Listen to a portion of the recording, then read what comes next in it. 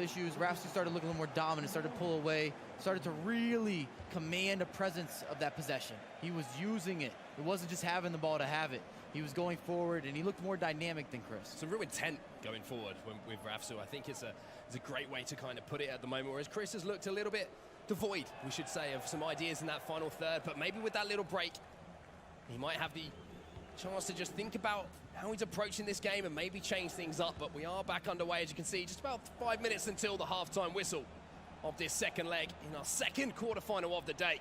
And it's Rafsou again who's trying to continue this pattern. Eusebio, oh, is the ball going to fall to Hullet? De Gea gets a piece of it. And his Spanish comrade there, Sergio Ramos, had to sweep up as Rafsou almost extended his lead by 2.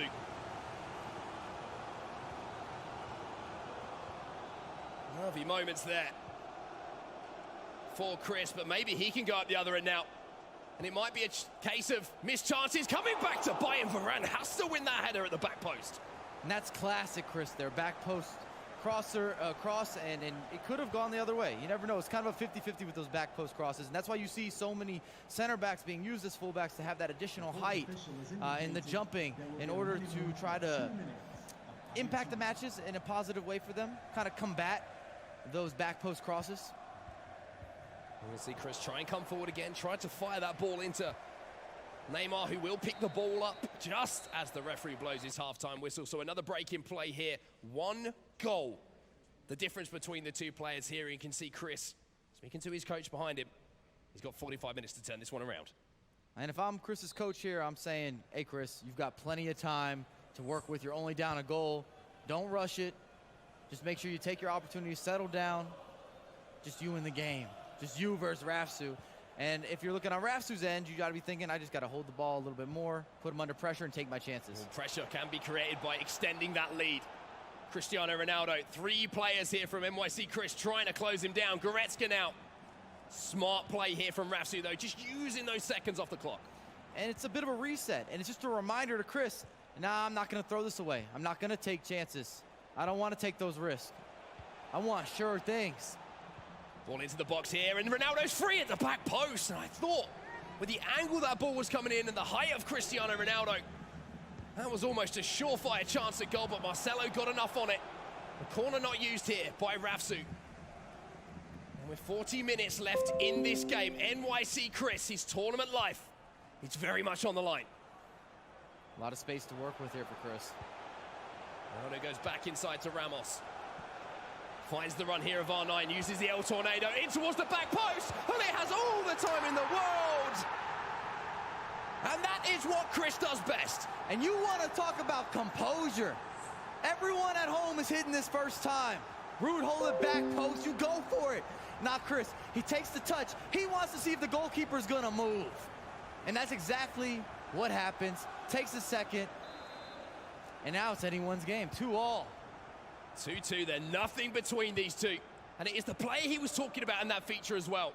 The first name on his team sheet. Yeah, nice goal, man. Prime icon moments, could do it going forward. Could do it going the other way on the pitch as well. He's got absolutely everything, and the one thing he has for Chris is that equalizer. Huge, huge moment in this game. And Chris like I said earlier, I talked to Chris, and he said, I'm feeling more confident than ever right now coming into this tournament. He's showing that to be able to battle back versus an opponent like Rafsou. Chris, you can see it now. The passing has a little bit more directness to it. Ronaldo's trying to close down that space, but Rafsou now. He's got to rally back. And the best way to do that for him is maybe trying to expose Davinson Sanchez there. Gets across well there. One of the question marks maybe in this lineup, that 91 rated road to final. Well, the risk that Chris did when he built his squad, especially with these squad rules, is that he put all of his Champions League players in the defense or the goalkeeper position. So you would think you could take advantage of maybe those guys not being as high rated. Well, Rafsou's trying to take an opportunity! And he repeats the dosage that Chris just gave him at the other end. Gets the ball in the air, gets the ball towards the back post. And we've said it 1,000 times this season. But is that the most important goal we've seen so far this season? A back post header from Cristiano Ronaldo. And you see one of those liabilities. Marcelo versus Cristiano Ronaldo, that's never the matchup if you're on the defensive end. Such a difference in height. Such a difference in power between those two foot items, and Marcelo gets beaten again. It's not the first time we've said it, like I said, and it won't be the last time. And Chris has to bounce back once more. Rafsou back in the lead now. Chris with possession from the restart. Rafsou's trying to close down the space here. But speaking of space, there's a pocket of it here for Ruud Gullit. Ronaldo into Gullit. Oh, big tackle there from Leon Goretzka. And Chris was going with the ball roll there. He just came out slightly too late, a little bit delayed, and a turnover possession. Oh, it was a little bit of a weak pass, to be honest with you, and Chris can come forward again. La Croqueta finds Ronaldo. He's onside it. Back inside to Gullit. Something's brewing here for Chris. Gullit. Rafsou trying to hold on to things. Mbappe, second by the cherry! 2-2. All tied up once more. Are you not entertained? What else you want? Back and forth football. Lovely composure once again. I want to throw that out there for Chris. He recycled, he reset, swings it around, gets a bit of a fortunate bounce, but you got to still do what you got. You still got to take that fortunate bounce and apply it. This tournament, in just the second game, is really providing us with moments to talk about for the rest of the season. 2-2 in this game, 3-3 on aggregate. And with just under 20 minutes left in this game, does one of these players, do they want to take a risk here? Do they want to change things up? Go for that win. Both players are being tested with their mental strength. Whether it's Chris being able to battle back on multiple occasions. Now Rafsou saying, what does it take? What do I have to do to win this game? Rafsou's done well there to beat the two challenges coming into the central area of the midfield. Eusebio has a runner outside here. Instead, he's going to invite Leon Goretzka to join the attack. Mbappe versus Ramos. Chris switching players desperately, trying to cover all of these runs, all these avenues towards goal. Mbappe gets it back, lofts it in again. Ronaldo's there again. But this time, a different result. Chris got to be thinking about taking out Marcelo at this point. You can see that Rafsou has shifted his attacking strategy, and he's trying to hit that back post. Marcelo does win the ball back here for Chris. He's fantastic on the ground, but as you say, aerially, all season has been suspect. And speaking of suspect, that pass from Chris really has invited pressure on. To Costa now. Into Gullit, Goretzka, big tackle there from Ramos. Now a chance to counter-attack here for Chris. This is how he's been playing, Mike.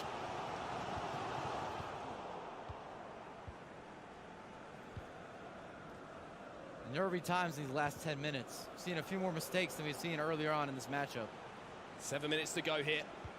A little tornado in, and Van Dijk has to get up. You saw the green timed header from Ronaldo, but it wasn't good enough to beat Virgil van Dijk, and now you're going to see Chris coming forward. You can hear the crowd in-game. They want to see another goal. They want to see a winner. They don't want to see extra time. And maybe Chris, maybe this is his moment. Gullit. Ronaldo turns onto that right foot. Chance to strike it. Vieira gets it all wrong. And maybe, of all the players in that attacking area, the one player you didn't want that chance falling to was Patrick Vieira. He'd love to have that back. Maybe a tad bit nervy. Fell to the wrong guy. Should have canceled out of that. I think he should have been going for maybe a fake shot to allow you to kind of regather yourself. We all know Vieira's, I don't want to say not a goal-scoring threat, but he's definitely not as efficient as other players on the pitch. So then, 89 minutes on the clock. We're into the 90th minute here, Mike. Rafsou has possession. He has the chance to book a spot in the semi-final. Gullit, great ball over the top here to Neymar. Mbappe fires it in. De Gea will grab it, and there's still time here maybe for Chris, but it looks like he might be quite happy with extra time. There is the final whistle. First quarterfinal. Went all the way to the last seconds of extra time. Are we going to see a similar story here? I don't know if I should start talking about it, but could we see penalty kicks? Oh, you had to say the P word. I know, it's a dangerous one. So then, Mike, what goes through a player's head here Put yourself in their shoes. I'm sure you've been in their shoes 1,000 times. Extra time looms on the horizon. I can guarantee we're gonna see subs. If I'm Chris, I'm thinking about Marcelo potentially getting moved out of that lineup. I just don't like that Rafsou's feeling so confident whipping in these back post crosses. He feels like he has an outlet. He's like, all right, we're going to the back post. Marcelo's there. And at the same time, if I'm Rafsou, gotta be Hazard time. Has to be. Bring him onto the pitch. Let him create something for you. And I think you might have just got your wish. And then Hazard on the pitch. Is he going to be the game changer that Mike Lavelle thinks he can be? NYC Chris does have possession, though, from the start of this first half of extra time. Pocket of space here. Oh, what a finish! Can he do it again? Magic from Chris and magic from R9. The first time passing, the connection.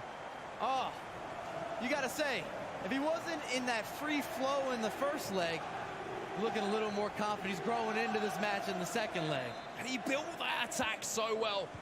So deliberate in that passing, and that was the one thing he's been missing in this game so far, Mike. But when it matters, NYC Chris has created an opportunity and taken it. And he scored 3 goals now in this matchup against Rafsou. That's not an easy feat. He's just not going to see the ball that often. Well, let's see if Rafsou can answer back then. Mbappe using his pace. Back onto that right foot, and I think Raphael Varane has been moved into that fullback position, Mike. So, not just you who's recognizing that situation that was developing for Chris to try and defend.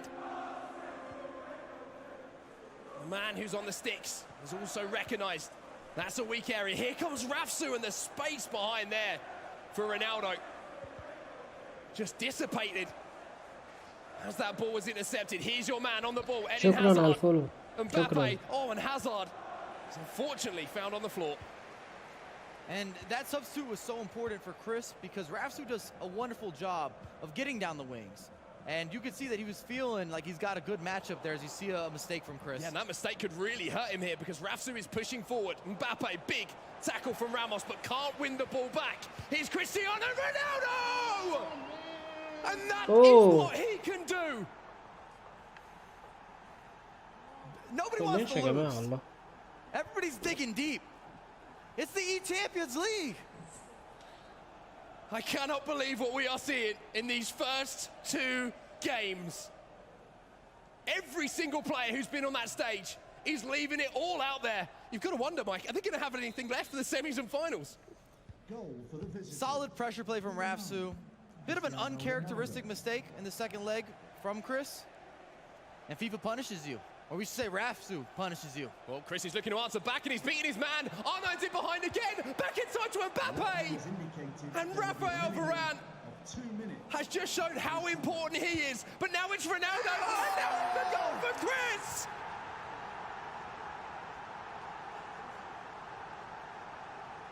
Amazing moments here in extra time. And you just feel this isn't done yet. Chris is going to make it. It's done now. I think we got more goals in this game. Oh. And we saw Rafsou a little flustered. He had a chance to clear it there. Made a mistake in the back, and Chris able to capitalize. Half-time here, a chance for us to have a breather, a chance for the players to have a breather.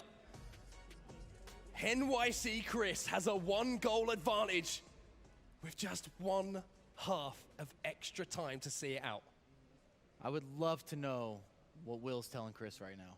I'd love to be, what's the saying, a bee in the room? I don't think it's that fly in the wall? What's the saying? A fly on the wall. Fly on the wall. I'd love to, but now it is officially forever. A bee in a room. A bee in a room. What is it with you and Spencer and bees? You know, I tried my best, you know. I was close. I had an insect, and I had a room. Let's talk about the football. Let's talk about the FIFA, Mike. I think it's best that we stick to that, to be honest with you. We'll leave the wildlife program to those more qualified. But NYC Chris, just moments away, Mike. And I mean, let's talk about Rafsou, though, because what's going through his head right now?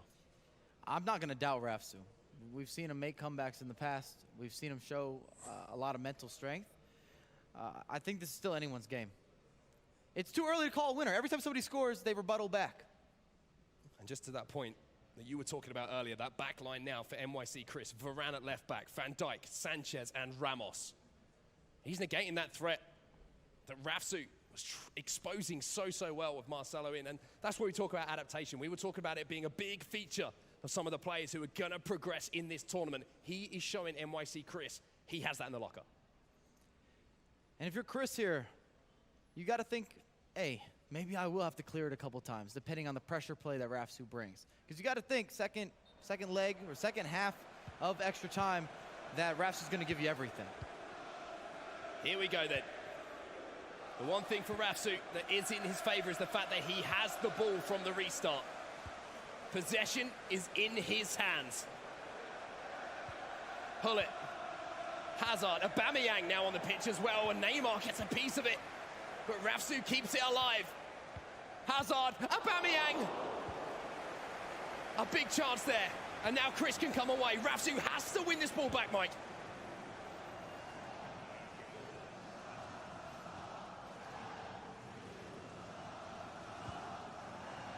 I can feel the tension. Do you feel the tension, Mark? I can feel it. I think the players are feeling it more than anyone. And Chris has managed to escape with the ball here. R9 goes past Van Dijk. Rio Ferdinand just has the pace to get back in. And there is time for another attack here for Rafsou.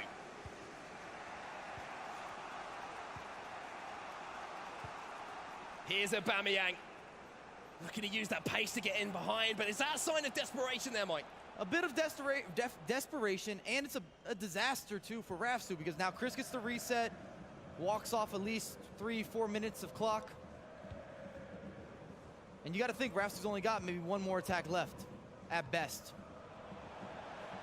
A goal here for NYC Chris, and this tie is done, but Rafsou wins the ball back. The Frenchman, his entire eChampions League tournament life, comes down to this attack potentially, and Patrick Vieira, that is as good as a goal here for NYC Chris. Ramos, chance to finish it here for Chris. Ronaldo with the scoop turn around the outside. And smart play here from NYC Chris. The most important thing for him here is the clock, not creating another chance.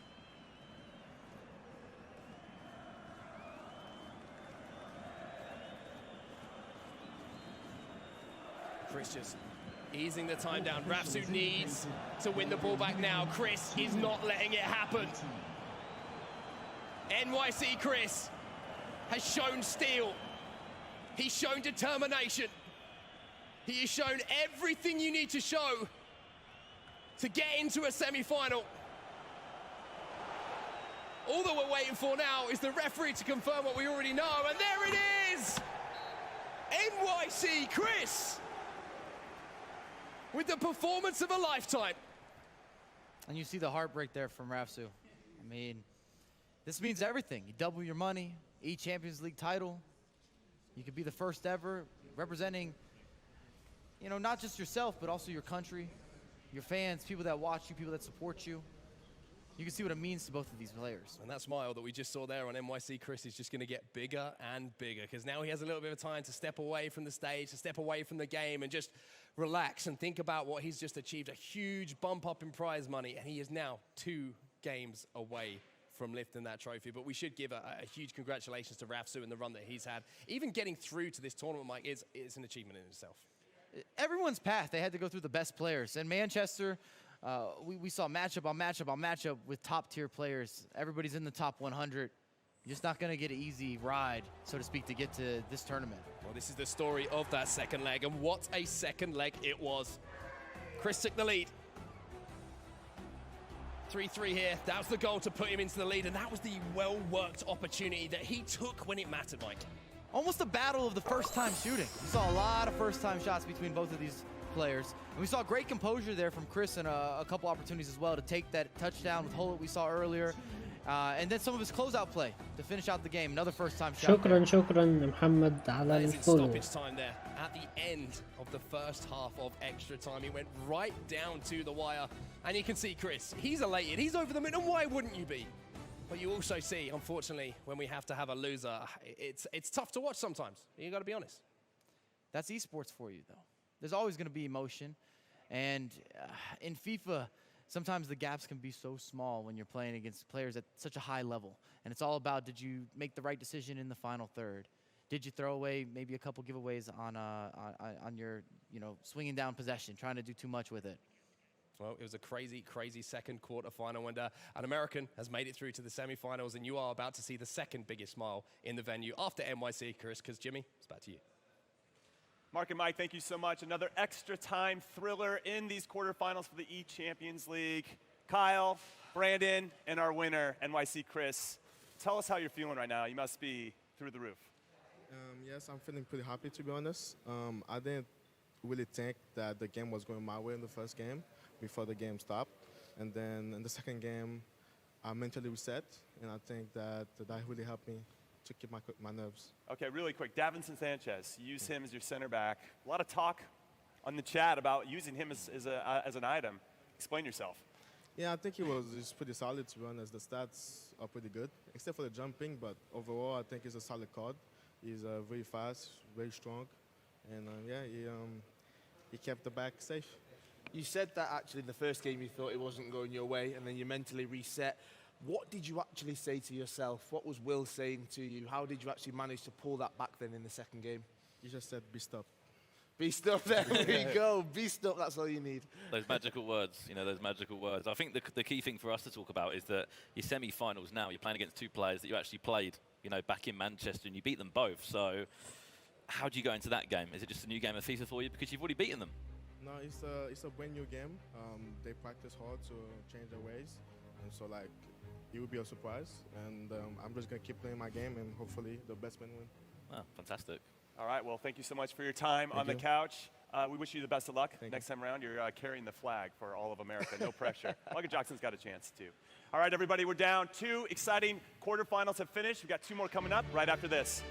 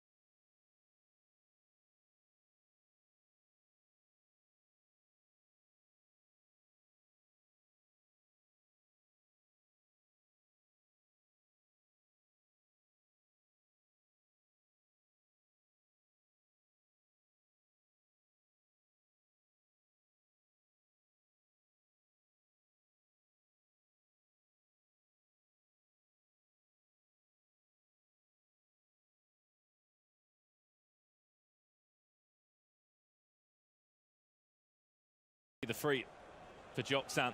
The standard, or you should say the book free of Hullet, Vieira and R9.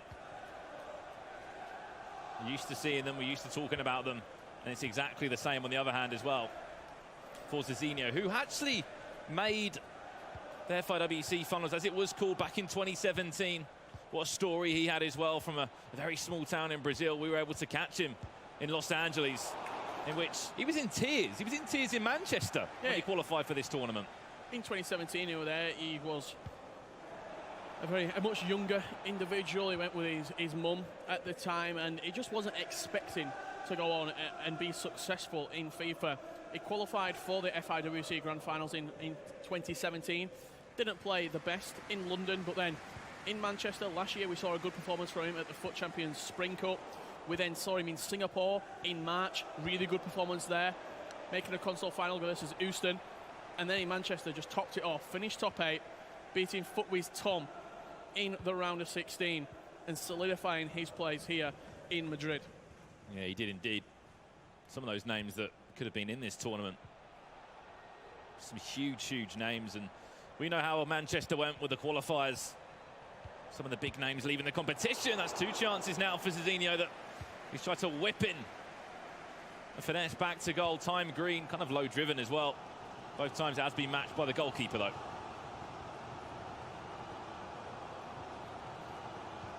Pull it now into Mbappe. Oh no, and back to goal. Can he find anywhere?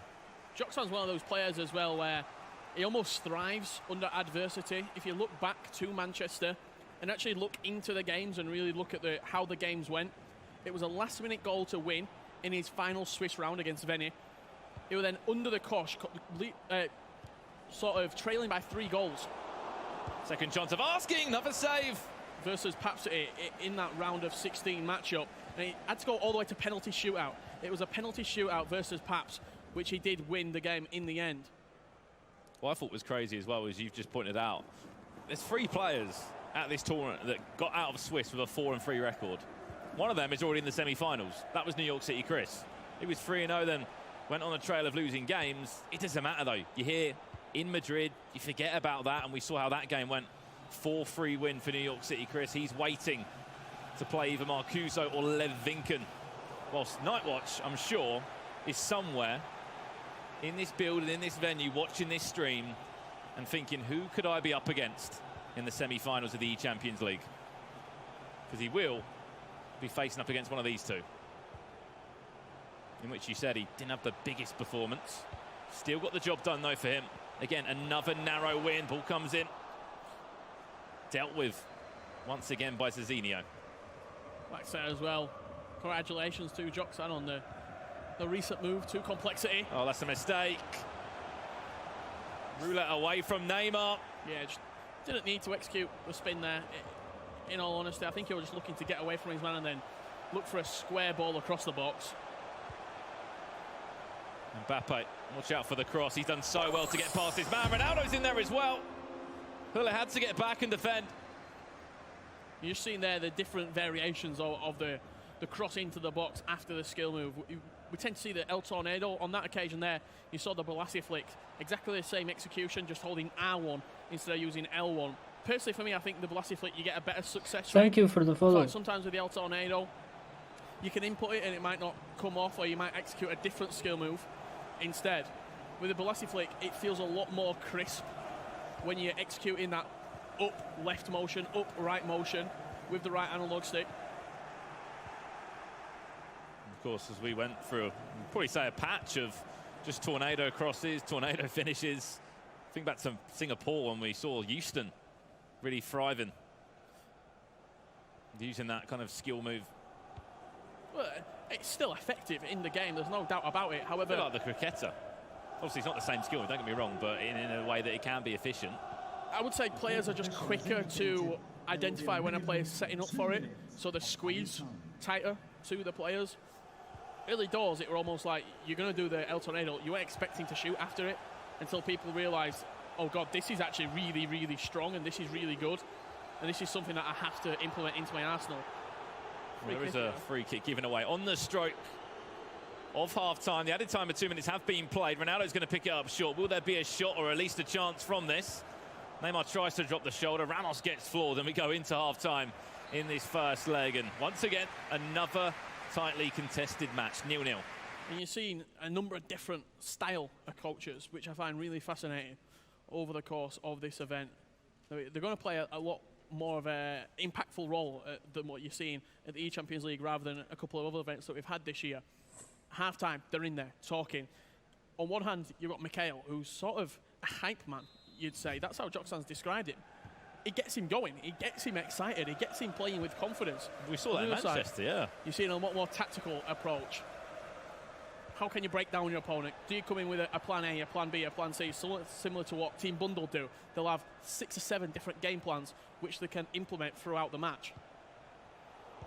It was something that could be talked about as well, Richard, that we used to talk about all the time back in FIFA 17. Is there a skill gap between, you know, the Americas scene, the European scene, and it was the rest of the world? I think that was something that was talked about quite a lot for the 3 North American players in the competition, saying that, you know, a lot of us are coming in as underdogs. You look at the season that Joksan's had. He's 5th in the Global Series rankings. He's picked up a Continental Cup victory. He's a PlayStation champion. Is it still even a debate? I mean, it's a debate that will go on till the end of time. Van Dijk! The first chance wasn't enough for an indicator of how close Joksan was to breaking the deadlock. The corner certainly was, just drifted in. Just put it on the penalty spot. Sometimes it's as simple as that. Just put the ball in the box. Say to your centre half, say to your tall, tough players, just go and attack the ball. As we're talking about the skill gap in between different regions, I feel like for this event in particular, you can't really look at it because there are only 8 spots available. When you're looking, it's more along the lines of 64-man tournaments. At the playoffs, for example, it's always the Germans coming out on top, yeah, the European scene. You can have a slight more better justified approach to it. I think I'm just saying it more in the way that it was just something that Joksan, you know, he commented on in his interviews coming into this tournament. Said it a lot. We are a fantastic region when it comes to competitive FIFA. He wasn't involved in EMLS, but in the international scale, we've seen it from the likes of New York City Chris as well, that have been able to compete time after time. New York City Chris has played the most competitive FIFA within the Global Series this year, which just shows how many tournaments he has played in. As we approach the 60th minute mark in this first leg of our 3rd quarter-final live in Madrid for the eChampions League Finals. Joksan currently 1-0 up against the Brazilian Zezinho. And it was a goal that came from a set piece. Van Dijk was able to beat his man in the air and smash that one into the back of the net. Can he extend that lead heading into the second leg? I'll tell you what as well, in this arena right now, it is seriously hotting up in terms of the temperature, which is going to play another factor on the players themselves. You've got different situations that you have to deal with. The heat, the cameras, the lights, that's all going to add in to this sort of package. And it's just the feel in Madrid at the moment as well, with the Champions League happening tomorrow. It's an excitable place to be. It's a really special place. And the journey that these players have had, the experiences they've been able to accumulate on the build-up to this tournament. Drops the shoulder, Mbappe. This is Zezinho now. Croqueta, ball across the 9! Just like that. Actually, You blink for a second. let's go. Croqueta. Next thing you know, it's in the back of the net, and Zezinho is straight back in this game. And that's where that skill move just is so effective out wide, where you can adjust the direction in which you're willing to go. You can come inside, you can go on the outside, you can exit the skill move to a different way that you entered the skill move. Just simple ball across the box. R9 slots it home. Min Song, first time we've been able to commentate on him so far. It seems Eusebio introduced as well. Min Song will be the out-and-out striker in the 4-2-3. When Eusebio out on the left as well. So you've seen all 3 changes made right there for Zezinho, with Eusebio out wide, Luka Modric as a right CDM, and then the team of the season, Min Song, up top. But you see, just attacking the byline, it's something that I talk about. I feel like every single event, if you can get to the byline and you can use that space, A, your opponent can't bring you down because you're going to get a penalty or it's going to go out for a corner. And B, if you can get to the byline and get that ball cut back, it's a certain goal. It's a dangerous place to get, especially if you're someone that's trying to defend it. There is the risk of giving away a penalty, or as you said, Thank you for the scoring a goal follow. just like Zezinho did. And every single game just seems to be so tightly contested. Thank you, Mossad. Once again, you're saying Adam Militao in at right back. Played left back earlier, centre back probably for a few players. Pull it on the edge of the box. R9, the goal scorer of the first, will look for a second. It rebounds off Hullet, who's offside, unfortunately. Possession will change hands. Zezinho getting us underway from this free kick. 20 minutes or just so left in this first leg, and once again we are so tightly contested. I like that there, just from Zezinho. He pressed L1 and forced R9 to make that run in behind. I don't think he ever had any incentive to pass the ball to R9, but just making the run pulled away the centre half from it, and it opened up the space for Son to move into. Other little intricacies, bringing players short with R1, sending players long with L1. He has got the likes of Eusebio on the far hand side. Modric is fresh as well, that team of the year. Fighting, he's just recently been introduced. R9 will stop and turn. David Hay gets up. Wow, he got away with that one. For a second, I thought that ball was going to bounce off him and just roll into the back of the net. Kind of got stuck under his thigh. The defender came and just hooked it out. Recently, we've seen a number of different goalkeepers used for players. Seems like this event, it's either pretty much 7 out of 8 for David De Gea, and then saw Courtois in use earlier. It's been the Champions League David De Gea as well that we've seen. Yeah, it's an easy way of getting one of your Champions League players out almost, and getting it down to only 2 Champions League players. You use Ronaldo, that's 1 less rating. You've only got 1 Champions League player then that's going to weaken your squad. A lot of people using the Van Dijk, the 93. Oh, back to goal. Champions League Van Dijk at the shot instead of the Player of the Year. Also seen the likes of Neymar be used as well by a few players. Another pause now. This is Joksan's team we're looking at, who's, I think, only made 1 sub so far, which is Messi. He's in that cam role at the moment in the 4-2-3-1. He has got the likes of Modric, Royce, Harvart's on the bench, who was a hero for Nightwatch. I'm just looking at his team there, and De Gea, Ronaldo. I'm not sure who the other Champions League player is there on Joksan's team. He's got R9 up top. Might just be able to see it again if he switches back. He's looking at Zezinho's team at the moment, but we're down on the substitutes list. If he could switch back, give us a second though. 99 Messi, the team of the year. 97 Mbappe, the team of the year. 98 Ronaldo is one of the Champions League players. He's got the 3 icons in R9, Hullet and Vieira. Alex Telles is the team of the season. 96 Van Dijk is the player of the year. Varane. Interesting. He's in that team as well. As we said, there are rules in place that if you do sub off an icon has to come on. Exact same story with a Champions League variant.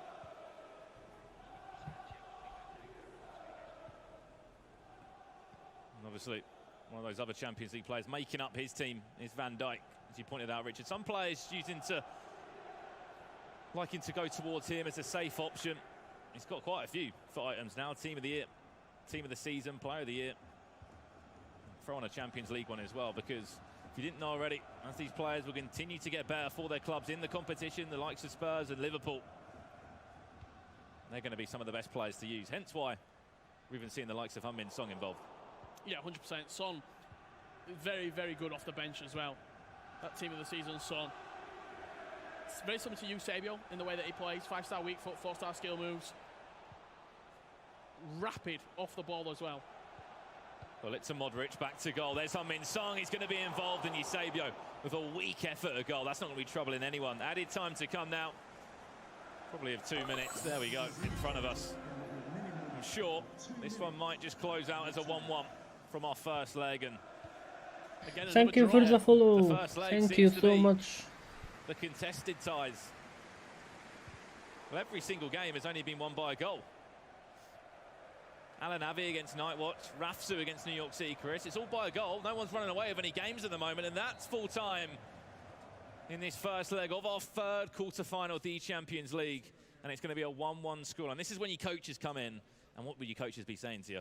Yeah, this is the important bit, really. You get about 2 minutes, I'd say, in between the legs. It's where you get in. What did you feel were going well for you? What did you feel were going wrong for you? Can we address any issues after that first leg? This is the sort of the moment where the coaches earn their money, you'd say. We saw it in the past. We saw it in Singapore perfectly. Tex was in the console final against Resende, and they were losing after the first leg. Enzo, who was coaching him at that event, the Roma Fnatic coach, he said, take first-time shots. He's not moving his goalkeeper that well.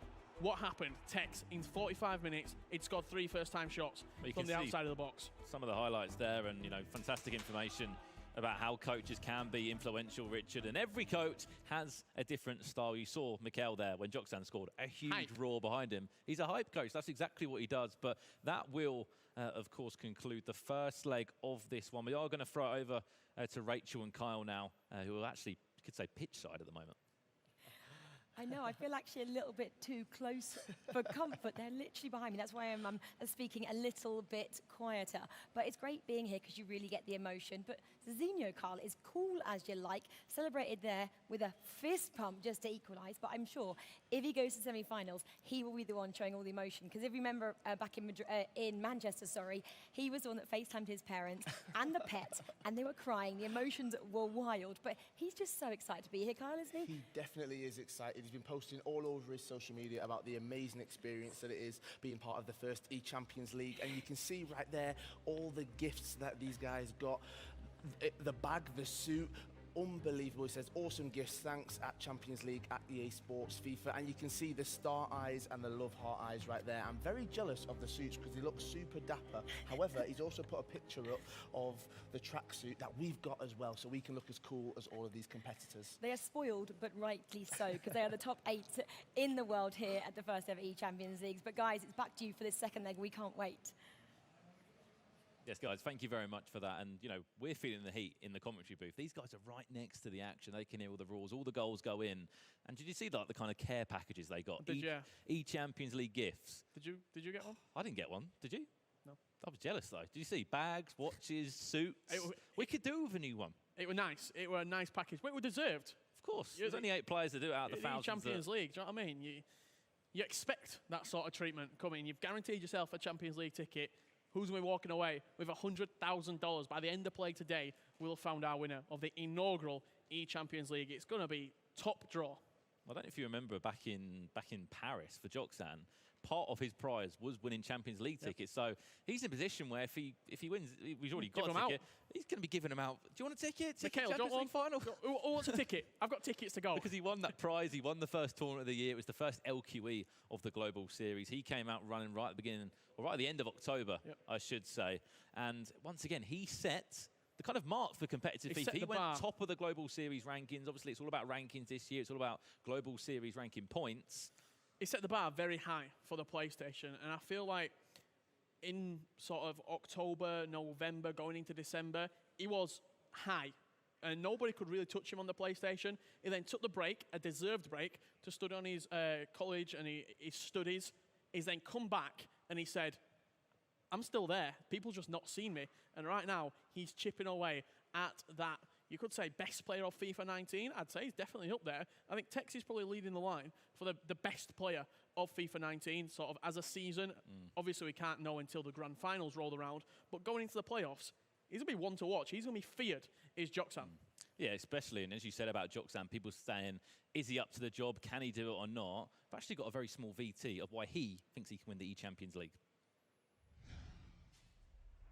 I deserve to be the first ECL champion because I had a really tough route. I had to beat the world champion in round 32, and in the round 16 I was down 4-1 and I had to come back to win penalties. I haven't prepared myself differently, just continue being myself, just chill. Oh, well, there you go. You heard it from Joksan. Very short and sweet in the end. Even caught us off guard. But anyone can win this tournament. 100%. We've seen it from how tight these games have been. One mistake, one bit of class in some aspects can be the difference. We saw it with Havertz for DrNightWatch. Go back a few weeks. He was not even in the conversation of being in that team. Do you know why? He wasn't even in the game. He's only been out like a week. But we saw him in the virtual Bundesliga. We saw him in the virtual Bundesliga as the player of the month, Havertz. And then we've seen the team of the season, Havertz.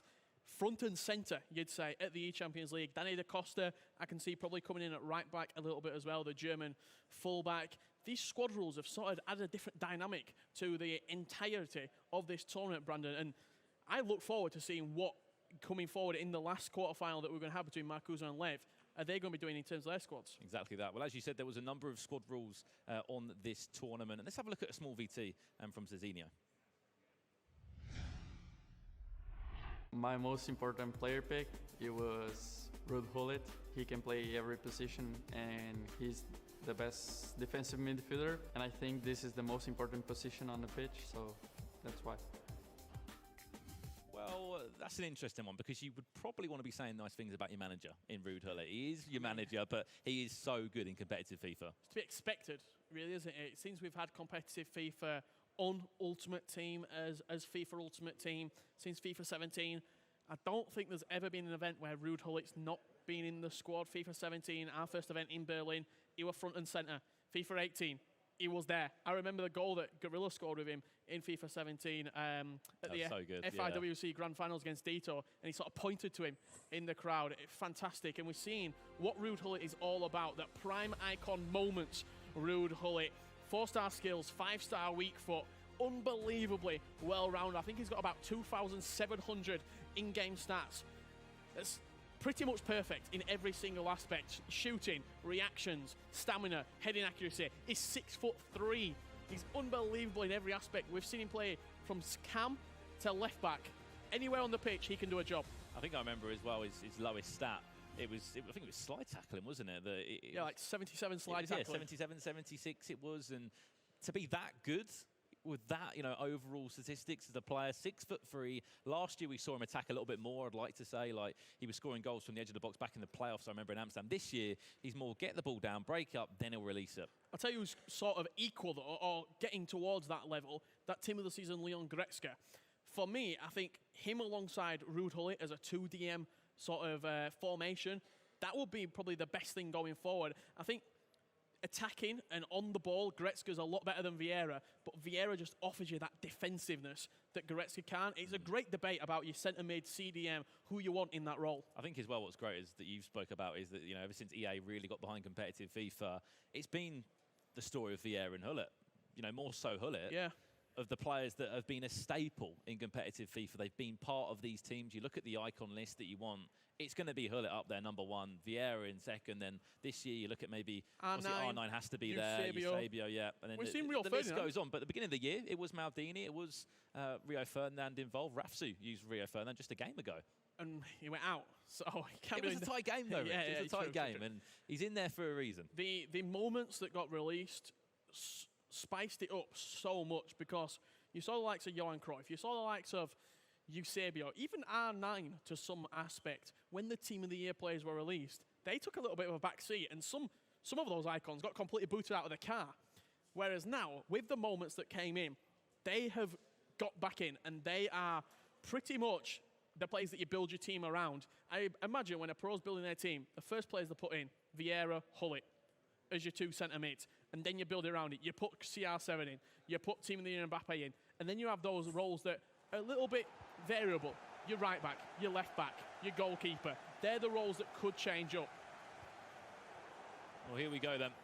The second leg of our third quarter-final here in Madrid for the eChampions League Finals.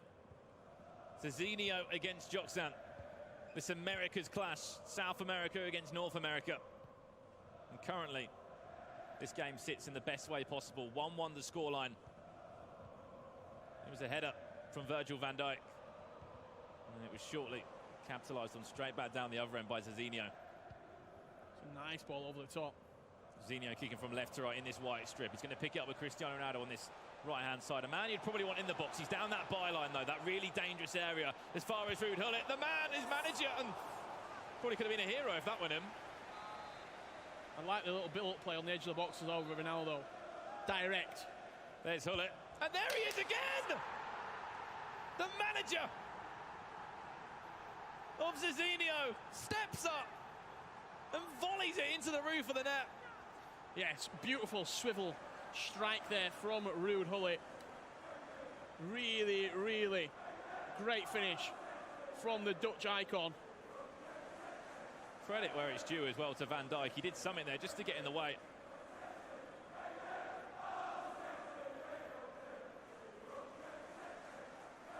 And he just did enough to open up a pocket of space, Bullet, just to pivot and smash that into the roof of the net to give him the lead for the first time in this tie. Advantage Zezinho in this second leg. Every single match in this eChampions League has been up in the air until there's been one little bit of class, one little mistake. We saw it in the Rafsou Chris game. We saw it in the NightWatch AlanAvi game. Late goals.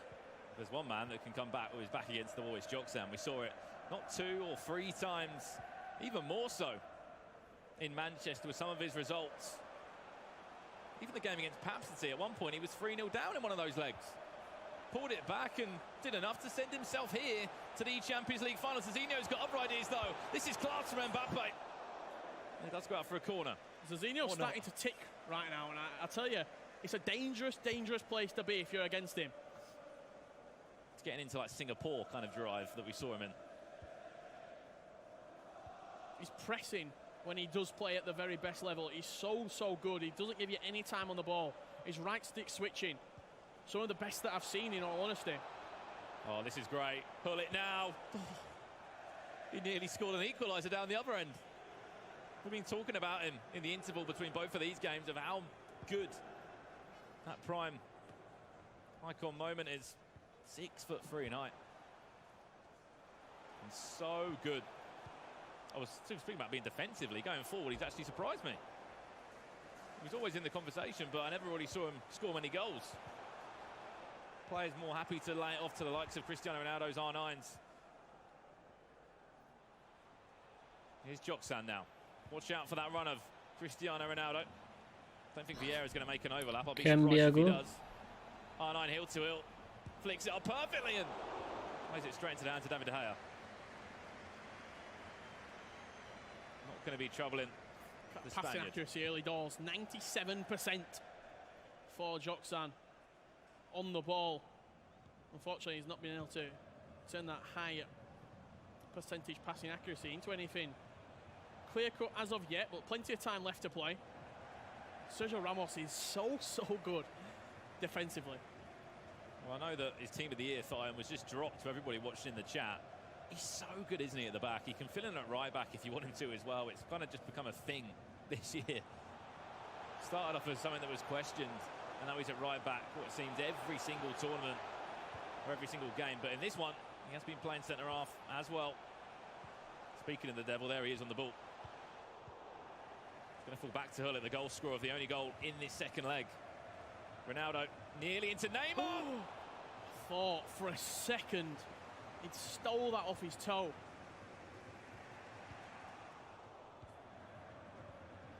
Nearly just enough to lock onto that and maybe chip it over. The goalkeeper that couldn't do anything about it. Ronaldo, a few step overs to pull away from his man. Does well. Lays it back to Ramos, who decides not to cross it. Interchanges quickly with Vieira, back to Hullet. That's a great ball over. You saw the idea. You can just see Mikel over Joksan's shoulder as well. The big come on, get your head in the game. Switch on. It's too easy. You've not come all the way to Madrid to got knocked out in the quarterfinals. Neymar from distance. Any sort of goalkeeper movement, that's flying in the back of the net. Ronaldo's in there as well. And a big coup from R9. Alex Telles. And I think there's something wrong with his control of that. It's just, he brought that down like he's on. Tell you what though, he's won a free kick back to goal there, Alex Telles. Just get your body up, try and win something out of it, and he's done exactly that. He's doing on the showboat with a touch like that. Unbelievable composure from Alex Telles there, but 2-1. Zezinho with that early goal. Joksan's starting to build into the game, and that sort of shout from your coach just saying, focus, come on. I think Joksan relishes off that a little bit. I think I love what you said as well about you've come all this way to compete. New York City Chris, when we spoke to him on the couch, and when I was on there, I said, congratulations, and he just kind of went, I didn't come here to lose. Obviously, no one comes here to lose, but I didn't come all this way to go and lose my first game. Winning the first game was everything for me. All the preparation, it's over 30 days since Manchester. You've got time to prepare for it. It's 2 legs of FIFA, but as we know, it can go any way. It's not swish, you haven't got backups. It's an aggregate scoreline in a knockout match. I mean, in reality, you win 3 games and you win. That's it. You win 3 matches of FIFA. You can't break it down like that, yeah. It sounds so simple, but 3 games and you win $100,000. You win a VIP MasterCard exclusive, unbelievable, amazing. Too many adjectives to call it, package for you and your guest here at the eChampions League for the Champions League. It's once in a lifetime opportunity for these 8 players, and who's it going to be? We've had 2 eliminated so far. The 3rd eliminated, Joksan, as it stands, will be going out. Yeah, exactly that. And this will be whoever will play NightWatch in the semi-final stages. If you don't know what they're playing for as well, $15,000 they got just for coming to this tournament. You get into the semis, you go into 30K, then it goes up and up and up. And let's just talk $100,000. It's not a prize pot, it's to the winner. It's a lot of money. $100,000. That trophy, I'm sure people have seen it enough, it's incredible. You'll be the first name on that trophy. And let's not forget, 850 Global Series ranking points, which could be the difference for NightWatch between having an average playoffs and not making Grand Final, and having an average playoffs and making Grand Final. That's how clutch this tournament could be for the Bulgarian, but fantastic tournament so far. We've had unbelievable games. In reality, so good. The Rafsou New York City Chris game, the first game of the day, I thought we were going to go to penalty shootout. We've had drama, we've had tension. This room right now, if I could get a knife out, even a plastic knife, I'd be cutting it. Because the tension is palpable here in Madrid. I think more to say it's hot in here. It's getting hot. Yeah, outside, it's about 30 degrees as well, so there's kind of nowhere to escape. And I'm sure the FIFA will just continue to hot up as well throughout today in the knockout stage of the eChampions League. Obviously, good luck with those rewards, those drops that I'm sure will be continued throughout the stream. Ramos, though, you spoke about him, incredible player. Speak about the rules. You know, for us, it's great to talk about the rules for the teams. They've got 3 icons. They've got 3 Champions League for items that they have to use as well. From a commentary perspective, it's fantastic to build these stories that we're able to say, why has he chosen him? What's he missing out on with that player? It really is, and that's sort of the difference between going out in the quarterfinals and making the semi-finals. Speaking of the further sort of bracket that we could talk about here at the eChampions League, let's have a look at how the teams are going to match up against each other in the bracket play going into the semi-finals. We know that in the quarterfinal, we had Rafsou, we had New York City Chris, and then going into the semi-finals, the winner of this game plays the winner of NightWatch versus AlanAvi. Well, we are back into this match now, but we'll give you a bracket after this match has finished. But as you said, Richard, whoever wins this will play against NightWatch. That's a mistake there, Joksan. This is a golden opportunity. Saved by the feet of De Gea. I have no idea what Zezinho's just done there. He just played it to the feet of R9. It was a one-on-one. Those sort of opportunities that you go to bed dreaming about. He timed it green, and the goalkeeper bailed out Zezinho right there. Unbelievable chance for Joksan. He won't be getting one of them again. Tellez, he's out of position. Ronaldo will link up with Neymar. Watch out for Joksan. I'm sure in that short interval he's just being fired up by his coach, Mikel. You don't travel all these 1,000 miles, and it was great to speak to Zezinho actually after Singapore, just to put into context the amount of travelling some of these players have to do to get to Singapore, especially for Zezinho as well. I was having a chat with him. He said he had to fly over to Brazil, then he had to get a bus, then he had to get a train on top of that. All for the love of competitive FIFA, and he's deserved to be at this eChampions League final as he comes forward. Now R9 will score again. It's deja vu with that finish.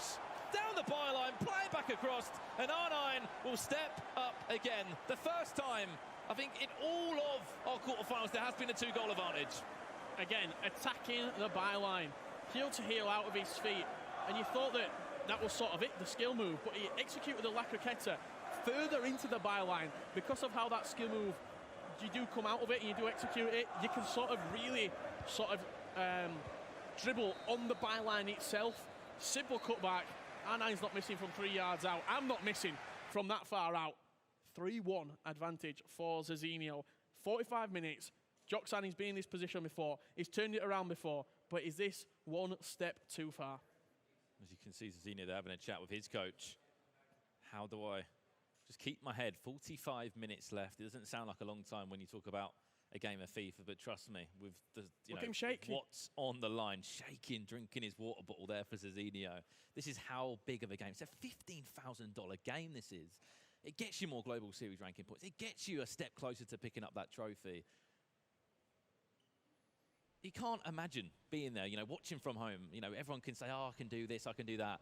To be in that position now. We had a game on that, me and you, the other day, and I even felt the nerves. Yeah, 100%. You feel the tension. It's sort of, that's why it's so fascinating to watch the very best players who just go about the business like nothing's happening. People who can just relish the opportunity. I feel like people like Desari, the players who have won major championships in the past, Desari, Tex, August Rosemeyer. These players, they look like they're not feeling the nerves. They almost eat the nerves up and it turns into excitement and you're just eager to play. I've not seen any of the 6 players we've seen so far at the eChampions League have that reaction. They've all looked tentative to me. It's to be expected. Well, for a lot of them, it's the biggest tournament they've ever played in. Yep. $100,000 to the winner of the eChampions League final. Such a special tournament in Madrid as well, the day before the Champions League final. Can Joksan pull out a Champions League miracle? Another 3-1 down at the moment. Big clap from Mkers. Just to try and get him going. R9 now for Joksan.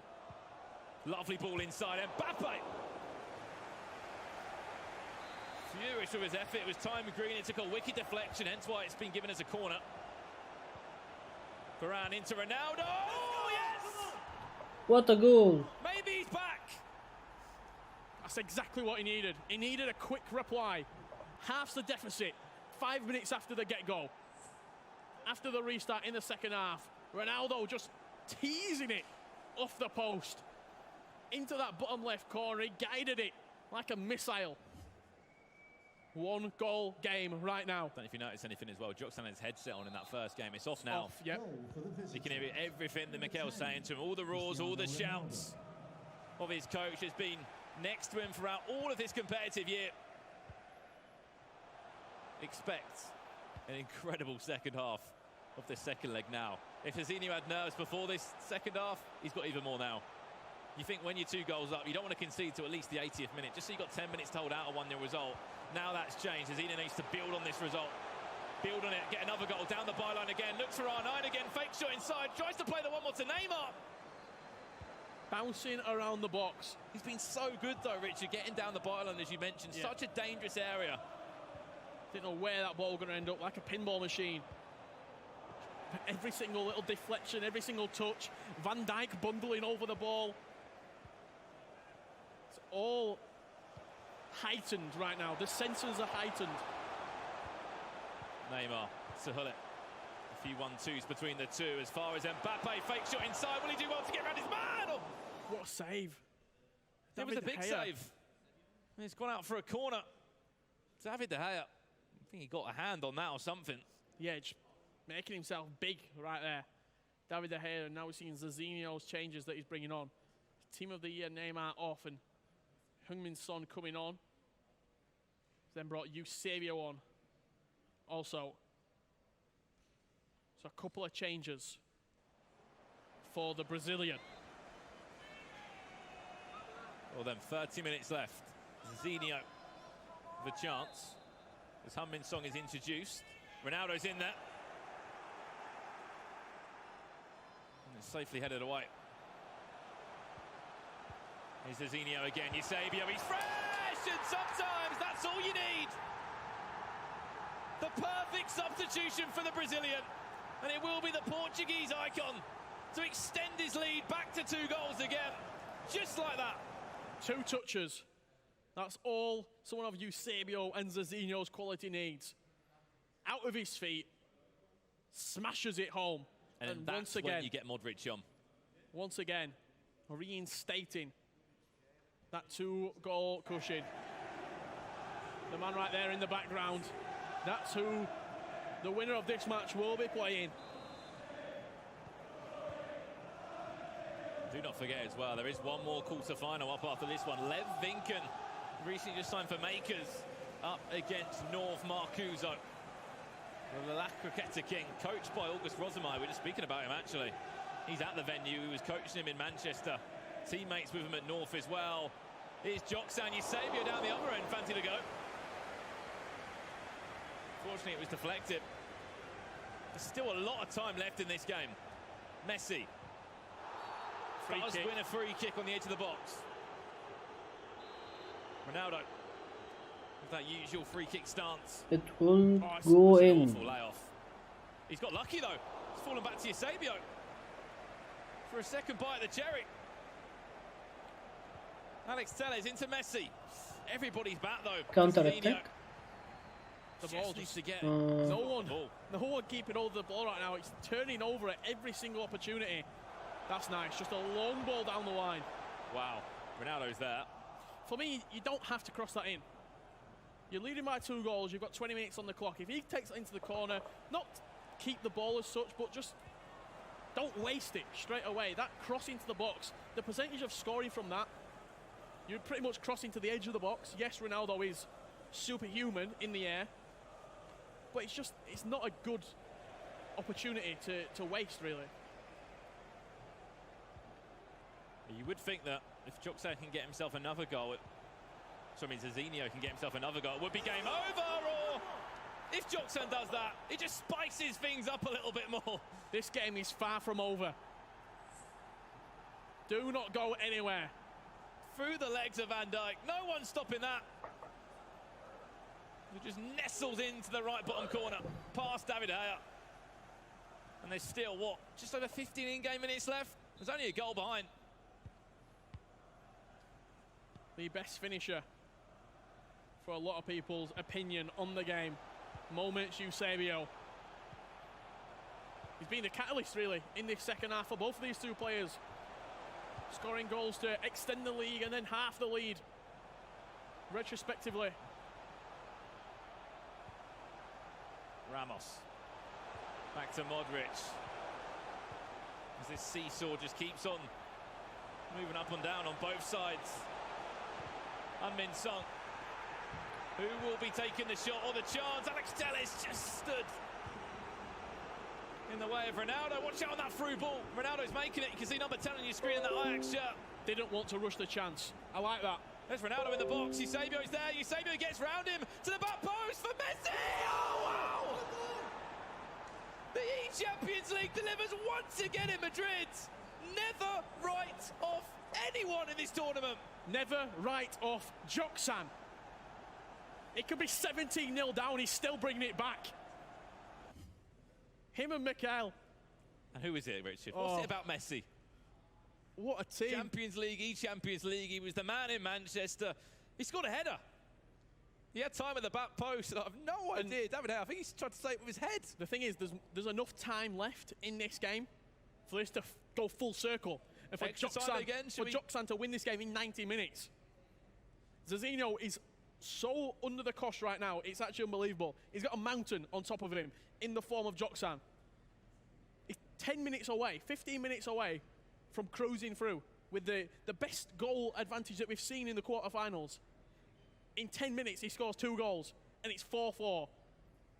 It's twice when he was 2 goals up in an advantage of 2-0 on 2 occasions, but the nerves that this competition is delivering. Wow. Does that man look phased? Do you back yourself mentally? You've got to go and back yourself again. You are 2 goals up, then you concede, then you're 2 goals up, then you concede 2. On an aggregate, we're at 4-4 again. 99. Champions League, team of the tournament, Lionel Messi. Not sure if it's a requirement for every quarterfinal to go into extra time, because it just seems that way at the moment. Both. Just over 5 minutes left. One more twist in the tail. A bit of class from somebody to send you into a semi-final. Back to goal.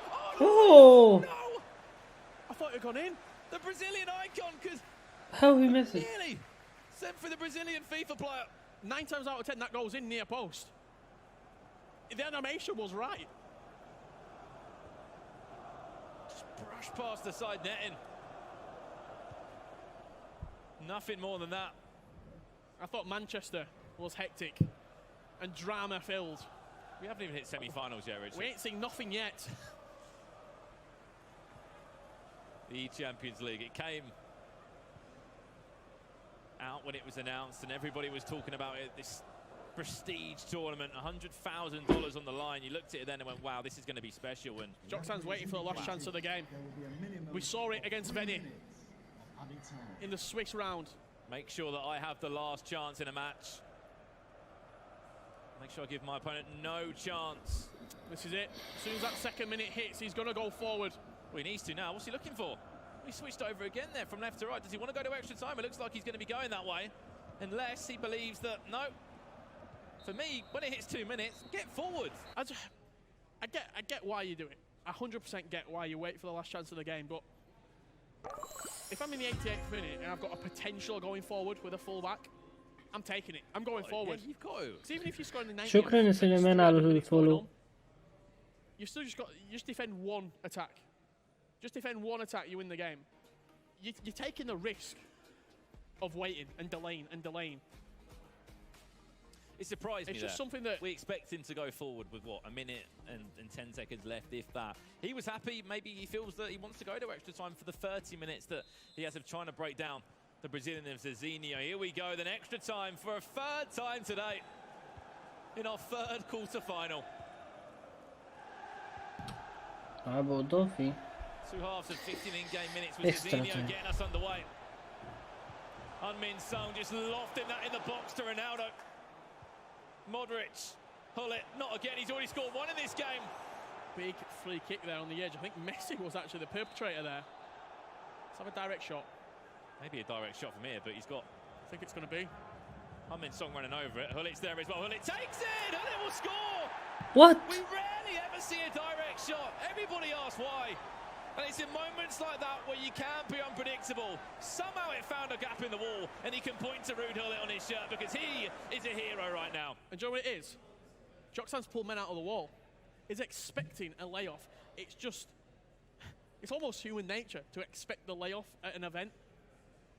The only players that I can really think shoot directly from free kicks, I know #Ryan likes a direct free kick. Ajax Danny, I saw him score a couple in Bucharest at the LQE the last time out.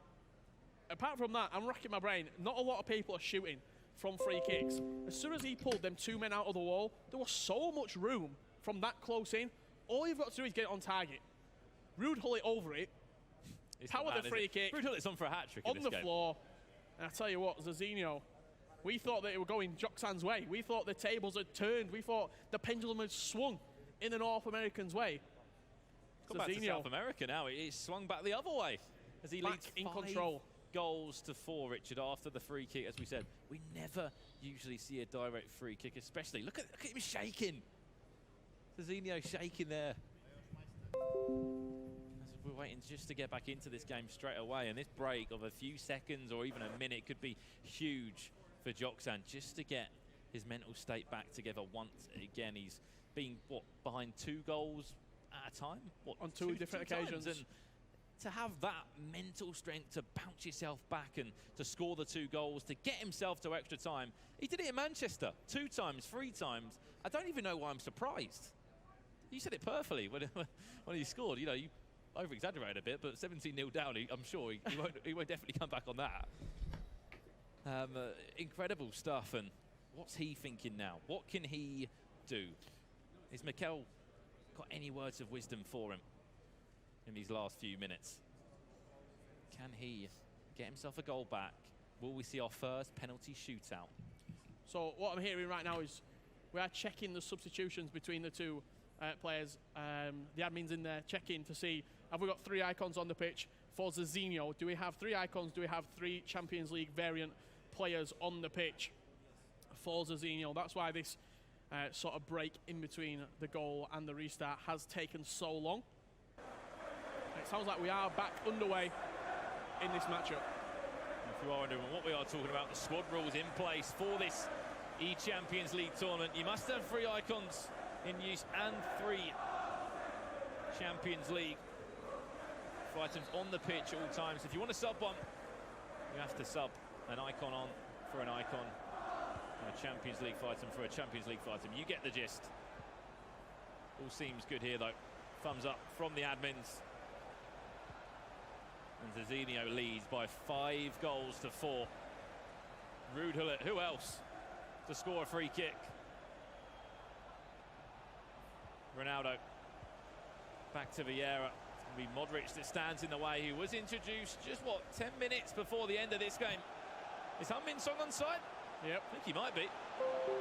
He's fresh as well, pretty fresh. Eusebio's also fresh. One more goal would probably do it, but that's what Van Dijk's so good at. Right place, right time. Taking the ball off his toe.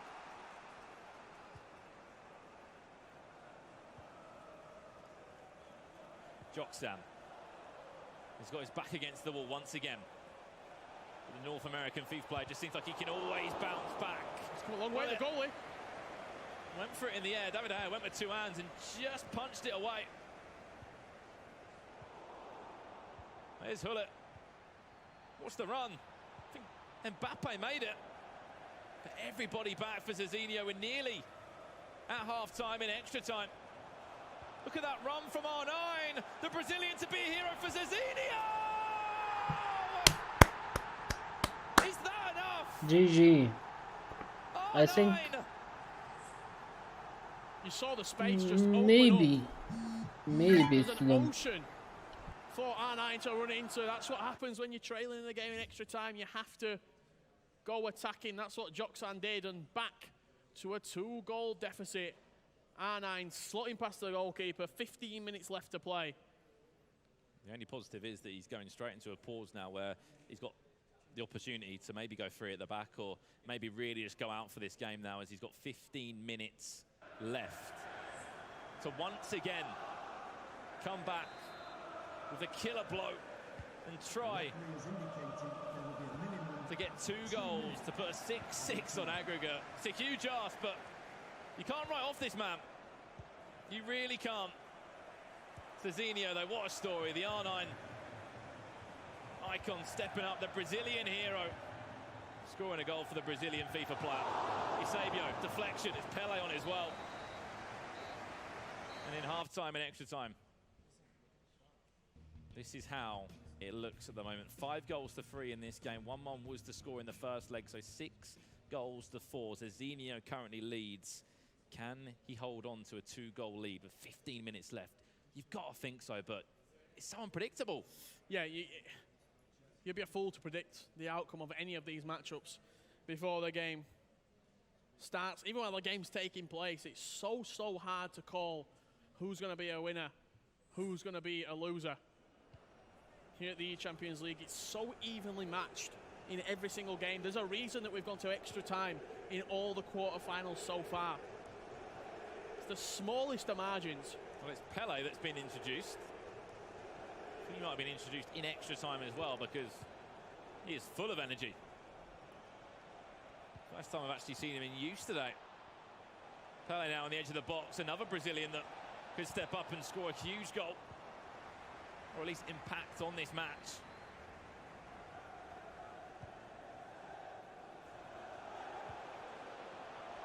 Eusebio's made that run once again. This is where it could all go downhill for Joksan. R9, he's inside a drag back scoop turn, and just like that, simplifying it, making it look so Actually, easy. it's Will GG. be in the semi-finals, The and game he is will done. be up against DrNightWatch. How about that one for an eChampions League semi-final? Composure, calmness, personified. So right hard there to in him that goal. to He score had the 3 pass, he more could have goals. played it one more. He just kept his cool. Little drag back into a scoop turn. R9 finesse past the goalkeeper. 7-4 is done. 7 goals to 4. Zezinho leads, and what a second leg we've had. So good, and for Zezinho to pull himself up again after going 2 goals up on 2 occasions. He threw away Thank you that for the lead, follow. came into extra time, and the attitude that he's been able to show has been second to none. 7-4 he leads in front, 3 goals in front, the biggest of scorelines we've seen in all our quarterfinals. And just minutes away from guaranteeing himself another $15,000. Some more global series ranking points and a spot in the last 4 of this unique competition called the eChampions League.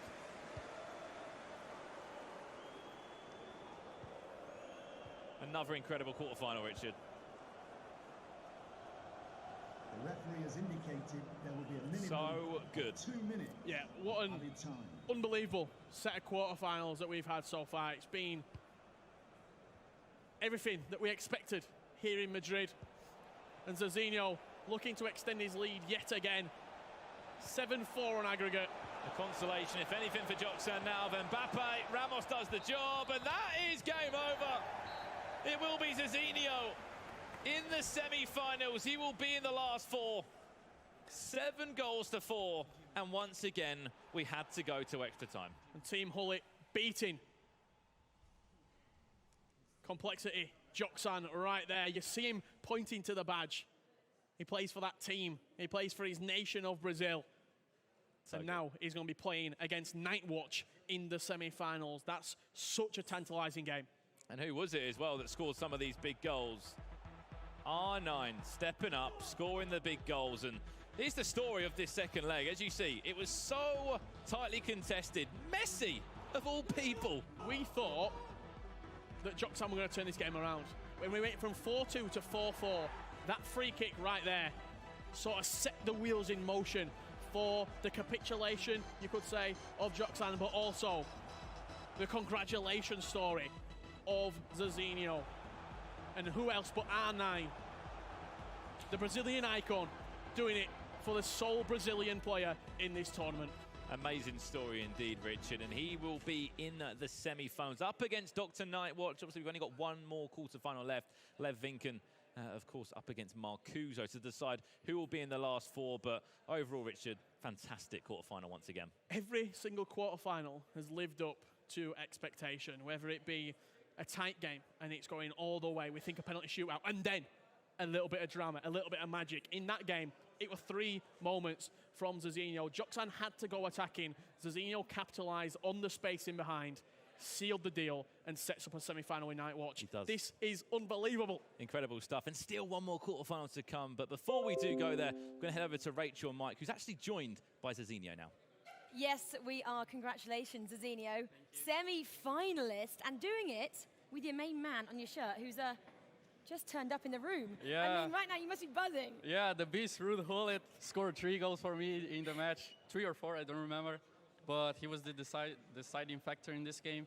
And I'm really happy to reach semifinals. Have you got a chance to speak to the main man himself yet? Not yet, not yet. You guys can't see this, but Ruud Gullit walked in as he started scoring goals with him. It's like you got a supercharged Ruud Gullit boost. Yeah. There he is. Look at him. You can see him on the screens now. Absolutely awesome for Zezinho to have his team owner in the room. He's going to be our guest later, so don't go anywhere if you want to hear from the main man himself. But let's have a look at the FUT item Ruud Gullit on the screen here. Mike, he's an excellent card. Zezinho, he was working exceptionally for you. And just look at his stats. Everybody has him in their squad.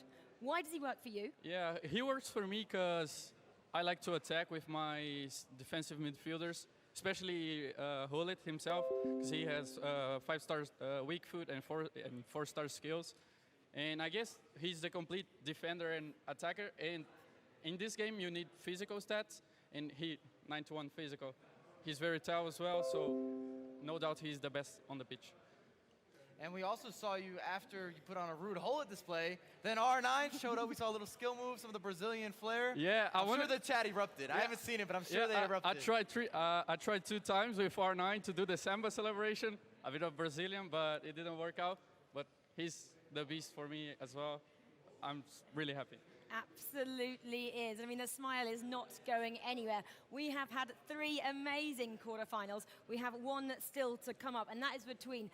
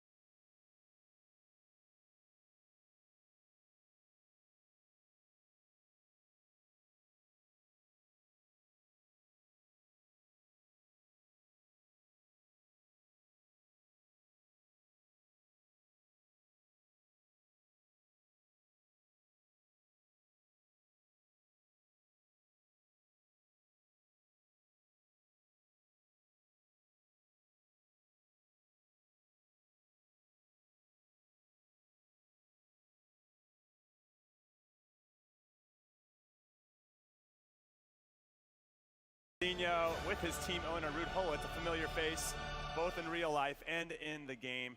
I'm Jimmy Conrad, very excited to be here with you guys today. And before we move forward into the last quarterfinal, let's talk about the next Twitch drop. Premium Gold player packs are happening right now, so make sure you link your EA and Twitch account so that you're eligible to win. Now we're going to talk about the next quarterfinal, and we're going to start with the map, fellas. Richard Buckley, Brandon Smith joining me here on the couch. Let's see which players are remaining and where they're from around the world, shall we? I like that. We shall. Take a look here. NYC Chris and Zezinho representing the Americas. And then we have Lev and Marcuzo that are, and DrNightWatch that are representing Europe. I think it's been fantastic, Jimmy, that the eChampions League, I think in Manchester we had 25 different nations that qualified. Thousands, attempted to get to the qualifiers, and there was only 8 spots here, 6 different nationalities, and 3 Americas players, or 4 Americas players, obviously 3 North America players. We have got one in the semi-final. We have got a South American in the semi, but this last quarter-final, Rich, is pretty special as well. I'm nervous. Wait, for who? Which one? Because all the hype was towards this game we're about to see. And we knew the other games were going to take place, but it were all this game, this game, this game. The other 3 games have been ridiculous, like extra time, late goals. This could be a 0-0. Like, that's just the way my brain's going. It'd still go to extra time, though. Yeah, at least there's some excitement there. For extra time. Now, when we talk about these players, we had said in Manchester at the end in our post-game show that whoever won out of this quarterfinal would probably go on to win the tournament. You still feel that way? I've not seen them play yet. But you know what they're about. Yeah. No.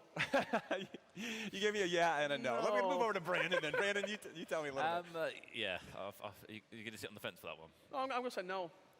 That's fair enough. I think for this game in particular is that we've got 2 of the players that everybody's been kind of talking about. I think Lev Vinken, he doesn't really suffer. It doesn't feel like with pressure. He's not someone that really gets that nervous, but we've seen players that I didn't think would get nervous that have got nervous today here at the eChampions League. So I just hope that maybe this game goes to extra time again, because every other quarterfinal's gone to extra time. So can we go to extra time again, please? That's all I ask. We keep up with the excitement, of course, and we saw a good look at their stats right there. Lev Vinken, very good on defense. Marcuzo, very good on the attack. Mr. La Croqueta, as they like to say. Yeah, I was speaking to Aga before this game started, and just hearing him talk about Marcuzo and saying, we're more than just one skill move. We've got a lot more to add into the game. We saw him at the Superliga, and they went on to win that tournament as a duo, as part of FC Copenhagen. I feel like they've learnt from every sort of experience, and they're putting that entire package into this game right now. I think Marcuzo is going to be, we're going to see something different from him. All right, this is the quarterfinal that everybody has been waiting for. Let's throw it over to our casters, Mark and Mike. Eminem, take it away, guys. Thank you very much, Jimmy. We are so excited to get into this game. It's the one that everyone's been waiting for. The one that everyone's been talking about. And I think Richard summed it up absolutely perfectly there on the sofa, just saying every game's been unbelievable. Every game has been exciting, but this one just has something special about it. Just oozing full of confidence. He talked to Lev. He's saying, I've been waiting for this opportunity. I just went over there to Marcuzo, and he's like, you're lucky to be casting it. And I was like, oh, my goodness, the confidence in this man. He's right, to be fair. Well, we're going to find out. I mean, he's got 3 extra time matches, or they have 3 extra time matches to try to match that hype in terms of good, quality, premium FIFA material. There it is, the premium FIFA material that Mike LaBelle is looking forward to. And I'm sure that these 2 gentlemen who are sat on that stage right now are going to be looking to produce exactly that. The man we're looking at right now, Lev Vinken, huge Ajax fan. Maybe he's looking to put right the wrongs that he might have seen in the semi-finals of the Champions League. He believes he deserves it, and it's hard to argue against that. Let's paint a picture. Marcuzo had a slow start to the year. Wasn't looking like money Marcuzo until last few months. But he's looked good, representing from Denmark, E-Nations. We've seen him foot Champions Cups, eChampions League. Him and August have tag teamed on a partnership. And Lev, he's been consistent all year. Mr. Reliable. Hasn't won the big one yet. $100,000. First eChampions League title. He's got the claim. Walking onto the pitch. Maybe, Mike, this is his time. Lev Vinken, we can see him. He's been close, but he hasn't quite got over the finish line. A few times so far this season. We can see the final quarterfinal, I should say, of the day is about to kick off. This is the one we've all been waiting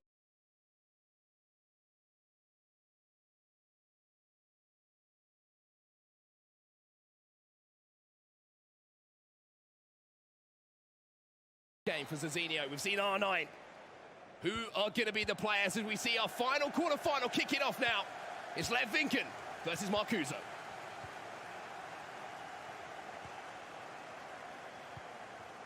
Well, the opportunity here for Lev Vinken inside the box. It's Ruud Gullit, the little roulette. And the referee has a decision to make almost immediately there, Mike. Does not give the penalty. I'm expecting this to be back and forth, a lot of action. And remember, we have squad rules. So we're seeing that introduction of the Champions League arrière from Marcuzo. Well, there's one player I do have in my team at home. And? Solid. And there's a reason that he's been picked in there. We're going to have to see if he can combat those crosses that might be coming in. Here's a cricketa. First couple of the game from Marcuzo. Flicks it up in towards the box. And Sergio Ramos has some early defensive work to do there. Lev Vinken comes away. We've seen all the matches start off rather cagey. This one has a little bit of a different rhythm or a different flow to it. Well, here's Vieira looking to continue that flow forward here. Marcelo steps in. For Lev Vinken, recently, of course, signed for Mkers, so he's got that name to represent in the same way that Zezinho did so well for Team Gullit in our last quarterfinal. But here comes Lev Vinken, maybe an opportunity for him to go forward. Marcuzo tries to step in, just kind of bouncing around at the moment. A big chance here. Mbappe inside the box, but the cricketa doesn't quite reach that level of execution you would expect in that final third.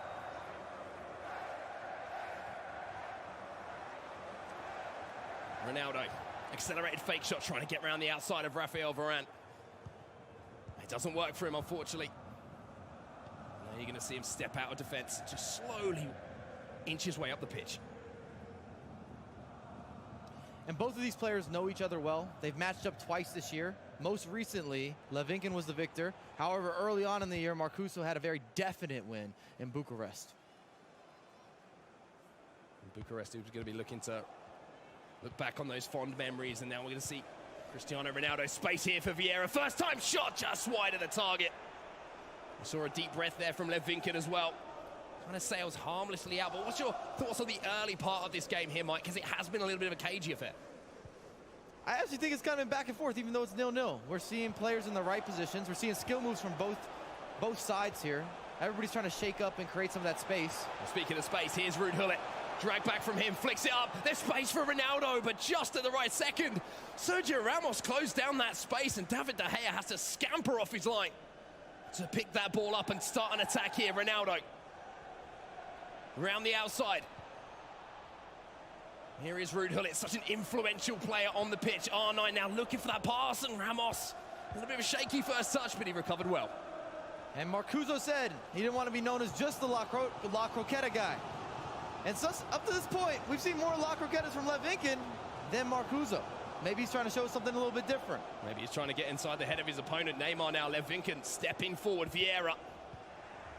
Well, it takes a tumble inside the box there, but nothing given by the referee. And now we see Marcuzo coming forward. Vieira stepping out of that central midfield position. Runners looking to arrive here. Give him options. Marcuzo now. Vieira back on the ball. Gullit. Those two CDMs exchanging passes in and around the box. There's one, there's two, there's three. شكرا يا عبد الله الفولو. But the finish, not quite there. And that third exit from the La Croqueta is what makes it special. Like you said, not one, not two, but three. And then he exits to the left instead of exiting to the traditional right. Well, there might be an opportunity here. It's a Croqueta after a heel-to-heel, and the first goal of the game. It's going to go to that man on your screen. Marcuzo. He strikes first. No reaction. He knows it's still early on. Marcuzo did it He gets يا the chest جماعة. pat approval from August. Coach طبعاً Aggie, كفتة بس قشطة يعني. multi-world champion. August Rosemeyer, both from Denmark, of course. And you couldn't think of a better person to have past you. Such a calm demeanor about Aga and everything that he's achieved. And I think it's rubbing off on the man that's on the sticks as well. Marcuzo, as you see, not getting carried away, knows there is a long way to go. And I spoke to August. That's what they've been working on, because August is a very traditional, structured player. Marcuzo is the opposite. He's going to give you a bunch of skill moves. He wants to play high pressing play. Known for his offense, not necessarily known for his defense, at least not at the same levels. Well, Aga might be looking to help out in that particular area. We'll see Lev Vinken there linking together a couple of croquetas. opportunity to maybe try and find some space. And it's going to be interesting to see here, Marcuzo, you know, going up against the cricketer, something he has been known for. As we said earlier, though, doesn't want to become known as that one-dimensional player. He has a lot of other things to his game. He's actually very gifted with many skill moves as well. If you're looking for the heel-to-heels, some of the ball rolls, the drag backs, a lot of intricacies that we don't always appreciate because we focus so much on his ability to innovate and manipulate the La Croqueta. Yeah, I mean, he is the master of it. I kind of said it's become almost the Marcuzo in some certain circumstances. We need to trademark that. I've never heard that before, the Marcuzo. Yeah, we'll see if we can put that in a Twitter bio. We'll have to see if he can pattern that one himself. He's going to have to do a lot of work left in this game, though. 39 minutes gone, just 5 minutes to half-time. And the pace of the game has slowed down a little bit. Now we maybe will see that injection of pace. Here's Rudhulit stepping forward again. Marcuzo looking dangerous on the back heel. It didn't find its target, but R9 is looking to find his. Unfortunately, just couldn't beat that last man. And if you're giving constructive criticism, you could say he didn't need the second one. He scooted around so perfectly, and he had the angle to let loose. And he went for an additional La Croqueta. And I think that Levinkin was sitting on it. Well, here's Levinkin then. Couple of moments left till half-time. Mbappe, Aurier trying to get back into position, but he gets beaten here by Kylian Mbappe. Gets the ball up into the air, looking for that cross in. Maybe towards Ronaldo, but the ball's going to be recycled here. R9, chance, Cricketta makes it 2. Ball falls to Hullet. Just can't get past the defensive line. Maybe one more chance, though. Levinkin. Is it going to be a corner? It is going to be one more chance before half-time. Whipped into the box, a player goes down, it's Van Dijk, and the header from Mbappe. Either side of David De Gea, and you have to say that's a goal. He should be doing better. Wide open, defender falls over. Got to put that in a corner. Make the keeper make a save. Force your opposition to maybe manipulate that keeper. Move him left, move him right. Take a chance. And if you score a goal just before half, it always leads to good momentum, good energy for you starting that second half. And once again, this quarterfinal is living up to expectation. And one image that's kind of ingrained in my memory is from Manchester when Marcuzo qualified for this event we are at right now. His hands, they were shaking. And I'm kind of seeing that again from him now. But I'm starting to think maybe that nervous energy is a good thing for him. Having butterflies or a little bit of anxiety just means you care. It's reassuring that you care about the result and that you want to get this win. You want to keep your legacy moving in the right direction. So 1-0 here to Marcuzo at the break. Chances at both ends of the pitch, though, Mike. I'm not expecting too many changes here. That's what I was going to follow up on at halftime. I don't think either player is necessarily unhappy with how they were able to create chances, how they were able to attack or defend. It's just a matter of being a little more clinical, maybe getting some good fortune. Marcuzo had a couple of late blocks on Levinkin opportunities within the box. So back underway then in our first leg here. Kylian Mbappe early on here for Marcuzo. Looking to get in behind. Well defended, though, by Levinkin. And now maybe a chance to counter-attack. You can see it looks like the fullbacks have been set to stay back here. And that's all well and good, but the pace of Kylian Mbappe means that that space is going to be eaten up. Ronaldo in the box, and Ramos again with a heavy tackle. Gets away with it.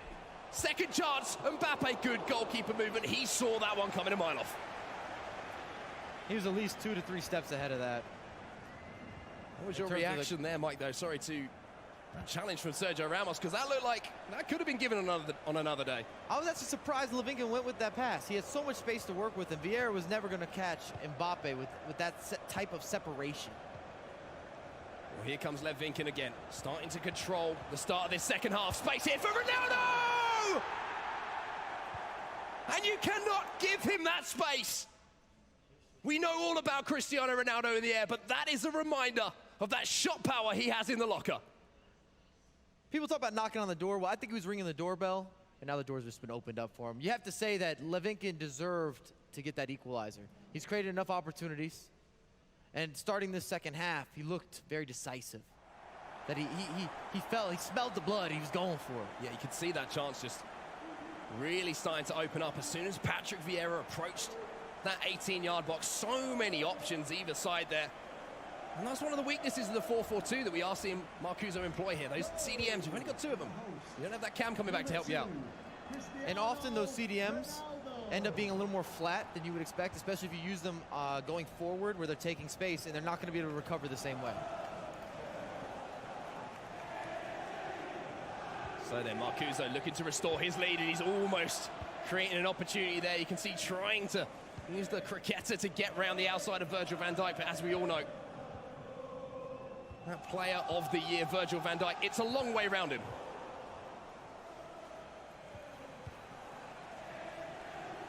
And you can see that Levinkin has made an adjustment where he's trying to target Arriere. Oh, beautiful little elastico, though, to get past one man from Marcuzo. Unfortunately, just couldn't find that last pass again, but showing, again, more tricks than we expect here from Marcuzo. Speaking of tricks, though, sometimes all you need is a penetrative pass. Ronaldo inside the box. Lev was down by one. What a tackle! Rafael Varane. He take a lot of time to Talk make about it. defense that bends a little bit, but it He can doesn't shoot break.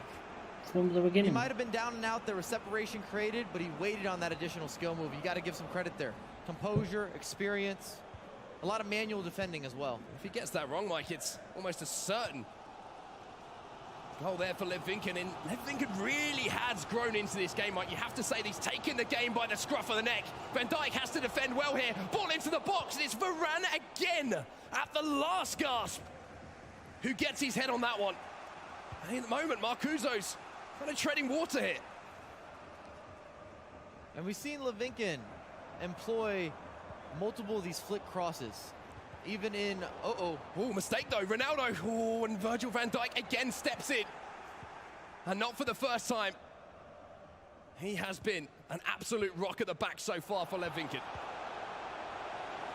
At the other end then, Mbappe. El Tornado into the box, R9's there, and this time it's Van Dijk doing the heavy lifting for Marcuzo.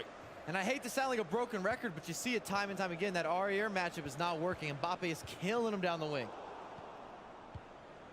And with those squad rules that we have in place, it certainly creates some interesting matchups on the pitch. Scoop turn though from Marcuzo. There's a cricketer.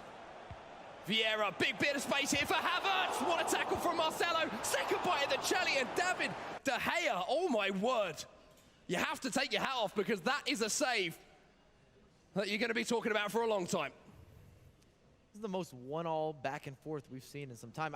It's tough to build up games when every game's went to extra time. Every time that you think a game's out of reach, not quite. Comeback is on. Players are motivated. And with just 18 minutes left of regulation time plus stoppage time here at the end of the first leg, there is nothing, nada, to separate these two players. Tactical changes may be coming in. Maybe a change in personnel here, Mike.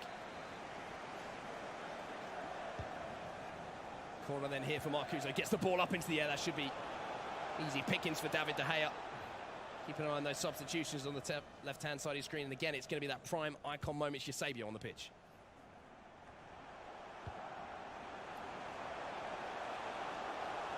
Here's Neymar then for Lev. Has a lot of thanks to do for David De Gea, but straight up the other end. He takes the chance when it presents himself. De Gea at one end, keeps him in the game. Straight up the other end, finds Mbappe.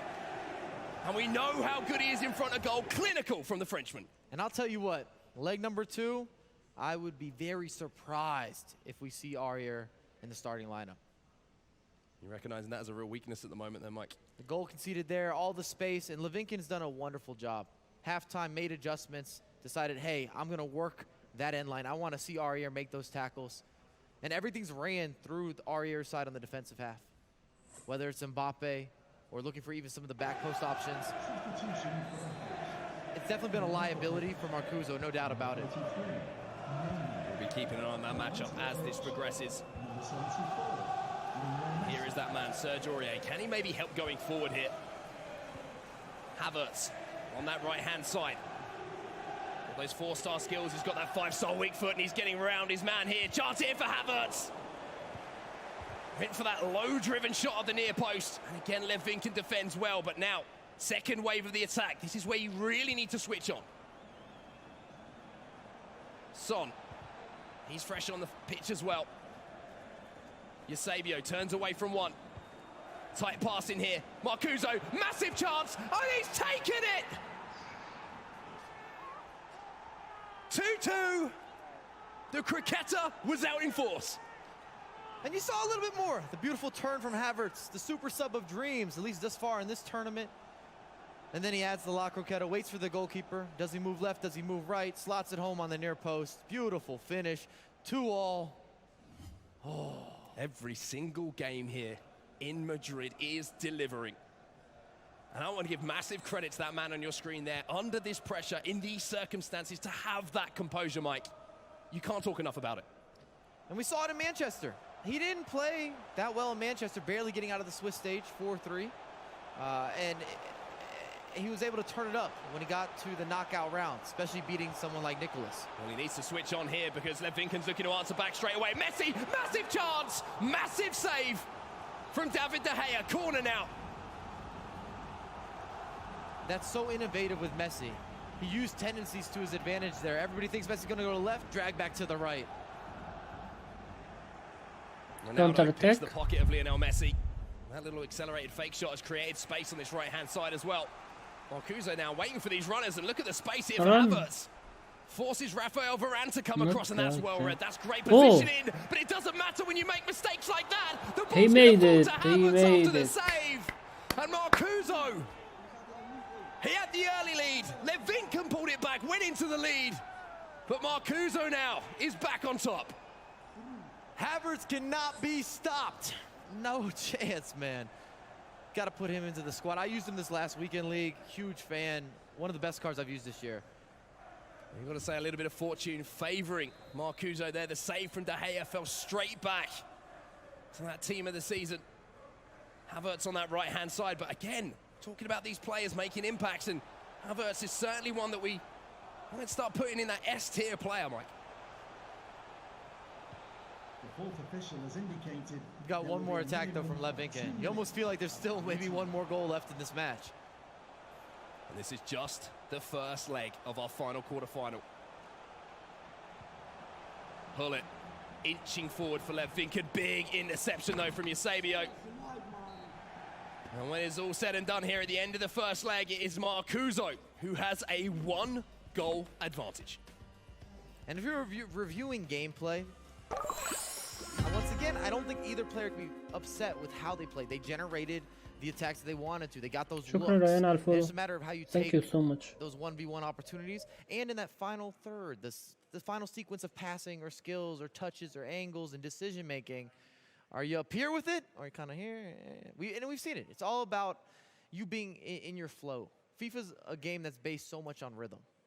You can see Marcuzo certainly found his rhythm with some of the finishes that we will see here in the replays from this first leg. But you need to give credit to the mental fortitude there of Marcuzo. Went down early. Ruud Gullit with the first goal there for Marcuzo. Lev managed to pull it back here. A great strike there from Cristiano Ronaldo.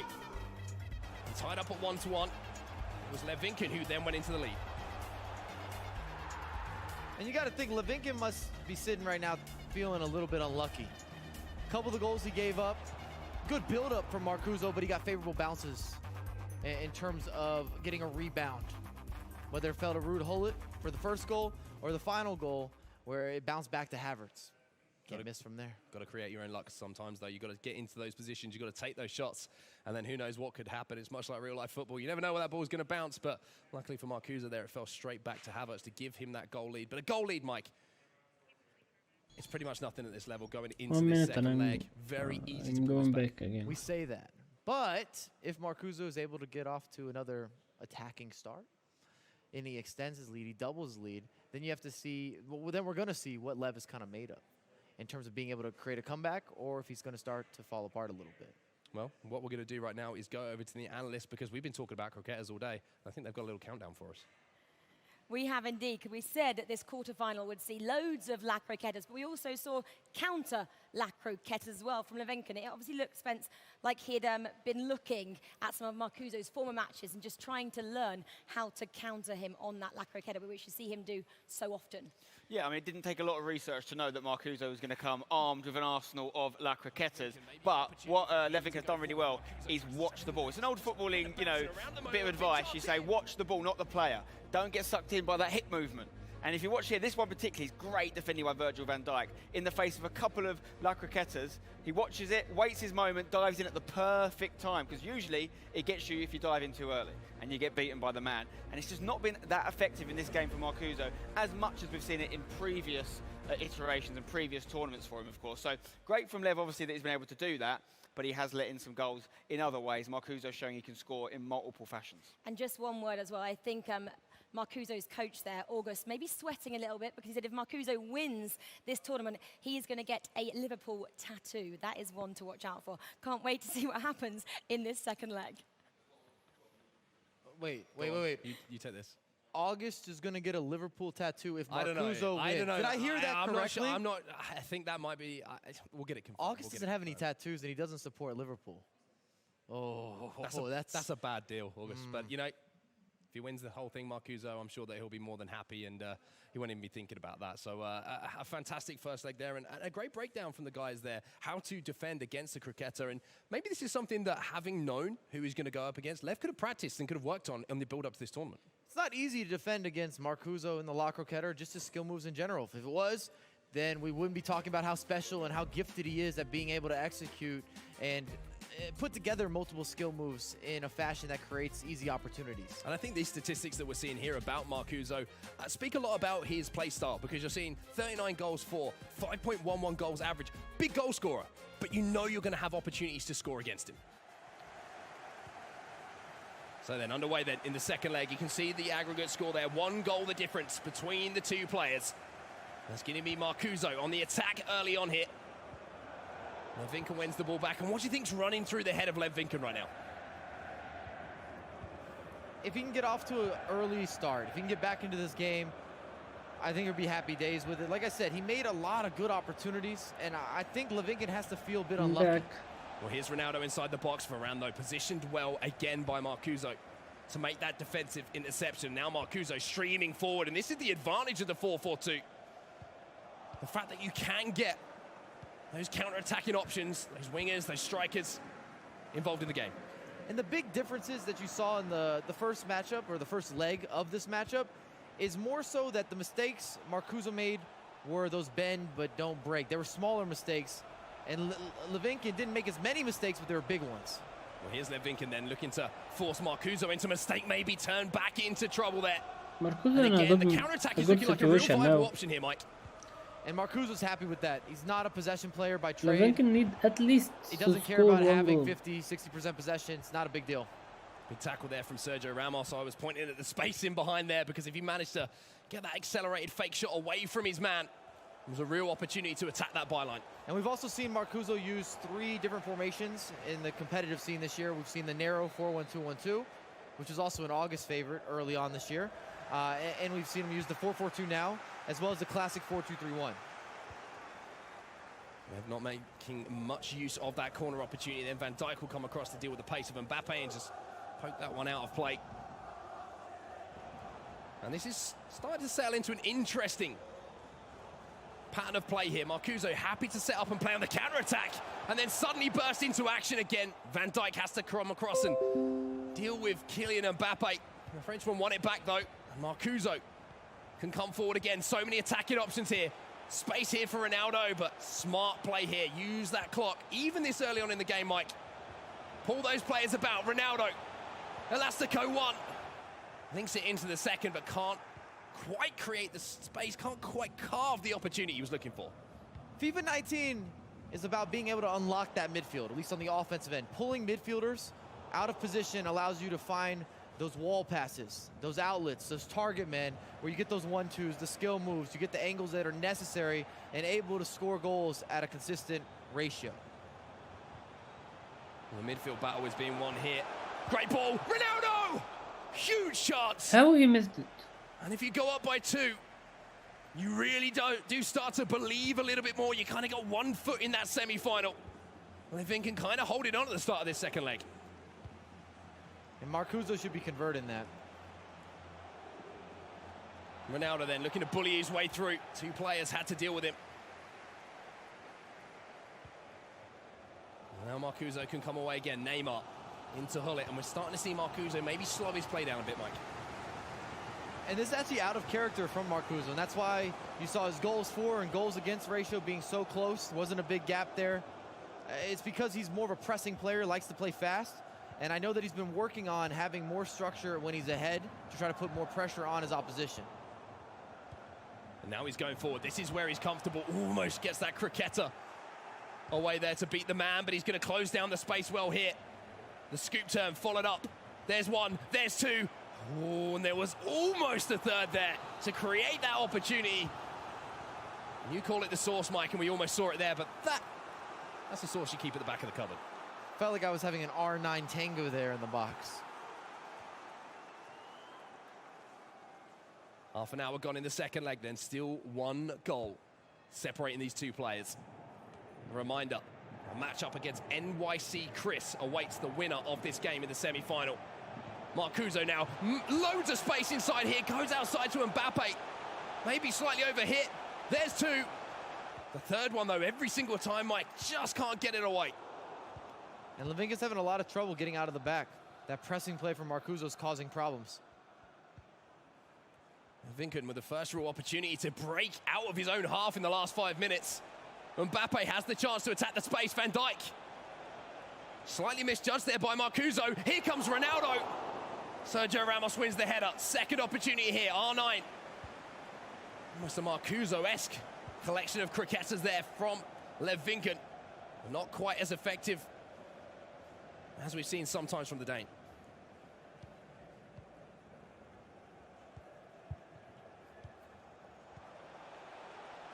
R9 then for Marcuzo. Mbappe turning back inside. Big chance here. Huge chance. Neymar.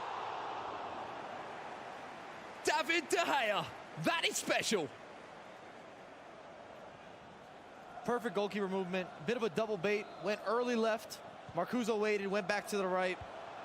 That could be the key moment if Levinkin's able to get back into this game. A 2-goal difference is huge at this level, especially with time on your side as well. Levinkin coming forward on the counter-attack now. He has men over as well. If he can find a pass early here, he does find that pass. Neymar's in behind, drives it across goal. But a long left leg of Virgil van Dijk makes a vital interception. We saw that in the first half as well. A little too predictable. We see that pass coming. Marcuzo sees that pass coming, gets a foot on it, and it's another missed opportunity from Lev. El Tornado, back post. It's Ramos versus Ronaldo. Great anticipation from Marcuzo with the goalkeeper movement. And all of a sudden, this game has turned on its head. Levinkin starting to look more dangerous going forward. Starting to have a little bit more of the ball in midfield. And you have to wonder, with Marcuzo soaking up this pressure now, if he gets that goal, is that going to turn this game on its head? Mbappe up against Aurier, the heel to heel. It's not effective initially, but the strength will work for the second one. Runs into Virgil van Dijk, a corner now on the stroke of half-time into the box. David De Gea comes out and puts two big mitts on it, and that is going to be the half-time whistle. 1 goal the difference, Marcuzo with that 1-goal advantage. Hard to believe that's a 0-0 second leg. That's ridiculous, yeah. So many chances. But still, the one statistic we need to keep in mind is the 1-goal difference between these two players. It's still on a knife edge, Mike. And I don't think we're going to see changes. If you're Levinkin, you're reviewing everything that happened in the first half. You were in the right place at the right time on multiple occasions, and it comes down to being able to finish, seeing the game a little bit quicker. Marcuzo predicted where he was going to shoot with the goalkeeper multiple occasions. And the same could be said on the other end. Marcuzo had clear cut, wide open, spread the sea, all the time in the world. Maybe too much time, and Levinkin was able to scoot the goalkeeper a little bit as well. And we've talked about how games have been decided so far about players being clinical in front of goal. You just think, as that seed of doubt starts coming at Marcuzo's head, should I have taken those chances? Especially if Levinkin finds this equalizer. As a competitive FIFA player, you want to have short-term memory, but that's easier said than done. Here's Levinkin then, coming forward. Vieira, dispossessed by Patrick Vieira. Ramos round the corner now to Ronaldo, playing in that wide cam position. Ruud Gullit, this is where you want this man on the ball, pulling the strings. Mbappe, big chance! And David De Gea says, you shall not pass.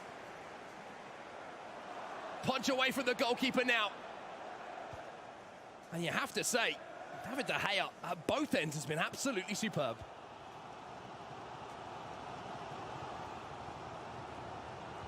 I'm still saying the same thing with Aurier. It's not been a good matchup on the defensive end. The majority of the opportunities that Levingen have are all attacking Aurier. Looking for Mbappe any given opportunity. Well, here's Marcuzo inside the box, the heel to heel, a little spin inside as well. And you were almost waiting for that third skill move to come in. If you would have beaten Virgil van Dijk, it would have been a clear-cut opportunity, but Lev defends well again. And you have to say both players defensively defending those skill moves, Mike, has been exceptional. Well, we've seen both of these guys at a lot of events. A lot of time, a lot of research you can do on both ends. Well, here's Gullit then for Lev Vinken, looking for this equalizer. He's searching for this equalizer, and that is superb, and it's going to be Mbappe. And you have to say, he almost deserved the ball falling to him there. That roulette was lovely. That was beautiful. I felt that one. And while we're watching this replay, just to reiterate, if you guys are just tuning in, we do have squad rules. So you have to have 3 Champions League players as well as 3 icons in your team. So that's why you're seeing the likes of some new faces, shall we say. And those faces have been the players who have made the difference in certain games. And this is where I worry for Marcuzo. Having had that lead, having had to play almost unnaturally, Mike, is conceding that goal and having to change back into his more natural play style. Is that going to play on his mind? I'm just thinking the theme of today's been extra time, so why not? Let's just continue that theme. Let's keep this train rolling. The people asked for this matchup. They wanted to watch this matchup. They needed to be back and forth. It's been just that. 4 for 4, extra time? Are we getting ahead of ourselves? We'll have to see how this one pans out. It wouldn't surprise me with the level of competition we've seen here so far in Madrid. A little bit of a wasted opportunity, though, from Lev Vinken. Havertz, again, making this time an interception in the defensive areas of the pitch. And look at this run from deep here for Cristiano Ronaldo. R9 just holding onto the ball, maybe just slightly too long. And now Lev Vinken is going to be the player looking to counter-attack. Ronaldo, he's in behind Ramos. The Spaniard trying to get across to deal with the Portuguese player, but Van Dijk again, there's a little bit of confusion here, but David De Gea says, gentlemen, let's calm this down. Let me take control. Big Virgil with a definite tackle there. Sent a little bit of a message. A lot of space for Marcuzo to work with.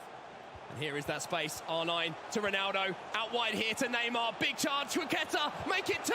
No finish. And a huge block. But it doesn't matter. Oh. Because he keeps his calm. He keeps his cool. And he keeps himself in with a chance of the semi-finals.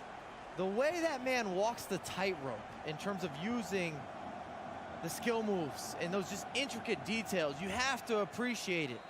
If you've invested heavy time into FIFA 19, you know how difficult it is to pull off this many skills under this level of pressure. Remember, these guys are doubling their money right now. A $15,000 game. And it's that man again, Havertz, who has made such an impact here in Madrid. And now Lev Vinken back where he was before. Ball into the box. Van Dijk deals with it. And you have to think now that Lev Vinken's going to have to change tactics. Ronaldo for Marcuzo, a goal here. And you feel that this tie might be coming to its conclusion. Havertz again bursting into the box. This Team of Season Havertz card is special. From every game that I've seen him take part, he's made a difference. I think he scored a goal as a sub for every single person who's used him as a sub. If you want the definition of super sub, that is exactly what you are looking for. Now we are seeing those tactical changes coming in from Lev Vinken. You can see Marcuzo toying with the idea of bringing on some fresh legs as well. You can see that team of the season. Eden Hazard on that left-hand side. Team of the season, Son, Eusebio. So many fantastic foot items available, even with these squad rules. What do you want to see from Lev Vinken here, Mike? Because it needs to change. More build-up play that gets some shots in the middle of the pitch. He's been whipping in too many of those flick crosses, in my opinion. That tactic hasn't been very effective for Lev Vinken. You got to think he's won a couple of those headers, one of them a sure thing. And Marcuzo read it easily with the goalkeeper. Ended up being a catch and a reset. Well, here comes Levinkin, then the tactical change is in effect now. He's got 15 in-game minutes to find an equalizer. 4-3 on aggregate, and that's a great start. Thank you for the follow. To potentially creating a chance. Couldn't find that ball back to Marcelo, though. And now Marcuzo, every time he has the ball at his feet, he knows he has the game in his hands. Mistake, though. Huge mistake here from Marcuzo. Ronaldo. That was a gift. It was wrapped. It was delivered. And I don't think that man on your screen can believe what he's just done. Happy birthday to Levinkin. Happy Courtesy, Christmas. Yeah, happy everything. Happy Easter. Whatever is around the corner. Thanksgiving. That's as big as a gift as you're ever going to get. I can't believe that. We just built up how Marcuzo had been working on closing out games and the structure, adding that into his natural gameplay, and then he just gives that opportunity to Levinkin. And a player with the quality of Levinkin's never going to miss from here. Moves the goalkeeper early, easy tap in. Ronaldo's licking his chops. And you know what's looming now, Mike? 4-4 this game. Every single quarterfinal so far has gone to extra time. Will this one be any different? 10 minutes left. Marcuzo, after a mistake of his own, is now looking to put that right. And then Hazard trying to get around the outside of Rudhulit. Doesn't happen too often, doesn't happen too easily. And now Levinkin, he's the man with the momentum. Big tackle from Aurier, though. Marcuzo. Can he keep his composure? Can he find a chance? Havertz again, 2, 3. It's magic from Marcuzo! Done. You can't stop it. What are you going to do? GG. Done. You want to step back. It's beautiful. Oh. The ability to put that moment of madness out of your brain and go straight up the other end and do what you do best. Champions League. That is Marcuzo at his best. ده المفروض اللي هو ربع النهائي بتاعها هيبقى في نص النهائي والنهائي مفيش نتيجة موجودة ولا مساعد ولا أي حد. The defender. He doesn't wait for the defender to come towards him, and he does a good job of baiting defenders or midfielders into stepping. And that allows you to scoop past them with the La Croqueta. And it's just so much easier said than done. And when you're at this competitive level and the guys are so good at player switching and double teams, a lot of the time you can't find those gaps. And you get stuck recycling and trying to find new angles. لا فيها لا مساعد ولا تكس ولا أي حد من العرب ولا حد من اللي أنت تعرفهم يعني تقريبا اللي تأهل نايت واتش. You just can't miss from there. Hopefully, I guess for Marcuzo's sake that he doesn't have another gift. I was going to say, this is the one thing he needs to keep now is concentration. He cannot afford to gift a chance like he did to Levinkin to find another equalizer and send this one towards extra time. 7 minutes left in this game, plus stoppage time. What has Levinkin got left in the tank here? And if you're Levinkin, you've got to think to yourself, man, I defended so well versus some of these skill moves and I wasn't able to stop him. He might have 2 attacks left. He's got kickoff, potentially 1 more takeaway at best. So he's got to be efficient. He's got to capitalize, must be clinical if given an opportunity. And to just give you some of the gravitas of this matchup, of this quarterfinal, I think most of us were saying we feel the winner of this game is a potential winner of this tournament. We should go farther than that. It's going to be the favorite to win this tournament. Everyone here has potential to win the tournament. But if you ask the people at home, before this ever got started, ever got underway, this matchup, both guys high-ranked, Levinkin being Mr. Consistent on the year, and then Marcuzo just building in form. Levinkin only has a few more chances to go forward. Messi, fake shot, gets the shot away, can't get the rebound himself, and Marcuzo hangs on. Wonderful outlet there. Marcuzo's got tons of space to work with. And he is going to have space to play with. Levinkin has to commit forward. Rudhulit, big tackle from him because that is possession back in Levinkin's hands. He can come forward once more, but Ramos steps in at just the right time, but he's given it away.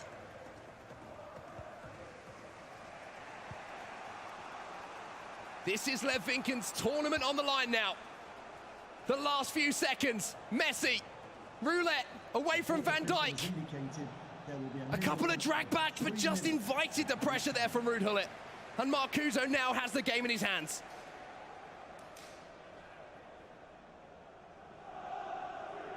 into stoppage time.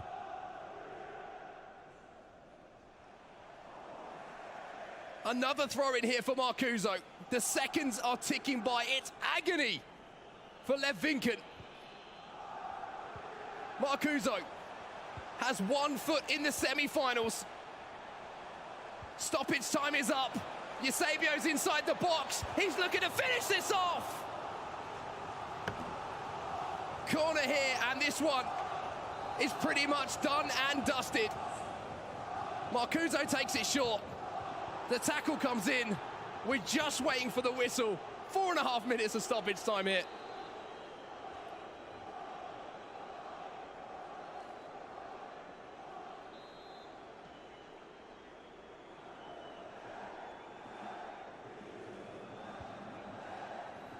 Havertz then, just waiting for the referee's whistle. He's toying with Marcuzo here.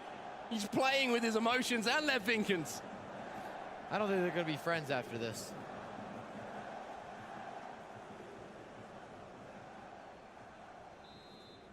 Marcuzo has had the craziest of seasons. A slow start, but business has started to pick up here for the Dane. Like a phoenix from the ashes, Marcuzo keeps on rising. He takes down Lev Vinken, and he'll be in your semi-final. And you see the emotion on both players. Some relief, so to speak, from Marcuzo, especially when you make a big mistake, you often don't get a second chance to come back, especially when it's a late mistake like that. And then Levinkin, obviously devastated, felt like coming into this tournament that this was his tournament to win. Yeah, I mean, it's that question again. He keeps getting so close, Lev Vinken, but just can't get across that finish line. But let's heap some praise on Marcuzo. This man at the start of the season, we weren't even talking about him. He wasn't at tournaments, and all of a sudden, he's found that spark. He's found what makes him such a special player. He's found what got him into that grand final of the PlayStation 4 last year on FIFA 18, and all of a sudden, it's the Marcuzo that everyone is fearing here in FIFA 19. I think he struggled a lot to figure out the game pre-patch, and then in the post-patch era is when Marcuzo started to rise to the occasion, started qualifying for more events, and then we saw his consistency once he got to those events in terms of getting good results. Now we're going to see the replays coming in from what was a crazy second leg hit. Lev Vinken down by 1 hit. Haya with a save. And even though it's a rebound, you got to say he deserved it. Between the skill moves, the roulette, falls in a favorable path for him, and just goalkeeper movement, that was spectacular, but it does fall to Marcuzo here, taps it home, right place, right time. And the thing that I love about these replays that we're going to see here is we're going to see a moment of craziness, and this is it. Aurier, that man you were talking about, gave Lev Vinken an opening to get back into this game, but if you want to see an example that is coming up of classic Marcuzo, then it is that final goal that we didn't see, unfortunately, but we will be seeing it, I'm sure, a lot more of the time. But, I mean, Marcuzo, a fantastic performance from him. We say goodbye to Lev Vinken, but someone we say hello to once again is Jimmy Conrad. He's on the sofa. That was such a sweet segue. Thank you so much, Mark. And Mike, well done on the call. Welcome, everybody, to the couch. I'm here with Richard Buckley, Brandon Smith, and a very special guest. You might have just saw him on camera, Marcuzo. Congratulations on the big win. Thank you. So how are you feeling? It looked pretty tough. Yeah, it was an intense game, but I'm very happy. It was very exhausting. So yeah, just very happy to go through. And we all know you've got the La Croqueta down to a T. How important was it to improve on the rest of your game coming into this tournament?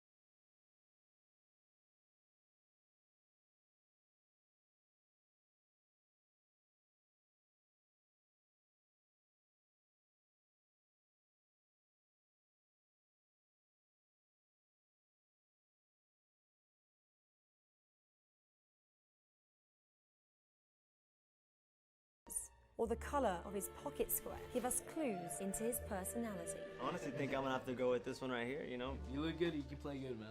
Is his style more classic or contemporary? Joksan's done it! Is he discreet Steals the 8th player. or looking to dominate?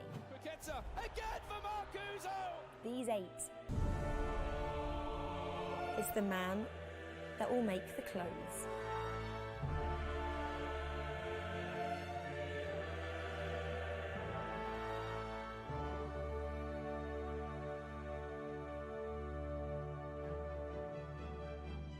Out of the 64 players who started on the journey of the first ever eChampions League tournament, only 4 players will progress to the semi-final stages of the eChampions League finals here in Madrid. That's right, we've got some very talented players left, all with their own strengths, their own weaknesses, their own tactics, which will play a part in their quest for the trophy. Added on top of all that, we've got a very special guest, a man who's won 2 European Cups, the iconic Rafsou. All right, everybody, take a look here. We got to finish up a quarterfinal, Joksan versus Zezinho. We're going to catch this up in the middle of the second leg due to a violation that happened. Just a bit of a mistake. Brandon Smith, you here with me? Yeah. Tell me a little bit about what's happening. Yeah, so obviously, you know, there is squad rules now in place, and we were commentating that game at one point, and for a point of it, there was an extra icon on the field, and that, unfortunately, resulted to, as you said, a violation. It had to go back, so that game will be replayed, and it does make things even more interesting now. We still don't know who our final 4 are yet, Jimmy, so... But we're almost there. We are. We are nearly there. And we're witnessing history, everybody, because not only are we going to name our first ever eChampions League winner, we have Rafsou on our couch. It is an honor, sir. You're welcome. You're welcome. Yes. Okay. Legend. So how does it feel, and I think I'm asking this for everybody, to be the most important player in this game, FIFA 19? I feel privileged. I feel very proud. It's also the fact that your legacy keeps on going, even though you don't play anymore. Kids now know you from the game, and now they go to watch YouTube what you really, how you really played. And then when they see you, they all ask me, "Can I have your icon, please? Can I have it? How can I do it?" Even my own son. But yeah, I feel very, very privileged to be in the game. Yeah. And a question on that, you know, basically how it works. You've got 3 different variations of your foot yes, item in the game. That. Some players at the moment are trying you out at left back. What do you make of that? Do you reckon back in the day you could go in left back for a little bit? I played at so many different positions. That's also the reason why I can play up front. I play in the middle. I play in the back. I started as a centre half. Then I played as a midfielder. Then I played as a striker. I played as a right winger as well. I never played as a left back, but you know, you can always fill that in because I know as a striker, as an original defender, I know how a defender thinks. When I play as a striker, that gives me an advantage all the time. I know what both want from me and what their position is. So therefore, they use that also in the game, and I'm thankful for that. Do you, when you see yourself and see the items that they have, do you miss your hair at all? No. I in 2000 I cut it off. I think also because it was the end of a book. You know, I was a football player for a long time. People recognize you all the time because of your hair, and I thought for me it was a good way to end that and to start something new. And of course, to see me now there, it's funny. In those days it was natural, stylish. Yeah, but now I think to myself, oh my God, how I look, especially with the mustache as well. Well, Ruud, we're very excited that you're here. Now we're going to throw it over to the game. Joksan versus Zezinho. Take it away, guys. Absolutely fantastic stuff there, and so exciting to have a man like Rafsou sat on that sofa, giving a little bit of insight. And I mean, we've seen him play everywhere in FIFA 19. We've seen him at left back, we've seen him centre midfield. We know he can do it all. What do you reckon about him between the sticks, maybe? I'd love to play him. Is that an option? I think we should get him on the sticks. That would be fantastic. Well, if you're just joining us, of course, we're just replaying the end of one of our quarterfinals here. Due to that violation, we're going to be playing from around the 60th minute, where Zezinho is currently up by 1 goal. So Joksan here has got a second opportunity to really make good on a potential comeback here. He's proved that he can do it already in that particular game. Didn't quite work out for him, but he has a second bite of the cherry here, and he is going to be feeling good. And Joksan's one of those players where we talk about sometimes when he faces adversity, he rises to the occasion. So giving him a second chance to face that adversity could put Zezinho in quite a situation here. And it was just an accidental sub. It happens. But he's getting that second chance, and we'll see if they're able to refocus. They've had a break now. So you've kind of got to re-warm up, so to speak. And they've also been watching all of the action that's been going on in our other quarterfinals. But this is the man we're talking about who has that second roll of the dice here. Joksan sat there thinking, if I can make a comeback here with 30 minutes left in this game, find myself into that semi-final position. Well, he's playing with house money. Zezinho, though, he's still got to get the job done. He still has a goal advantage here, and he's shown that he can close out games. The one thing that he doesn't want is to be knocked out of the tournament right now. In these circumstances, it's going to be tough for him. All he has to do here is refocus. Make sure that he has that same energy, same vibe, goes forward the same way. Make sure you're decisive. Always the key characteristics in FIFA that are rewarded. Well, here we go then. We are back underway. That is your score. The top left-hand side of your screen. 1 goal the difference between the two players. As we do get restarted here to finish out our quarterfinals. Zezinho in the white kit against Joksan. It's Zezinho with early possession here, and a goal would just settle those nerves. Neymar in behind, the cricketer dragged back across the box. And that's how he scored a lot of his goals so far in this tournament. We've seen Zezinho utilize basically inline play, where he's been able to find the square ball, so to speak, the layoff, the tap in. A goal that I wouldn't miss. I could count on Mark scoring that goal. But with great La Croqueta work and just slick ball rolls that open up those angles and allow him to bring it back. And we'll see if Joksan comes out extremely aggressive. We already see an early pause from Joksan, so we might see some changes. Well, Zezinho wins the ball back in the fullback position here. You can see lots of pressure on the ball here from Joksan. He's the player that's chasing this game, chasing that semi-final spot. Zezinho, though, a goal here would really potentially kill off this quarterfinal. Joksan trying to pressure here, trying to read the play. And the more time that Zezinho takes out of this game here, the longer it's going to take for Joksan to even make those changes. You got to say, Zezinho's doing a wonderful job killing off the game right now. He's still building up and going forward, but he's making sure that everybody on the pitch touches. Chance here for Mbappe, round the corner! Ronaldo, left foot, bottom corner! And you've got to think that that is the one thing he needed, just to calm those nerves, just to reaffirm himself as a potential semi-finalist. Outside of the goalkeeper, I think everyone on the pitch touched the ball. Complete team football. And that has to discourage Joksan. He gets his pause, but he didn't want to be down 2 goals in order to be able to get that pause. Difficult times for Joksan then. As we say, this is his second opportunity to try and find his way into the semi-finals. But Zezinho, he's saying, no, that's my semi-final spot. I've earned that. And he started off this restart of the quarterfinal in exactly the way he would have wanted to. We could see changes coming in here. Interestingly, for Zezinho as well. We've seen the 4-4-2, and it can be used as a very defensive formation, not just an aggressive one. It's one of those formations that has versatility. Do you want it to look like a 4-2-4? That's very possible. Do you want to be more balanced, where it looks more like the classic 4-4-2? Also very possible. And when I say possible, I'm talking about how you manually move your players forward or defensively, and then also your tactics that you attach to your team, whether it's custom tactics, it's instructions. How would you like to play FIFA? And the same way with how you go forward. Is it fast build-up? Is it slow? Is it more composed? Do you swing it side to side? And like you said, it could be a very defensive formation if you want to pack the box and look to counter with those wings. So you could bring both of those strikers back and kind of form 3 walls that you have to essentially get through. Bodies in the way, and that finish there from R9 Ronaldo. We had one icon sat on the sofa just a moment ago, but that's the man, that icon on the pitch, who has found that finish, and that's disappointing there from Joksan. You've got to feel, having had possession there from the restart, that he has to do something better than that. 15 minutes here. Ruhili comes across to make the interception. Zezinho again. He's already shown from this restart that he's so good at just taking his time and taking time out of the game, making Joksan move His formation, his players across the pitch, and Joksan has won the ball back here. Now he has to get it forward quickly.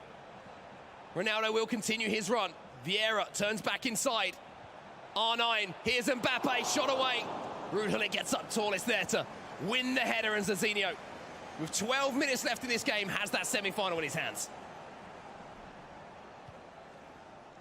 And that's a smart play from Zezinho. If you're not sure what to do with it, send it deep.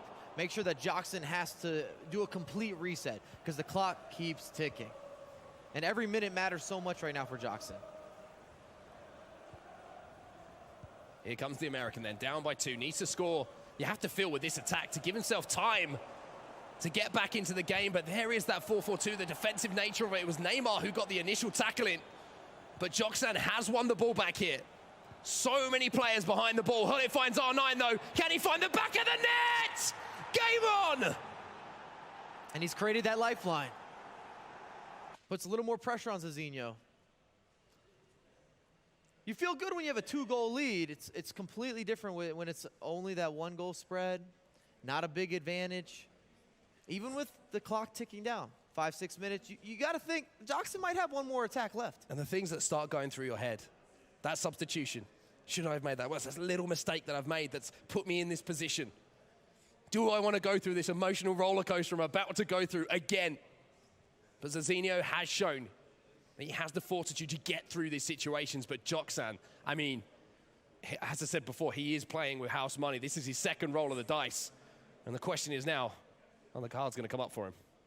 And what I'm expecting from Zezinho is to increase his width, which will allow him to utilize more areas of the pitch and should give him additional time. As long as he doesn't make a mistake, doesn't have a giveaway, you can insert a lot of things, unless you do this. But that's what Zezinho should be looking to focus on to see this game out. He really only needs to go forward one more time, hold the ball a few minutes. Thank you, Super Game, for the follow. Garner a couple corner kicks. I mean, it's all, well, it could be. And the one thing that I do know is back at Manchester, this man on your screen on the left-hand side, Joksan, was the comeback king. He couldn't get it done once, but he's been given a second opportunity here. And you just feel that maybe, just maybe, this one might be going extra time. Can he find that goal, Mike? It's possible. Anything can happen in FIFA. And Joksan is known to score late. يا عم أنا مصري بس أنا I'm not going to say افتكرتك score late to أجنبي. be great, but عامل إيه؟ he's known to be able to get late winners. I'm from Egypt. Or late equalizers. Allows you to keep your tournament dreams alive. 83 minutes and 46 seconds on that game clock. And the important thing here for Zezinho is he does have possession here from the restart. So you have to say that it's going to be at least 85, 86 minutes until Joksan maybe even has an opportunity to win that ball back. And that's at the earliest. But if he does get that ball back, has he got something, a little bit of magic? Can he draw on the inspiration? Liverpool versus Barcelona, Tottenham versus Ajax. Let me see another pause. You got to think that Joksan has one more attack left. He's going to be all-out pressure. He's going to take some gambles, or Zezinho's going to end up with a lot of space to work with. اسمك إيه بقى يا سوبر جيمر؟ I just want to get the game back underway. I think both players are double-checking, triple-checking these substitutions. I feel like we're playing a game of he said, she said. You can almost feel the tension in the room at the moment. Well, we're going from $15,000 to $30,000. رمضان مبارك علينا كلنا إن شاء Money on the الله. line here. You're doubling رمضان يعتبر خلص خلاص فاضل at least in terms 5 of prize أيام winnings at this event. والعيد داخل. I say tension's the right word. I was going to say, what do you think is going through the head of Zezinho here? Do not blow it. Do not blow it. I think that's a good, you couldn't have put it any better. 3 words. It's not Christmas. It's not Christmas indeed, and he's going to be looking to make sure that he's in that semi-final. But Joksan, as we say, a second chance here, and they were just double-checking and triple-checking these substitutions to make sure that everything is above board and 100% right, because they don't want to go through this again. Twice is bad enough, but 3 times? I mean, we're not even going to talk about that. That's not even a real option. My day was okay. Don't put that Good. type of energy out there. Hey, man, look. I like to mix the pot, right? What are You you know me. mixing in the pot? Goals. I didn't know you were a cook. Goals. Thank you for But let's asking. talk about maybe some players who might have an impact right at the end here. Who do you think is going to be the player that... Do you hear Ifs me and buts. well or? It's always been Eusebio for Joksan. So if Joksan's able to get another attack, you got to think Eusebio or R9 are going to be the guys that impact what's happening on the offensive end. Or good old Cristiano. You want to name all the big hitters? It's just going to be a matter of Zezinho can swing it side to side once and then make sure that he's going to go deep with it. Because even if he loses possession, Joksan's going to be in the 90th minute. He's got to get the ball forward quickly. And the reason that that's important is it tells Zezinho where the passes might have to go. Well, you can't just lob it forward and hope That's for true. the best. It's true. That's not how FIFA works. It's absolutely true. Well, we love a bit of tension here in the arena, so we're going to continue to keep the tension. Do you know what we're going to do, Mike?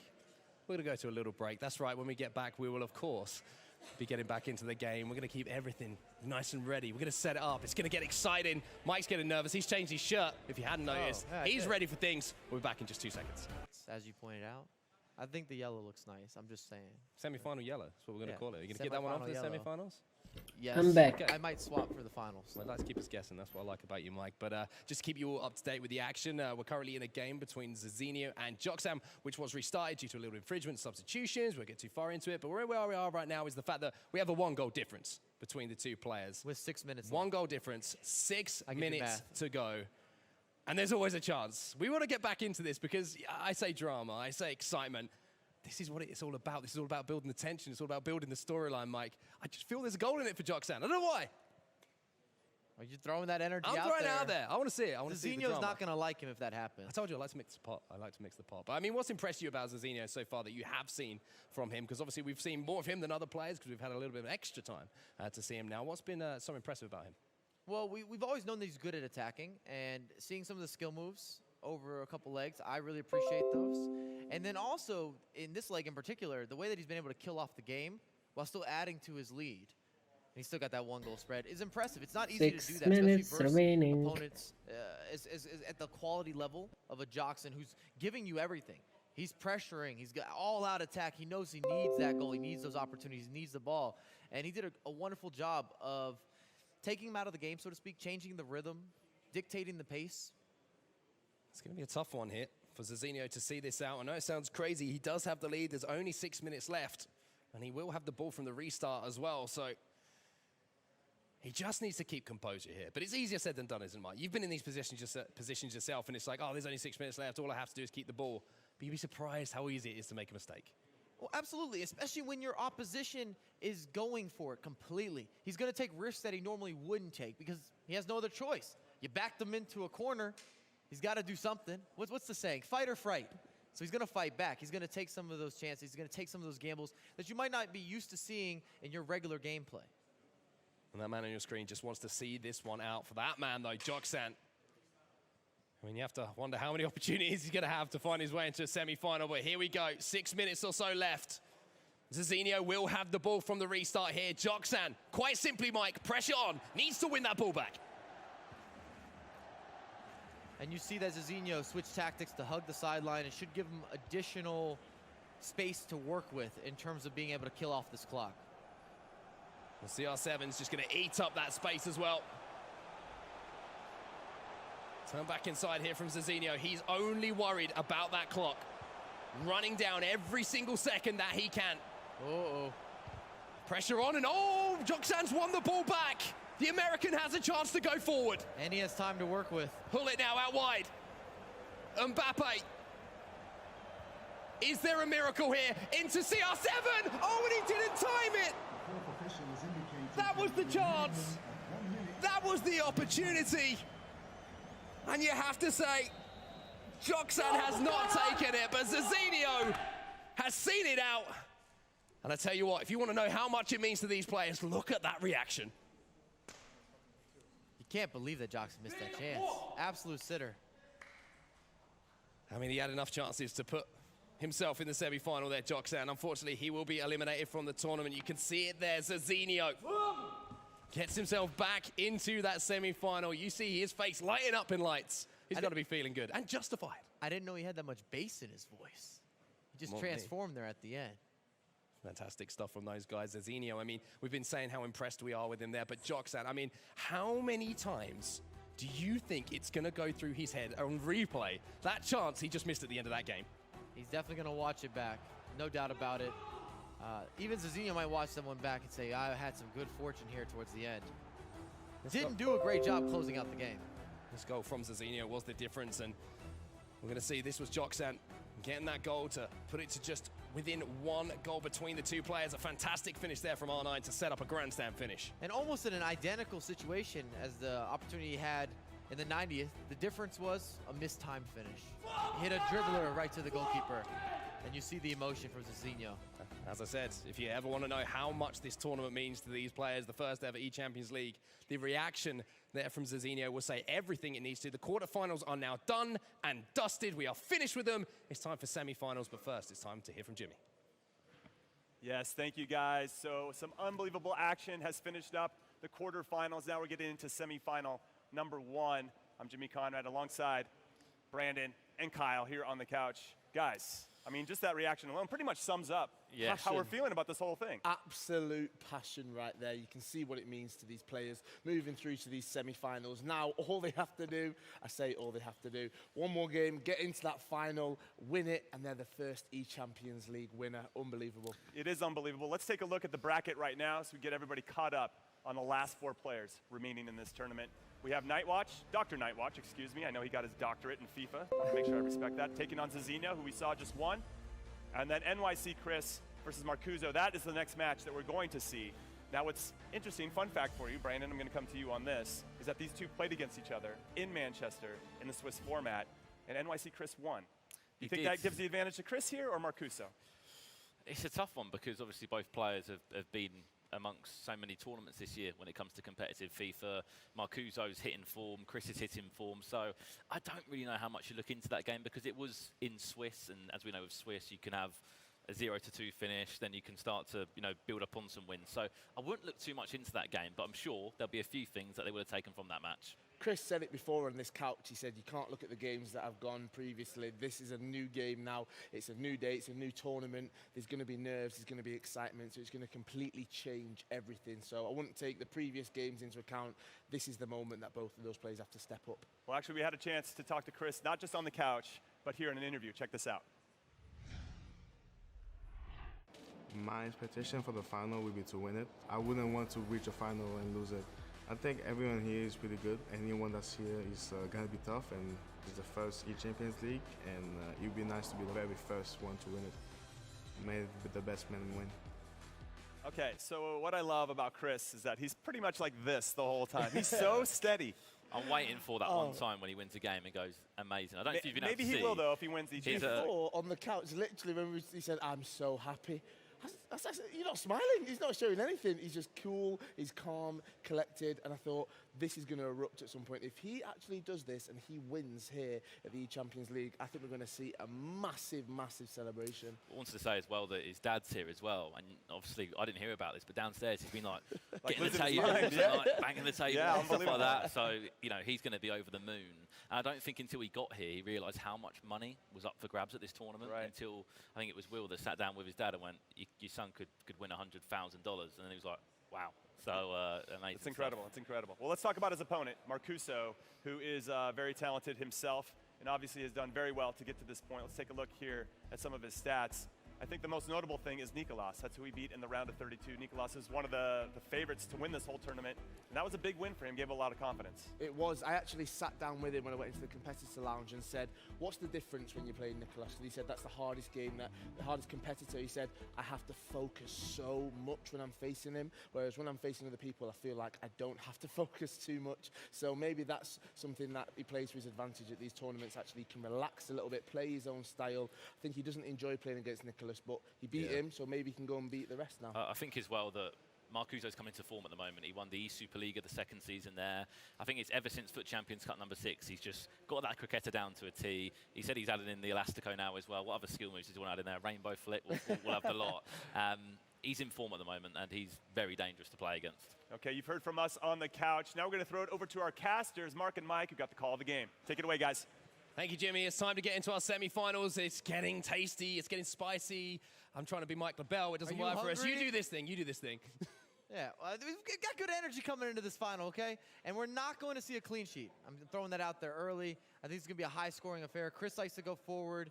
Marcuzo likes to go forward. Neither of these guys are possession players.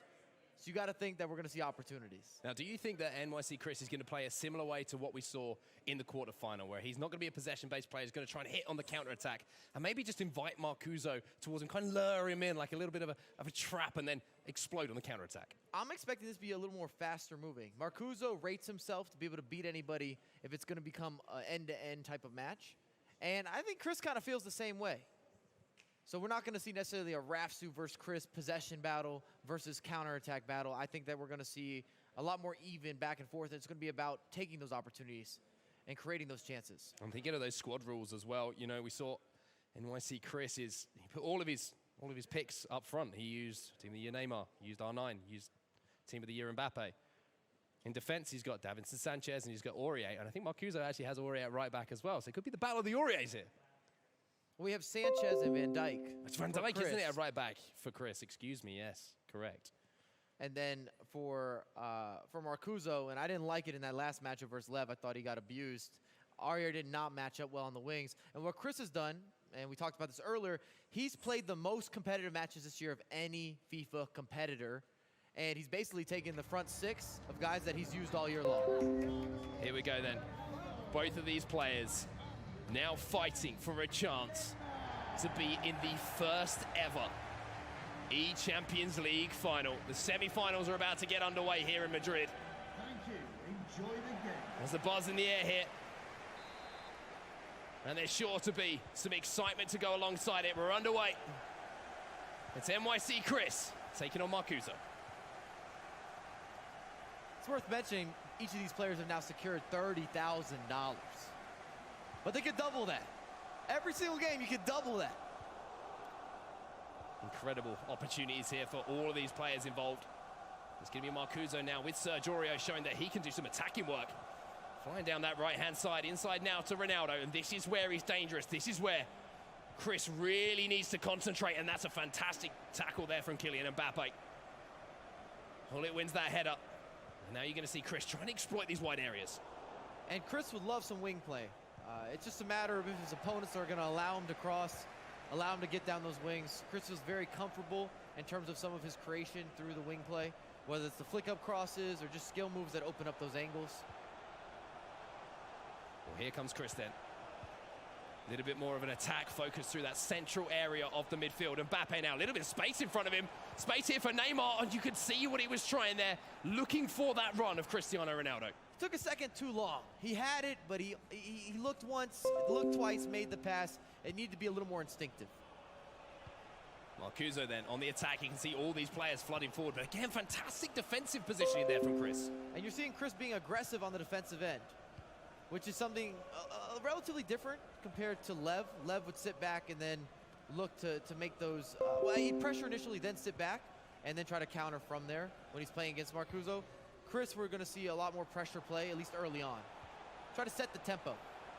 Here's Ronaldo then on that right-hand side. Vieira comes across and deals with him, and he almost pinches the ball back there.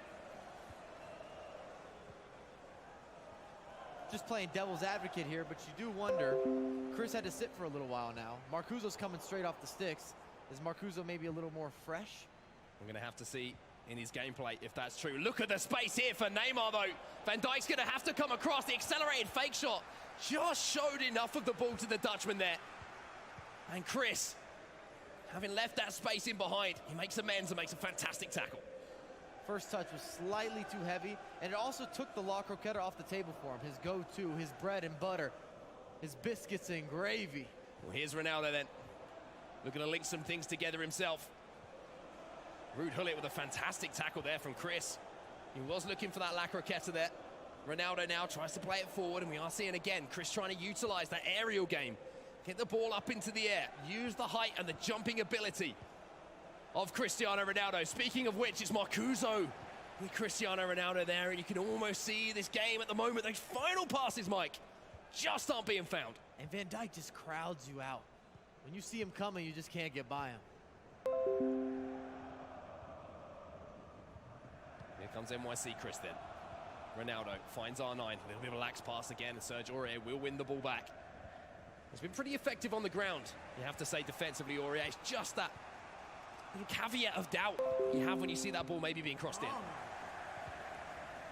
you don't trust him in the 50-50s, and some of his general positioning, it just doesn't seem as reliable. Here's R9 then. Patrick Vieira's the man making a run through the middle. And his positioning was good there, so Sergio, it had to be. Because there was absolutely acres of space in behind. Neymar now into Ronaldo. Referee plays the advantage. It's a fantastic advantage. Ronaldo couldn't make the most of the opportunity, but that's the first real shot on goal we've seen.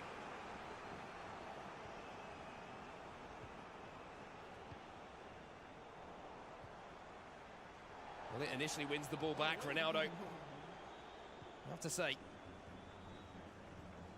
maybe uncharacteristically winning the ball back.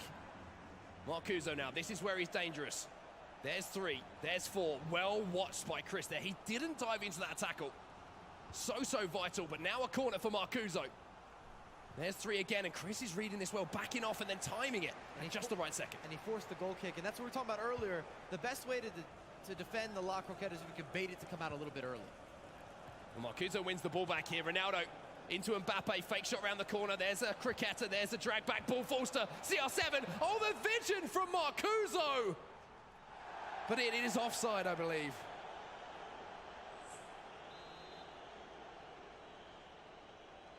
He spotted the run.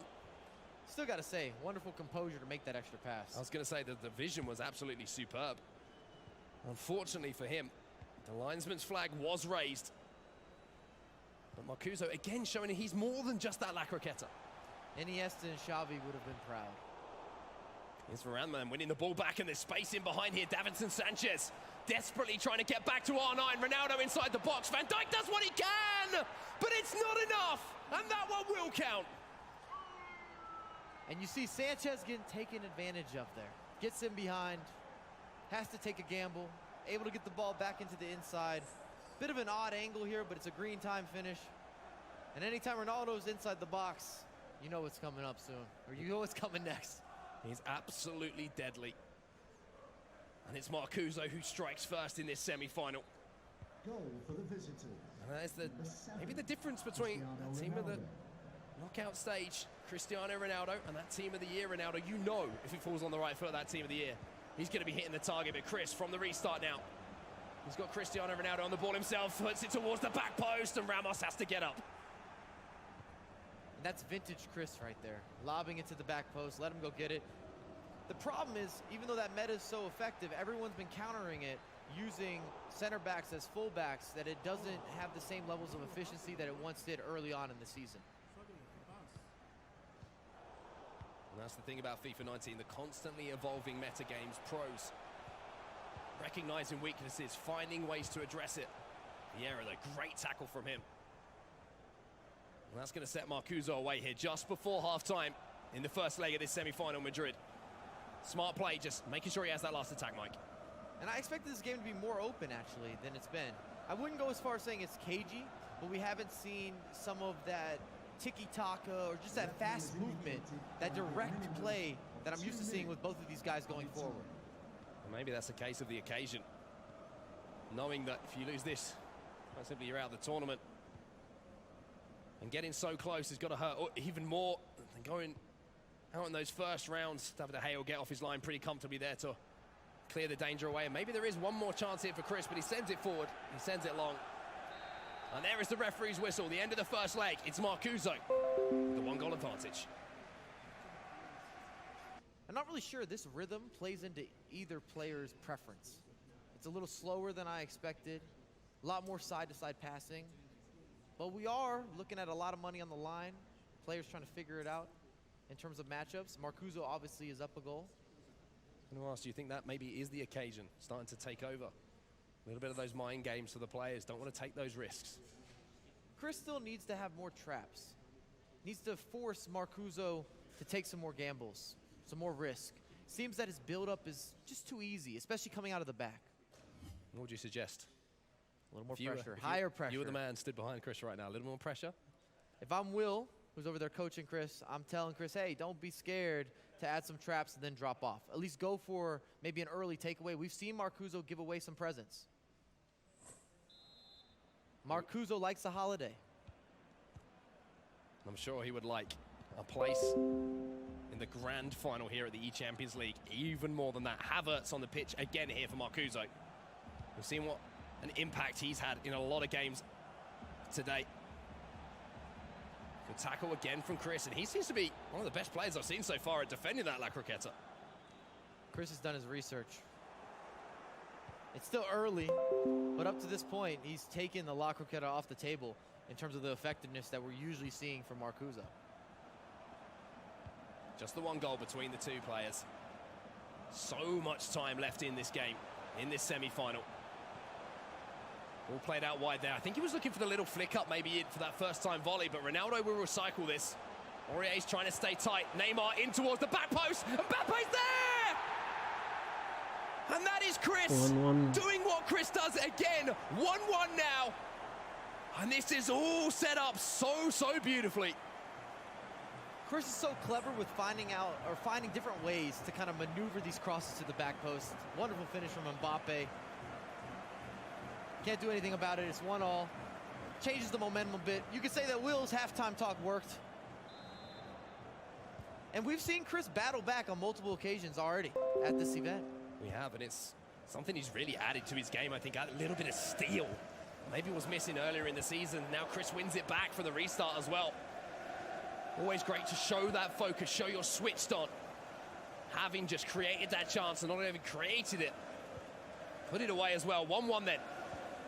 And Chris is in behind again, but unfortunately, maybe just holding out that dummy button a little bit too long and let the ball run, but he gets the ball back once more. And Marcuzo really hasn't turned up so far at the start of this second half of the first leg. R9 now. Space for Vieira. Lots of space here for Neymar. Sergio Aurier saw that coming, though. Well defended by Marcuzo. And now maybe there's a counter-attack for Marcuzo. That was a bit more of the traditional flow. You saw his attack start to speed up a little bit. And maybe it's a tactic from Chris where he's trying to take some of Marcuzo's counter-attacking capabilities out of the game, where he's having the slower build-up and then tries to speed it up when he gets closer to the final third, or even whipping in crosses. Chris is pretty content doing that. He knows he does it better than the majority of professional players in terms of being able to find them with levels of efficiency and just accuracy of hitting that back post. It's going to be up to Marcuzo to find a way to counter what Chris is bringing to the table so far in this semi-final. Just past the hour mark. 30 minutes left in the first leg. So much time left to decide who will be our first ever grand finalist of the eChampions League. And Marcuzo, he wants to go into that second leg with a goal advantage, but again, Chris is defending this absolutely superbly so far. We keep saying that, but that means Chris needs to extend that lead. Because once Marcuzo gets going, he can make up 2 or 3 goals relatively quickly. Ramos then. R9, maybe a chance here for Neymar. Takes it first time!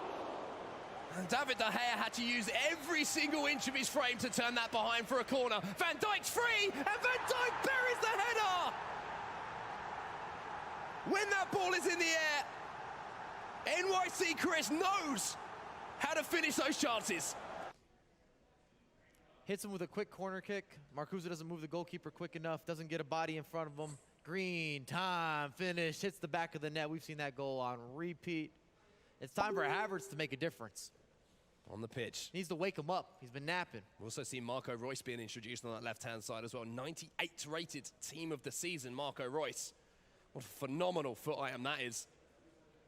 And it's not someone we've seen a lot of so far today. We've seen a lot of Havertz. We've seen Eusebio coming in off the bench. Heung-Min Son. Hazard as well. And can Marco Reus be the one to make the difference? But a towering header there from Virgil van Dijk. Timed it green. Found that top left-hand corner. And NYC Chris is rolling here in Madrid.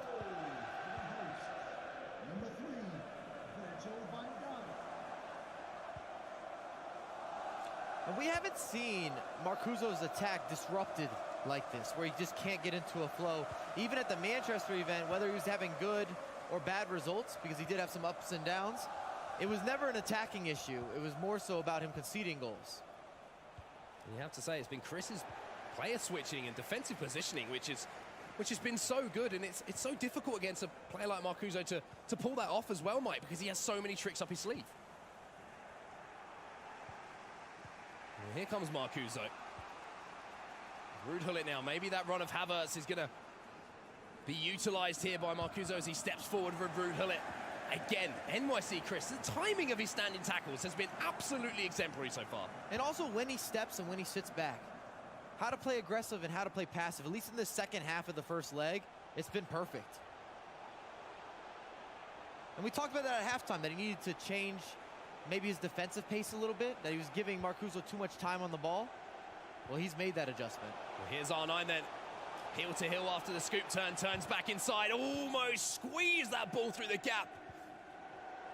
So the on-way in striker, that would have been a big chance, but now look at the space in behind. Marco Reus, the player we were talking about, spreads it wide to his fellow German. Havertz on that left foot, Cricketta one, chance to strike it, and again, Chris with the tackle just at the right time. Oh, lots of space to work with. Can he find him? He has found him. Cristiano Ronaldo after the defensive work, and Virgil van Dijk just appeared like a jack-in-the-box to make that tackle.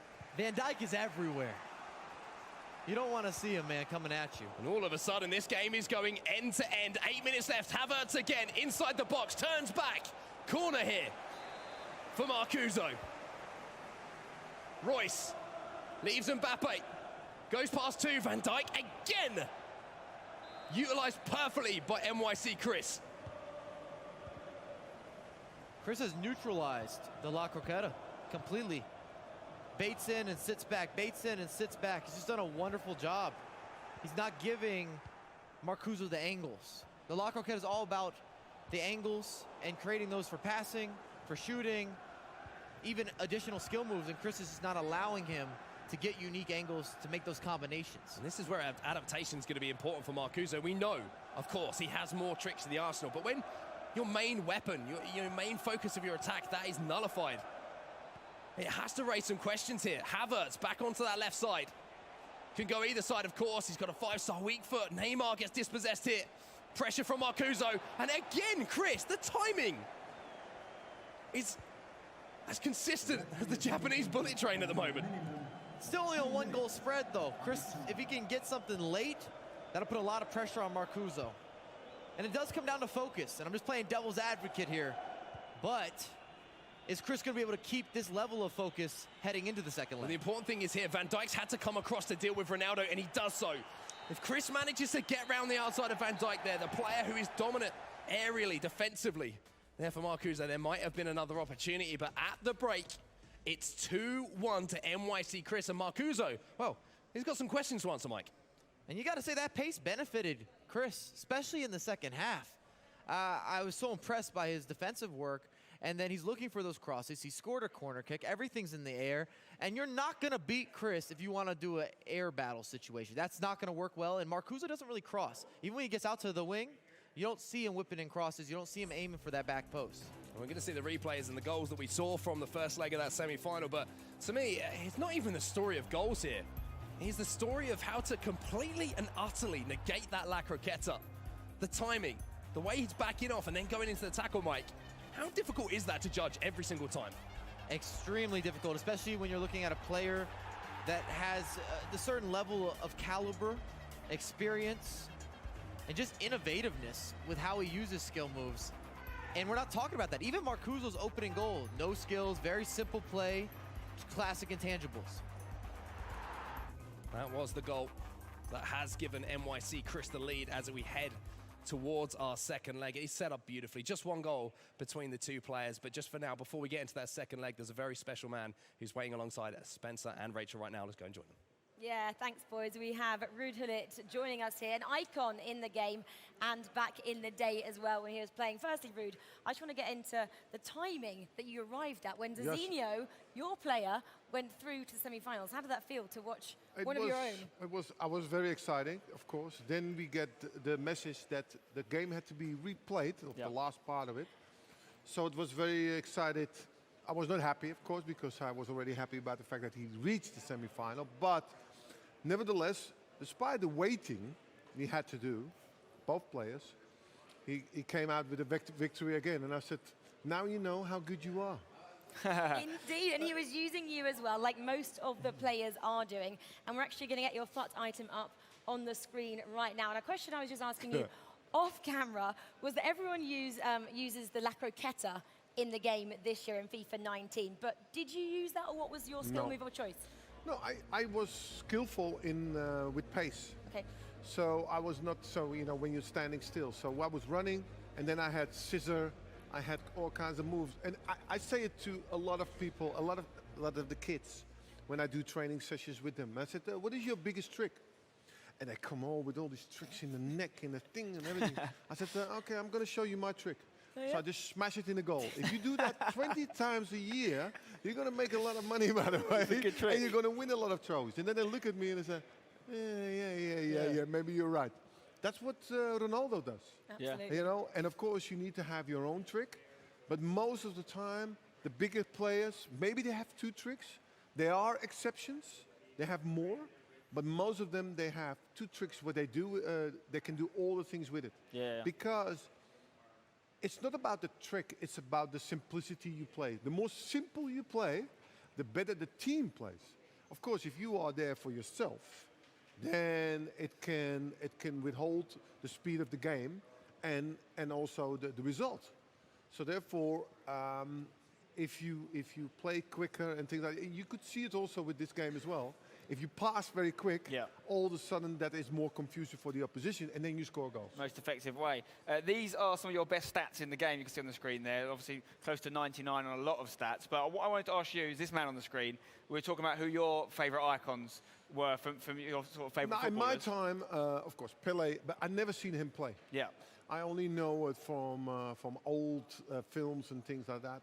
In my days, it was Maradona. Yeah. Maradona was the most skillful player. Both icons not in the very game. big. Yeah. That's the thing. Exactly. And in this game, you need a little bit of height as well. And that's one of the reasons you're so popular, obviously. 6'3", also with a 5-star weak foot. Pele's got that 5-star weak foot. Yes. And he's got some fantastic stats, as you can see. But crucially, as you pointed out, not being the biggest means that usually he's assigned to substitute duty at best, which is pretty crazy to have Pelé on the bench. It is pretty crazy because he was a good header also of the ball. Yeah. And so therefore, but the thing is, I think my advantage on Pelé was that I think he was the best player ever. Of course, I cannot compare with him. But I could play more positions. I was a centre half. I played in midfield. I played as a right winger. I played as a striker.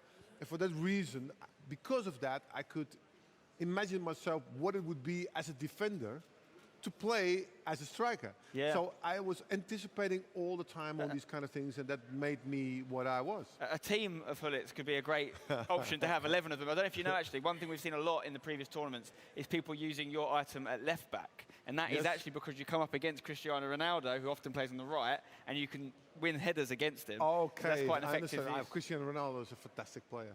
And if he becomes an icon, you know, after his career, you know, I think a lot of people will use him. Yeah. But it's nice to know that nowadays players, they really worried about what their valuation is in the game because they all play it. My son asks me all the time, really, Papa, can you arrange to have you, please? And can you sort that out for him? Yeah. No, you can't. You have to earn it. You I agree. do indeed, and You you're an have to earn expensive player, my man. You have to earn it. Anyway, loads of people love having you on their squads. So here are some of the players talking about why you are such an excellent player to have in their teams. My most important icon pick is Ruud Gullit. It's Ruud Gullit. He's the complete midfielder, can attack. He can defend as well. He can do everything. He can play every position. Literally every attack in the game, with a few exceptions, go through him. He's so strong. Not only is he strong, but that hair looks really nice on the field, on the game. Gullit. Absolutely incredible to hear from Ruud Gullit there. And I had a little bit of a moment where I had to take a breath because of the mention of 11. Imagine going into Weekend League and coming up against 11 Ruud Gullits. You'd be like, I'm out. Well, if I had the 11 on my side, I'd be very happy about that. Is there a petition I can sign to get 11 Ruud Gullits? I tell you what, I think it's fair on anyone, to be honest, if we do that. But. And he's right. He was this combination. When I think of Ruud Gullit, he's nimble, but he's still like a freight train. I would hate to stand in front of him. He's just explosive. Well, let's talk about the game that we have still going on at the moment. And Ruud Gullit, of course, heavily involved as a prime icon moments in these two players' teams. NYC Chris, though, I mean, what a story this would be right now if he finds his way into the grand final. Marcuzo's got it all to do. He's down by 1 goal at the moment, but what impressed you so much about Marcuzo in that first leg? Yes, he's down by 1. What's going to change up maybe a little bit going into this second leg? There's no way we see the same pace. We're not going to see the first leg. I don't think the first leg is going to resemble the second leg. I'm not talking about goals, results, score lines, anything along those lines, but just the rhythm, the play, the flow. There's no way that Marcuzo can sit back like that. He's got to start taking some chances. He's got to increase the pace. He needs more offensive opportunities. I think the crazy thing is as well is how many times can Chris absolutely nail that standing tackle? Because that's the question. Because he only has to get it wrong once. And all of a sudden, all of those areas, those attacking areas on the pitch open up. Do you think that's on his mind? Do you think that's on Marcuzo's mind as well? It's like, yes, it hasn't worked so far, but this is what's got me this far. I need to continue doing what I do best. You've got to think at some point he's going to beat Chris with a La Croqueta. So if I'm Chris, you got to make sure you play your game and you extend your lead. This will not finish 2-1. That's a promise that I hope I can keep, but it's a promise that I'm making right now.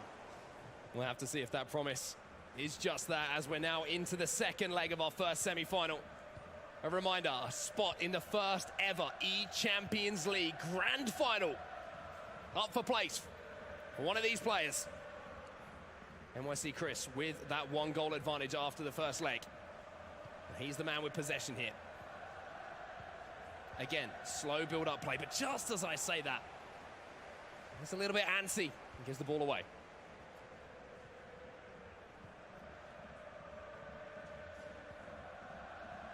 Here's Aurea then for Marcuzo.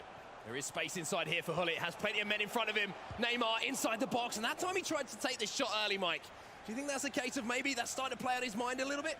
I just think he wants to mix up his gameplay. He's got to keep Chris guessing because he used, I don't want to say forced La Croquetas, but so many that Chris was able to stay put, able to bait him. Well, here's Van Dijk then. Not used to seeing him in that end of the pitch, and now he's going to be out of position at the other end. A chance for NYC Chris to counter-attack, and a lovely little body feint. It's going to create space here for Kylian Mbappe to attack. Tries to drive around the outside of his fellow Frenchman there. Gets the ball into the air, and he's again looking for that cross into the back post. He gets a little bit lucky to win it back. Ruud Gullit takes the strike. And De Gea turns it behind for a corner. And you got to say, every time that Chris goes forward, you think there's a possibility of an opportunity being created, a goal being scored, at least a cross being whipped in the dangerous positions on the pitch. Well, Chris takes a shot from distance here, and it just drifts high over the top of the bar. But it was green, and we've seen shots from that distance cause the goalkeeper some problems. He's teasing him, he's testing him, giving you some variety going forward. There's Marcuzo trying something a little bit different, trying to go a little bit more direct, and that's just left space in behind here for Cristiano Ronaldo, looking for that El Tornado. Well defended there. Oh, that 90 rated UCL road to final Serge Aurier. Questions asked about him in the air, but you have to say on the floor, he's been all right so far in this game. And I'm surprised, even with Marcuzo's build-up, I'm not used to seeing so many switches of the pitch. Well, speaking of Cristiano Ronaldo, he's found his way in behind. What a ball that is! Massive chance there for Chris, and you hear a little groan of disappointment because that was a real chance there to go up 3-1. What an incredible pick out. That's not a back post cross there. He manually grabs him with that cross, takes it down. Unfortunately, not a green time finish, not in the corner, but it just shows you that he has more in his locker than just lobbing it to the back post. And he's kind of on his game. You have to have a certain level of confidence in order to pick out a pass like that. And sometimes it's a case of maybe planting the seed. Because you think Marcuzo's thinking back post, back post, back post. And that's when you change it up. Exactly. I can't agree more. It's very similar to when you saw earlier in this game, Marcuzo took a shot, not from distance, but maybe out of the ordinary shot from Marcuzo. He's just trying to tell him, hey, I will shoot. It's not always going to be a skill move.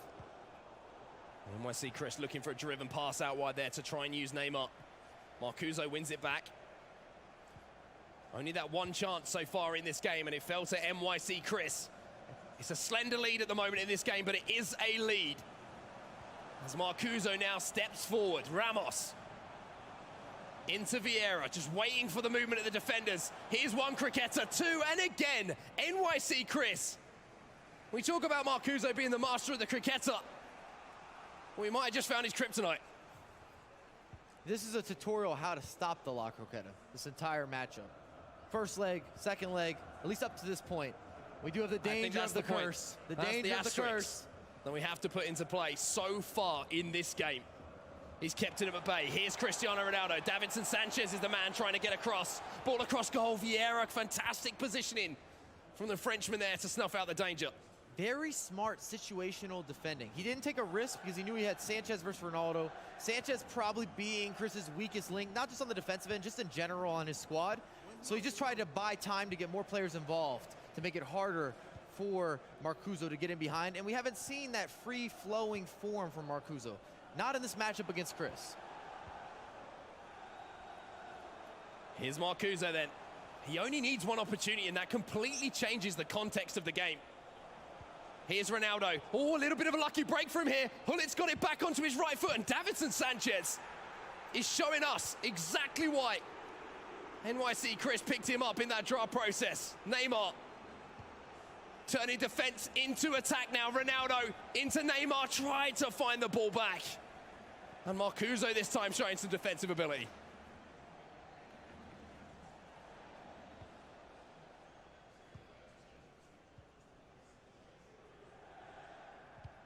Marcuzo then tries to squeeze the ball down the line.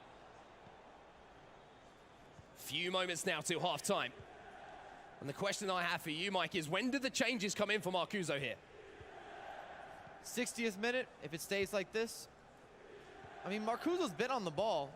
He just hasn't been able to do anything with it. Well, here's Chris building up slowly again, being very intentional with every single one of these passes. Takes the shot from distance. Lack of goalkeeper movement there from Marcuzo. Maybe that's something that Chris will pick up on next time. And we've complimented Chris's defending, but we should also talk about Marcuzo's defending. It's been good. Chris has had a lot of half chances, but not many full-fledged, wide open. He should convert that type of opportunities. But again, Chris, the percentage of tackles won that he has won is absolutely phenomenal.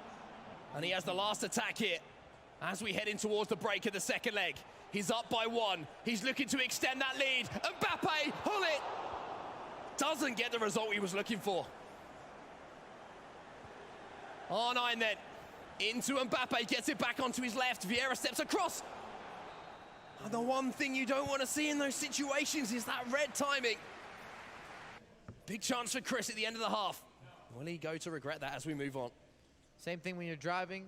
You don't want the stoplight. You don't want to see red. That means you have to wait for everybody. If you see that in any FIFA match, any sequence, any circumstance, you are not going to score a goal. You could be sitting 2-3 feet out.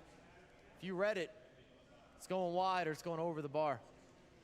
I'm so intrigued to see the changes that are going to be coming in and when they happen as well. Just a reminder, icons have to be substituted for icons. You have to have 3 icons on the pitch. You have to have 3 Champions League players on the pitch as well at all times. That kind of limits your options a little bit. And the reason that's so important is because it adds a new element into this tournament where you have to figure out the best squad that fits your play style, that's most suitable for you, and also get you full chemistry.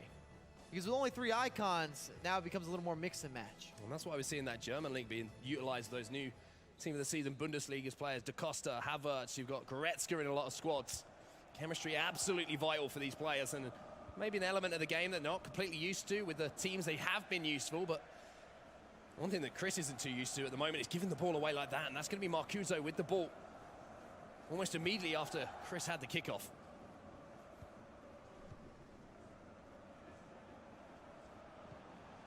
Marcuzo managed to get in behind him. Neymar can't get around Sanchez. Will be a corner here. Taken short once again. Neymar tries to get the ball up in the air, and Chris again, it doesn't matter who he's got on the ball, who he's defending with. That time it was Cristiano Ronaldo, and it's just the same result. He's been so precise at every given opportunity. When there's a 50-50, it's not a 50-50, at least it doesn't seem that way with Chris in terms of how he's stepping. Like I said, when he's sitting back, his midfield coverage with cutting down some of the easy passes. Well, outside here to Havertz. Sorry to cut you off, Mike, because there might be a chance here for Marcuzo to find an equalizer. Neymar, step over, heel to heel, and again, it's Virgil van Dijk who has almost played like 2 centre-backs in this game. And Marcuzo almost always looks to walk it in, so to speak, to get very close to the goal in order to take that shot. He needs to mix in, whether it's crosses, long shots. He's got to have some different looks, so to speak, going forward, because what's going on right now is just not working. Chris has done such a good job sitting back and really waiting for that final skill, that final touch, that final pass. There's a chance there for Chris as well. He didn't get the time in again on that shot, but now he can burst away. Patrick Vieira, though, comes back in. No nonsense clearance from the Frenchman. The referee is going to pull it back here. Linesman's flag does go up.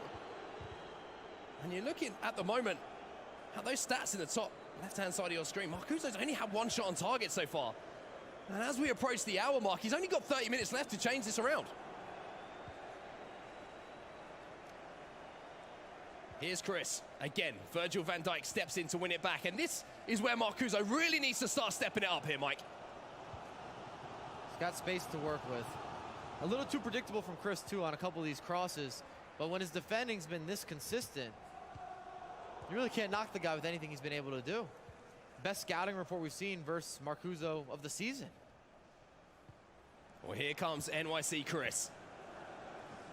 Vieira striding forward, maybe just waiting for that run outside. Here's our 9! It's 3! It's a 2-goal advantage! And he's got 1 foot in the grand final. And you want to talk about timing. The way that he sets that up. And another cross from Chris. We talk about it. You're not going to beat him out crossing him, or you're not going to beat him by out crossing him. But the timing is so crucial. We talk about what's so important with FIFA and the rhythm, the flow, the timing. When you step, when you sit back, how your players support runs. That's just lovely. It's beautiful. And now we are seeing a change in formation. Marcuzo needs 2 goals to send this to extra time.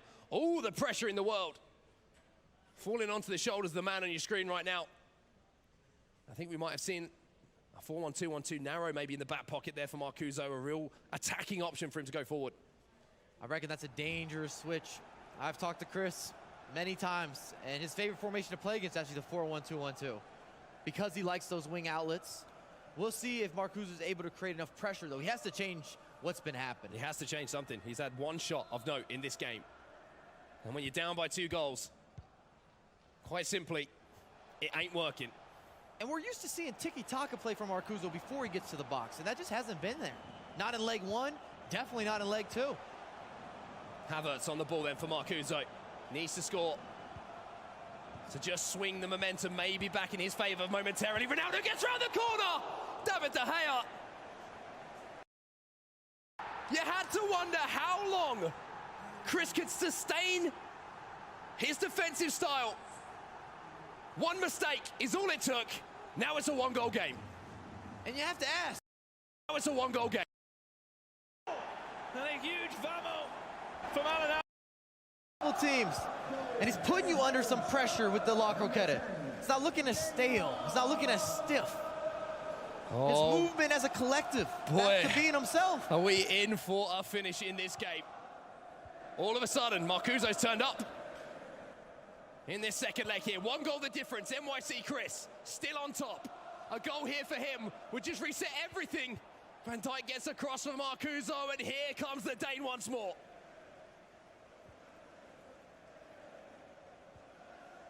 Vieira inviting Ramos forward. Havertz gets the ball into Ronaldo. Ramos inside the box. Danger here for Chris, and Mbappe, of all players, is the man making the defensive plays. And I'll tell you what, it's difficult for Chris to switch gears now because Marcuzo's bringing all this new pressure. We haven't seen this at any point in the first leg or the second leg, and it's just a different pace. And that's why we always talk about changing formations and adjusting tactics. And you can tell that Chris is trying to pick up the speed, so to speak. Well, Chris is playing this absolutely beautifully at the moment. He was inviting the pressure, playing it around, just couldn't find that final ball in, and Ronaldo's going to win that header. Marcuzo, oh, it's a lax pass there from Eusebio. Now you look at the space. And just as I say, look at the space, I should have been saying, look at the foot of Rafael Varane as he won that ball.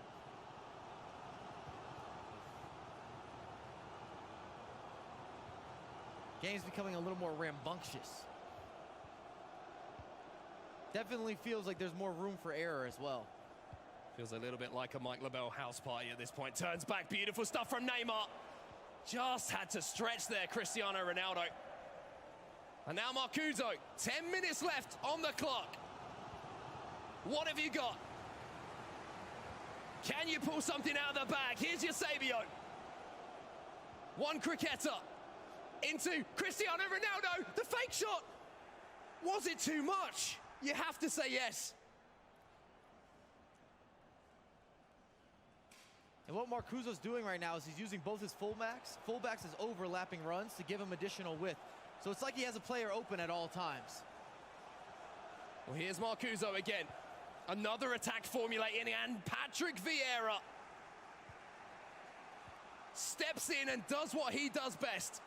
Wins the ball back, relieves all of the pressure for NYC Chris, and a throw-in at this area of the pitch is huge, but Havertz wins it back. I can't believe Chris threw that away. It's a throw-in, take your time. Oh, Eusebio almost gets it. Ronaldo now, first time shot. Oh, can you believe it? Can you believe it? No, I cannot believe it. We're another comeback. We're on the brink of extra time again. Unbelievable. Breathtaking. And it starts with that throw-in. What was he doing? Let the clock sink down. Wait till somebody's wide open. Put some pressure on your opposition. Marcuzo needs to focus up though. Chris is inside the box. Oh, 9. Huge chance, corner.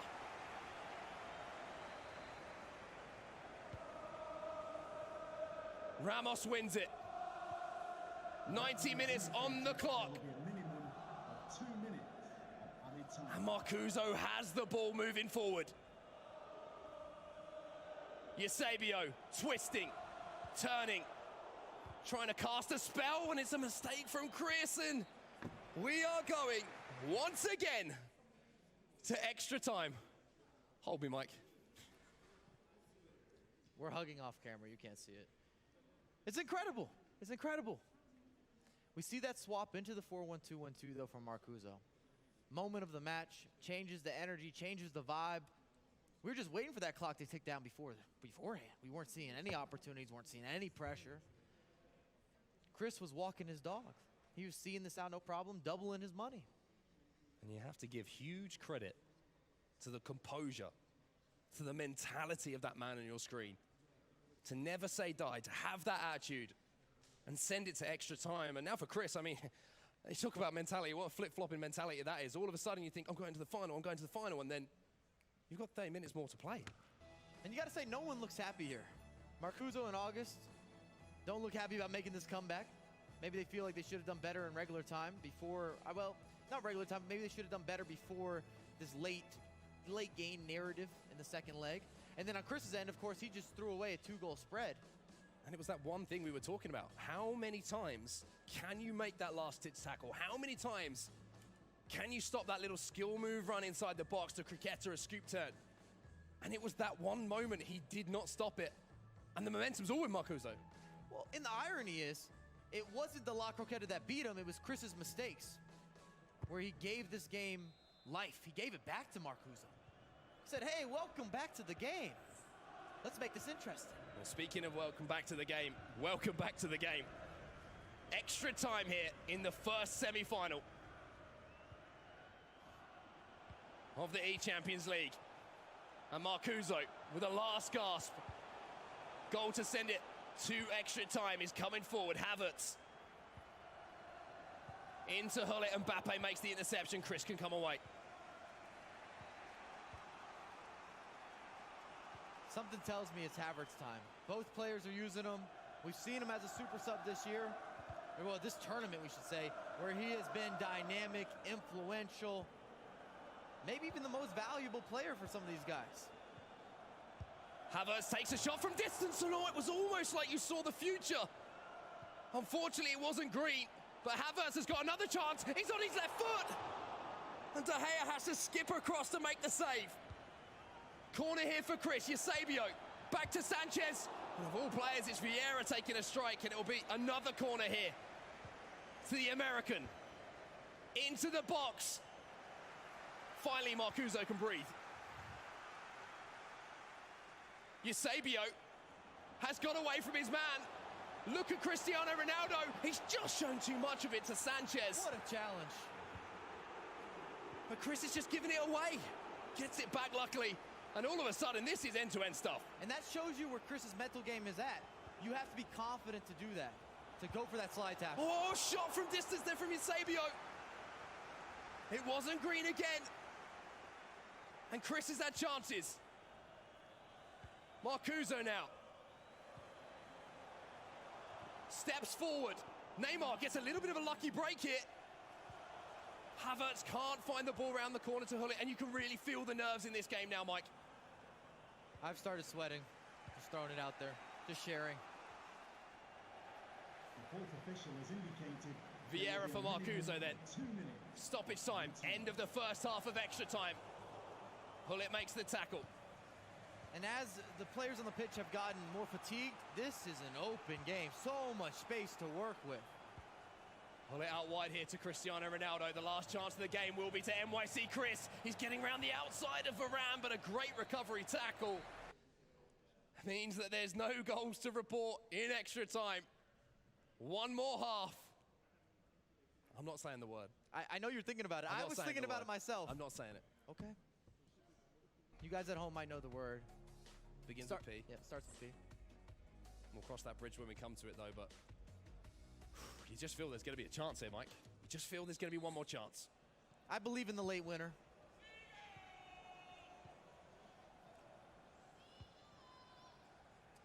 Back underway.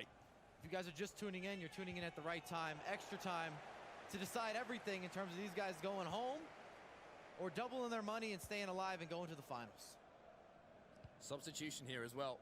Fresh legs at this point in the game is absolutely huge. Not sure who did make that change. We'll keep an eye on the players on the pitch and see if we can recognize it. NYC Chris wins the ball back, and it's Lionel Messi. And there's a chance going forward here. Varane has to win this. Havertz into Messi. Chris to Havertz.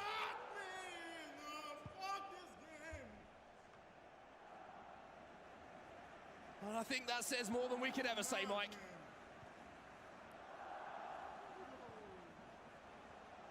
Marcuzo.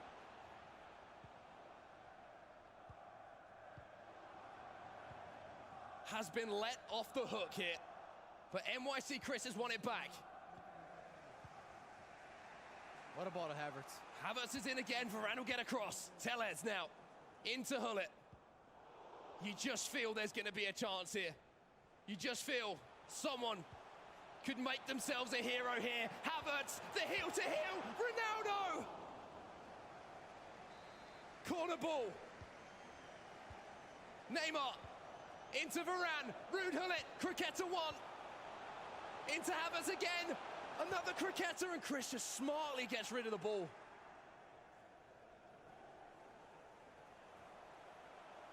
Marcuzo wants this now. He feels like Chris is on the ropes. He's looking for that knockout blow. But Chris, he's rallied. Chris needs to try to get the last attack here.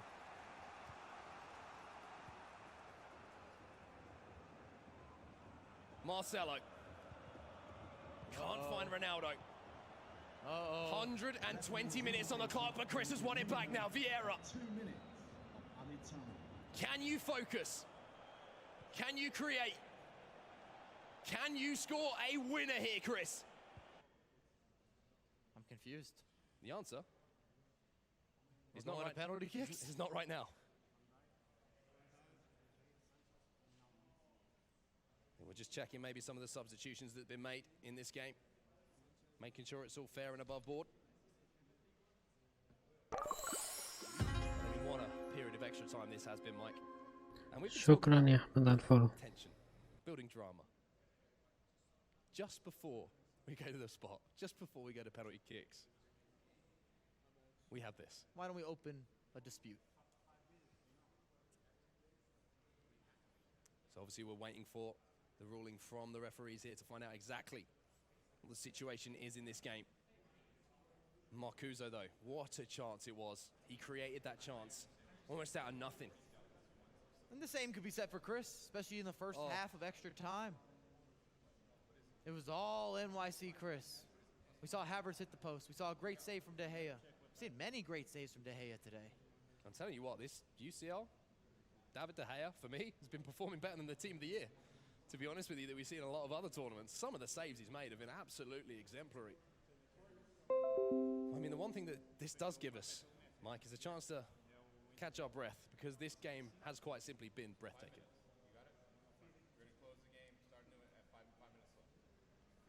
And we're listening in just as intently as you guys who are watching at home. Might be for the ruling at the moment, and maybe it's this little mistake. This is concentration, this is pressure. This is what it does to you. Even something so simple as a substitution. Just that little moment, that little slip of the mind is what can affect the game, what can affect your mentality. And you can see Chris here. I think he realizes he's made a little mistake. I think it's a substitution mistake. But Chris is the one who kicks the ball out. So maybe it's a substitution mistake on Marcuzo. So just getting confirmation actually in my ear there, sorry Mike, that it is a substitution error, a little bit of miscommunication between Chris and himself about who he was bringing on the pitch. So that game will be restarted from the point that that substitution was made. So we've only got a few moments left. And just a reminder that at all times in the format that we're playing at the moment with the squad rules, that we have to have 3 icons at the pitch at the same time, 3 UCL foot items on the pitch at the same time. And I think he just took one player off and didn't put a UCL player on or something. I mean, in that kind of situation, it's so tough to do. It's so easy to do, isn't it, when you're getting so formulaic with your substitutions. And at different tournaments, you might have different squad rules. You forget about it. You've made habits online. It's not that you're necessarily trying to get a competitive advantage. You just make the sub off of instinct or make the change because that's what you've been doing. And before you know it, we're here with a pause, a reset. Love the drama, though. I love the drama. 6 minutes on the clock. Why not? But tension is the best way to describe what we're dealing with. Yes, talk to me, please. Who's going to win it? Who is going to be our first ever?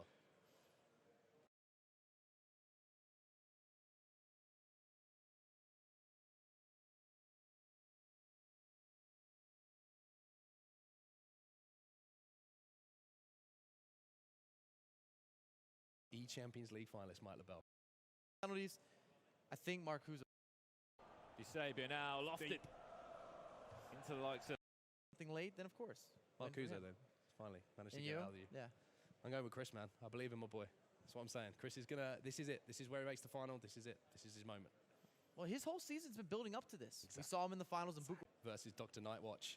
I mean, those two involved in some crazy games earlier as well. Zezinho, we had the restart as well in that one, due to a very similar mistake that we've just seen here from Chris. So drama all the way through. And there's one thing we can guarantee. In the Champions League, we have drama. In the eChampions League, it's only right that we have a bit of drama as well, right? Let's have a little quote here from North Marcuzo. Getting inside his head a little bit. If I didn't think I had a chance to win, I wouldn't play. It's the best 8 players in the world, no matter what. It's going to be tough. And I think we've seen that perfectly in effect, Mike, so far this tournament. Marcuzo's a confident guy. He doesn't need a hype man. It's good that he has a coach maybe to ground him at times with August. But in terms of believing or self-belief, Marcuzo's never been lacking. The question is, can belief get you all the way? It can get you through some results where maybe you don't deserve it. If you watch these first 2 legs, Chris had the majority of the play in terms of possession. He had the majority of solid chances. He even converted those chances. He was more clinical. However, the last 15, 20 minutes of leg number 2, we didn't see the same Chris. That was all Marcuzo, and that opportunity towards the end. I mean, it could have gone either way. Such big chances at the end of that game. One for Chris, one for Marcuzo. We could have been done and dusted, essentially, at this point, but I believe that we got something else to show you this time about NYC Chris. And, you know, we heard from Marcuzo, and he, NYC Chris coming out here and saying, beating Marcuzo and Lev in the earlier ECL rounds didn't give me any confidence because they want to get their revenge. They will try really hard to beat me, and I think obviously they're going to be trying as hard as possible to beat him. But right now, you have to wonder if one of these players is going to be beating themselves, making a mistake, or is it going to be a moment of magic from someone? Just a few seconds left, Mike LaBelle. And I have to say the P word. Are you going to say it, or are you just going to leave it there? I'm waiting. Okay. So we're going to get back into action. We've got an entire period of extra time left. Of course, we're all even on aggregate, 3-all. If it continues this way, what's going to happen, Mark? We're going to go to... The spot. The spot. No, we're going to be going to penalty kicks. Oof, you said it. That's fine. However, I still believe, and I think Mark believes the same, that we've got a late winner. We haven't seen penalty kicks today for a reason. If we're keeping the same theme, extra time, late winner. At this stage in the tournament, with the spot in the finals on the line, with the money on the line, with everything that we've been talking about all day on the line. This period of extra time is absolutely enormous for both of these players. Monumental. This is your make or break for the season for a lot of these guys. Even if you're one of the top players, this can give you everything you need for playoffs in terms of confidence, momentum, get you ready for the E-World Cup. Your bank account looks a lot bigger. It's going to increase drastically. Most likely drastically for drastically. Drastically for most people, especially for me. Anyway, back into this game then. Full period of extra time. A healthy increase. And it is going to be NYC Chris with a free kick here. Marcelo takes this one short to Mbappe. If you're just joining us, you can see the aggregate score here, tied up at 3-3. And a goal at this point in the game would completely change things! NYC Chris just never says die! And once again, lovely build-up play. Finds the intricate passes. Hits the man in the box. You can't miss from there. Neymar on the near post. Can he see it out? That is the question. Can he see it out? Marcuzo, pressure back on you. Time to work with. Has possession from the restart as well. And with what a crazy, crazy tournament this has been so far. Number 10. You just know there's going to be a chance. It's a case of if Marcuzo can take it. You got to say Chris deserves it, but that's just not how FIFA works.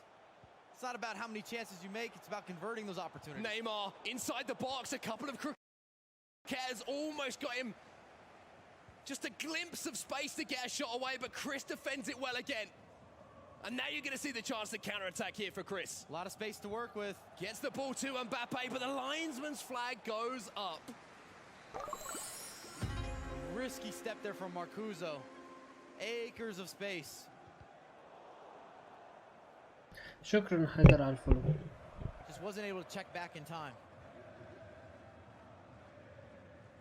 Around 6 minutes for NYC Chris to silence the doubters, to get to that final. To be in with a shot of lifting that trophy. Here in Madrid, is there another twist in the tail? R9, speaking of twists, gets away from his man, Havertz! ايه ده؟ ازاي؟ What is going on today? Every game, every match. Drama.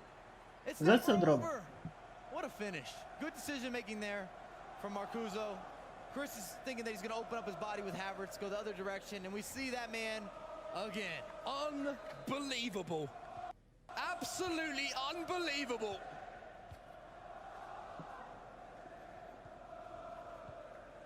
We go again. 118 minutes on the clock. Penalties looming on the horizon. NYC Chris. Have you got some magic? Oh! The answer was so nearly yes. That was close. Woo. Marcuzo, I get the last attack here. The referee has indicated there will be a minimum stoppage time. 2 minutes. Added time. Not in stoppage time.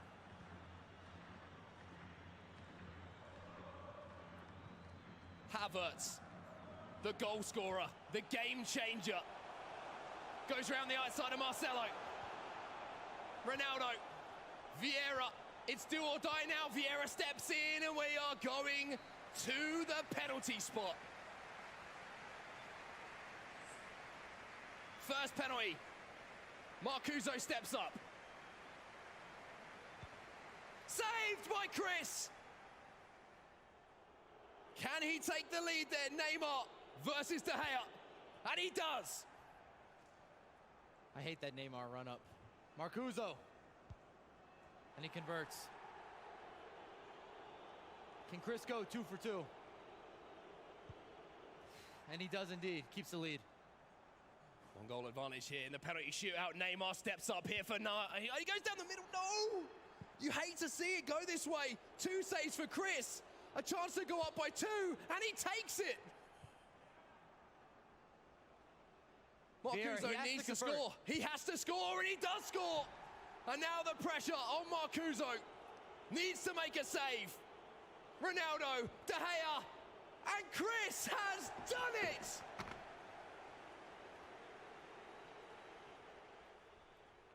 Unbelievable semi-final here in Madrid. It was sailed from the spot. And NYC Chris is in your grand final. I'm not standing on the spot. I'm all over the place after that. That was insane. Back-to-back finals for NYC Chris. We saw him in the PlayStation finals in Bucharest. Now he's here in the finals. $60,000 guaranteed. He's going to compete for a $100K trophy, walking out on the pitch, claiming the first ever eChampions League. He's 1 game away. Going to put that in the books. He's 1 game away now. He is the first ever finalist. The thing is with Chris, he's doing so well. He's going so far. Marcuzo pushed him all the way in this game. And I mean, some of these moments in this game, we had drama, we had restarts, we had accidental substitutions. It was end-to-end. Neymar hit inside the box. There were the cricketers. That's classic Marcuzo. He was down by 2. Mistake here from Chris. Ronaldo, last few moments of regulation time to send it to extra time. And when you got to extra time, you were starting to think, man, maybe Chris is down and out. He was getting angry. We could hear him yelling, getting emotional, but he bounces back. And this was a fantastically well-worked goal as well. The finish from Neymar. But guess what? We weren't done there. Great ball from Hullet. Havertz found the equalizer to send it to the spot. Maybe nerves just got the better of Marcuzo as NYC Chris managed to hold his nerve. And you wonder if Chris did any research maybe on penalty kicks with Marcuzo. Maybe he knew that he likes to go down the middle. Well, he's seen him stream, seen some of his previous matchups. Information is information. He certainly knew on that first penalty. An absolutely insane first semi-final here in Madrid. We're going to take 2 minutes to ourselves because, Jimmy, I'm sure you got a lot you want to say about that game. Wow. Mark and Mike, this tournament is nuts. It is absolutely nuts. Brandon and Kyle are joining me here on the couch. Fellas, like 1 word to describe this. Scenes. Scenes. Scenes. Incredible. Incredible. All right, let's catch up everybody with a map of the players that are left remaining in this tournament. We put this together for you guys so you can see where everybody's being represented. We got NightWatch taking on Zezinho coming up next. We just saw NYC Chris. He is going to the final. And now let's take a look at the bracket, get everybody caught up. So NYC Chris, an American representative in the eChampions League final. It warms my heart, coming over from EMLS. Congratulations to Chris. Unlucky for Marcuzo. And then NightWatch versus Zezinho. That is going to be the match we're going to see up next. That was the one that just finished. Amazing. Amazing. So, yeah. So quick prediction. Heading into semifinal number 2. For a chance to go to the final, NightWatch, Zezinho, the Brazilian versus a European. Coming into this tournament, I'm not just going to make up these predictions. I was back in Zezinho, and I still believe that now, even though there was a few issues back then, he still won that game. I feel like Zezinho for me to go the full way. Okay. I don't even know, Jimmy. It's flipping a coin at this point. NightWatch. I don't know. You're just feeling that he's got enough in him? Because, I mean, he was a bit rattled in his quarterfinal, and he seemed... Every single game we've had today, we could have predicted what could have happened. We don't know what's actually happening. Everyone has stepped up to the mark, and this is what the eChampions League is all about. All right, what we can guarantee, though, is that it's going to be very exciting. So let's throw it back to our casters, Mark and Mike, for the next semifinal. Guys? Oh, I'm ready for the next semi-final, Mike. It's going to be absolutely insane. I mean, there's one thing we can promise is it is unpredictable. That's the one thing we can predict. I mean, not one game is finished in regular time. We're going to go to extra time where we're going to see penalty kicks if we're keeping this theme. This is the Champions League theme. I think that's what's going to happen, to be honest with you.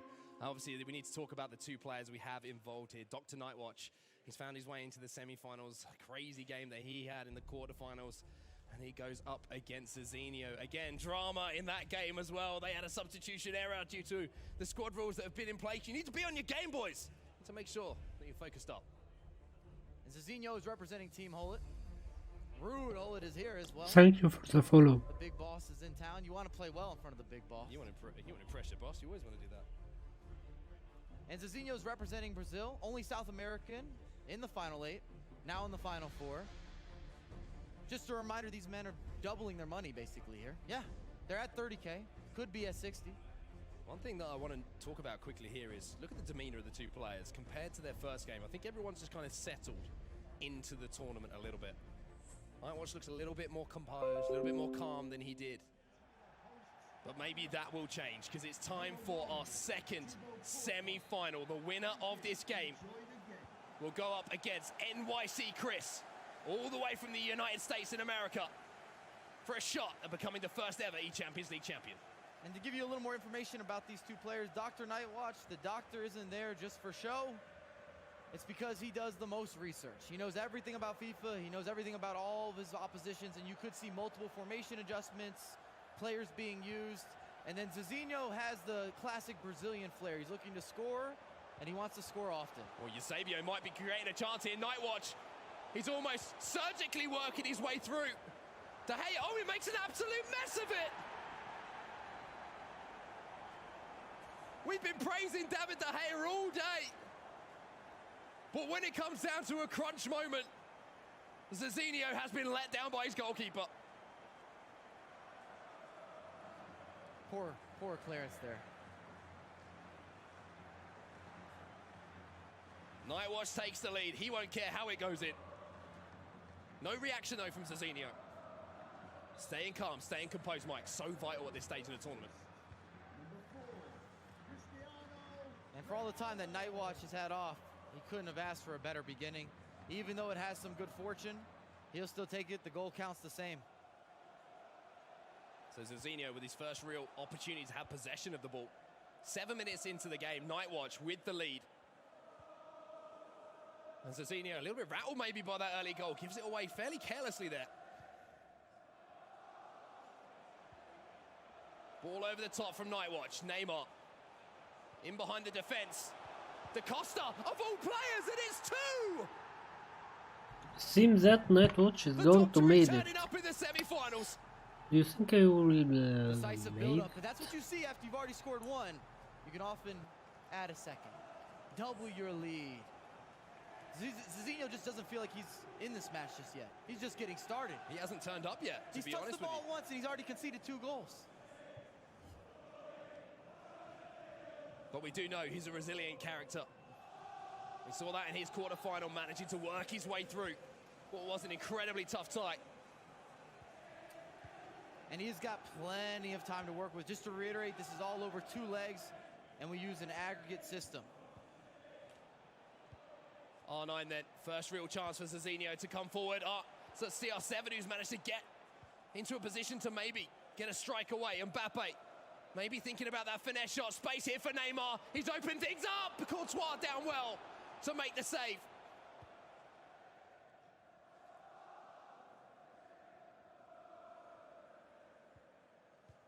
And you're seeing with DrNightWatch, he's got the combination between Goretzka and Da Costa. Not necessarily common because it's brand new. Both of those team of the season players have just been introduced in the Bundesliga. It was Da Costa who provided the assist for that first goal, the opening goal. And at the moment, NightWatch could not have asked for more going forward at the start of this game. 17 minutes gone. Everything going his way. 2 to the good. A little bit of fortune in that first goal, we have to say. But the second one, absolute class from NightWatch.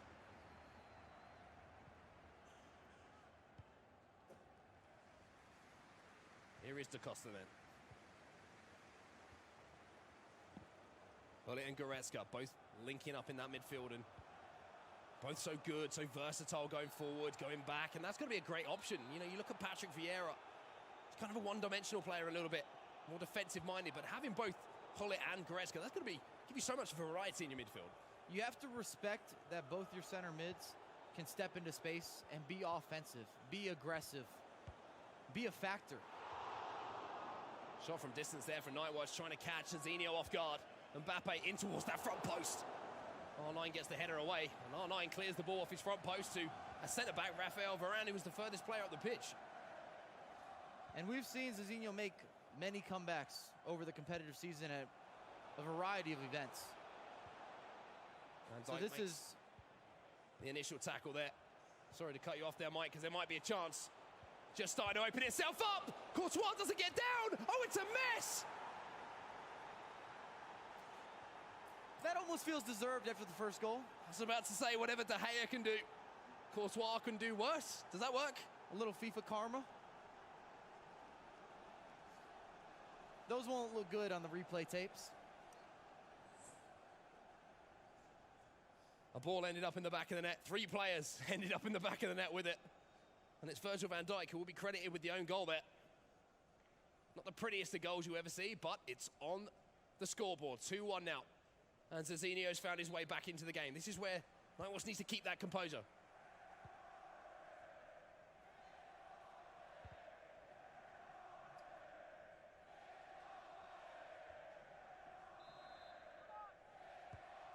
Mbappe with the corner, whips it in. De Gea gets a punch up. Pull it from distance there. It was time green again. It seems like Nightwatch at the moment is testing Zezinho out from distance. You think that maybe he's done a bit of research, like we say, and recognises he doesn't move his goalkeeper that much? I think it's part of DrNightWatch's game where he wants to take some long shots. It also forces corner kicks. And if you rate yourself as someone who can convert corner kicks, shooting for a corner is not the worst thing in the world. Here's Zezinho then trying to turn back. There's so many men behind the ball, but he's found a pocket of space here. Mbappe can't get past that physical presence of Da Costa, 6'2" frame. And now Nightwatch. Well, he goes route 1, finding Cristiano Ronaldo. Slightly sloppy pass in that situation. You'd like to see maybe Nightwatch just wait for a little bit more assistance coming from midfielder. Felt a little too direct. Need to pull it back. A little mini reset, so to speak. Here's CR7 then. Back to Vieira, something brewing here for Zezinho. What a tackle that is by Ruud Gullit. Didn't look in position to make that tackle, but he made it work. And now Eusebio's trying to release Neymar, but Telles gets up and makes the header. And often, especially at the competitive level, everyone understands the meta and has a mastery. It's helpful to show various attacking maneuvers or attacking techniques in order to give yourself more freedom later on in a game. There's another fantastic move there from Zezinho. He's pulling the defense apart. There's the cricketer. And Courtois this time makes a much better job of making the save. Neymar in towards the box. Courtois comes out. And at 6'6", that's going to be his all day. Only player in the tournament using Courtois, and it's mainly for that reason, to stop those crosses. Gives you a little bit of extra height compared to De Gea. Some believe that he's better in the air if you're bringing him out. His kicking is an issue. It's one reason that we don't see players using him too much. You've just seen an example of it there, Mike, just putting the ball straight out of play. This is where it's important to be honest about your gameplay. What kind of goals do you score? What kind of goals do you concede? What's going to allow you to have the ultimate level of success? Half-time whistle approaching then. Mbappe into Neymar. Oh, little 5-star combination there. Well defended though by Nightwatch, and now he can kind of come away, and I think that will be it. Maybe one more chance to go forward, actually. 3 minutes of added time here. And Ronaldo's in behind. Just as I'm waiting for the whistle to go, Nightwatch is saying, I want a third, and he finds it! A perfect finish, playing to the whistle. And that 2-goal lead is restored. And you just talked about him waiting for runs. Talk about good timing.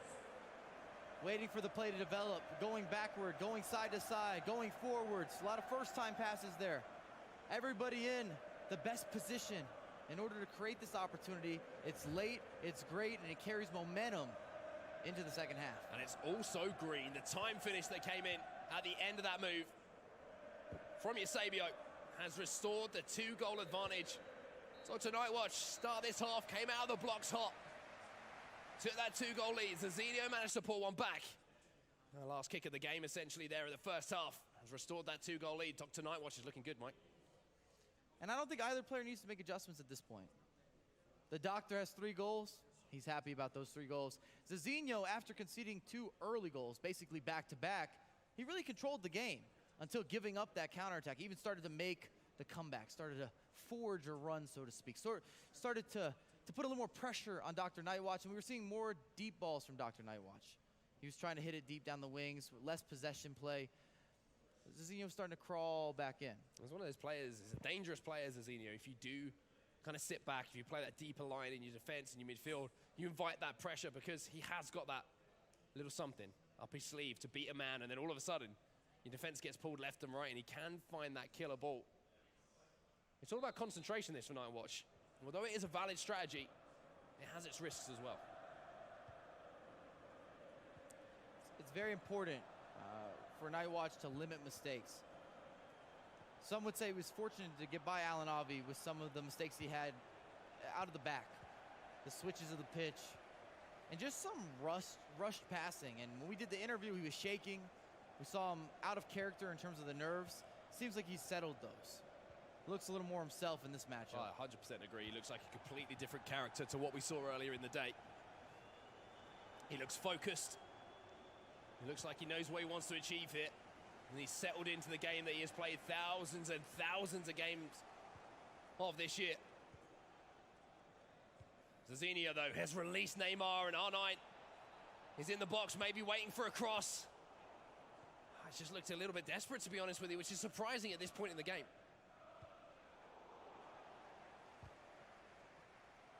Tellez is doing what he can to upset the rhythm here of DrNightWatch. Da Costa, though, exposing that space left by the fullback, being aggressive. Varane now into Eusebio. Chance really starting to develop here. But Tellez does get back into position to win it back. And you can see Zezinho is cued for a pause, so he doesn't like something.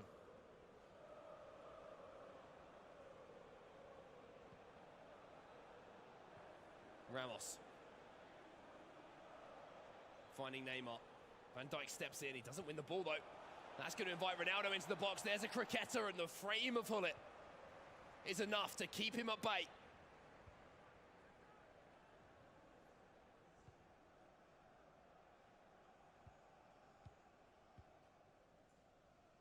Nightwatch then coming forward once more, and you have to wonder if he's thinking about getting the job done here in this first half. Mbappe back into Ruud Hullet.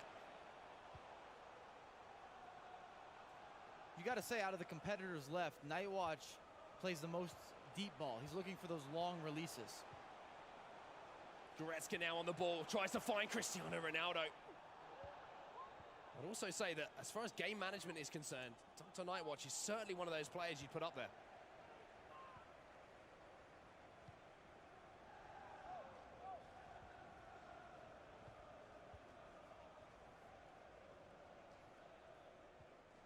Goretzka comes forward then. Linking up with Ruud Hullet. Such well all-rounded foot items. You see the attempted elastico is going to break here for Goretzka. Maybe thinking about a shot himself instead of cheeky little back heel. Lets this one run out of play, and it'll be a corner here to Nightwatch. And you're seeing that advantage of having Goretzka and Ruud Hullet in the midfield. We touched on it earlier, but you have to respect that they can step forward into space. They can create opportunities. Just think if Goretzka had the skill moves to go with the weak foot and basically all 90 attributes. You almost have a German Hullet. About the same size, doesn't have an equal weak foot, doesn't have the skills. But other than that, statistic-wise, he's up there. He's certainly up there. Maybe a discount Hullet. A B-Tech Hullet. I wouldn't even put him that way. He's an absolutely phenomenal foot item, the German. Fantastic season for Bayern Munich. Obviously moved there from Schalke in the summer.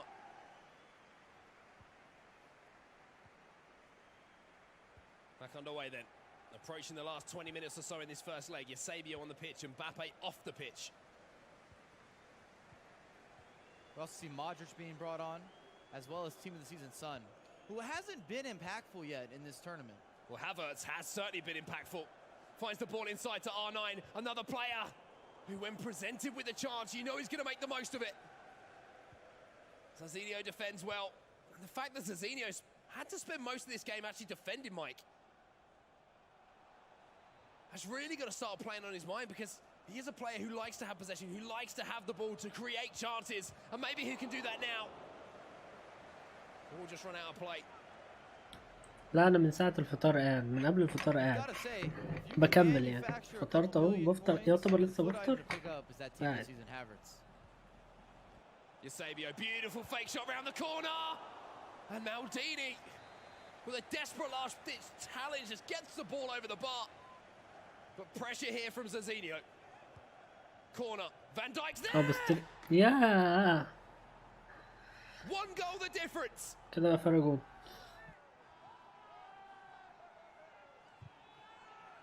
And if you're wondering right now why there's a shake of the head from Nightwatch, he's been a bit cursed in recent tournaments, in recent games, conceding those headers from corners.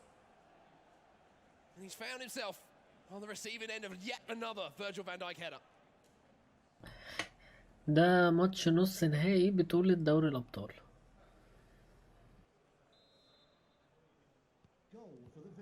And we talked about it, Zezinho had time. He's only down a goal, which means nothing.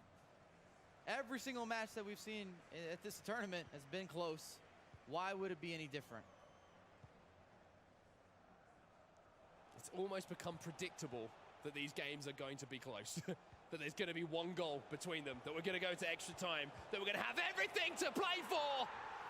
That's how you answer back. He was disappointed to concede from the corner. He's gone straight up the other end. And their first time shot there from R9. It just restores that cushion he had a moment ago. Thank you for watching, sir. R9's never missing from there. Not that it matters if it's on his dominant foot or his weak foot, but anything on the edge of the box or inside the box, it's almost automatic. ده انت هتشوف العجب ده هنا بقى. فيرست تايم شوت ديت حلاوة على طول كله بيعملها. That's an interesting discussion as well. Even we look back to the time before the prime icon moment, foot items were in the game. The 96 kind of fell out of favour with a few pros, but the 97, I mean, he's back for sure. He's straight in those starting lineups. See one of the issues with Da Costa, if you get him forward, a little bit clunky.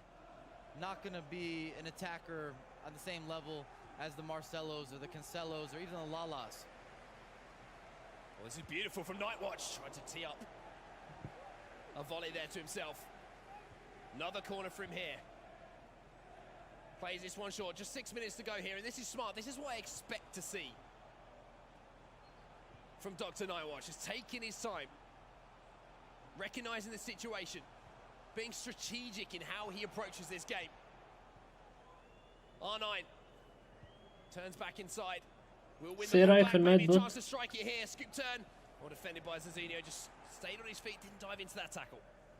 Clever work there on the edge of the box. If he had anyone other than Ruud Gullit defending him, you got to think R9 would have been at an advantage.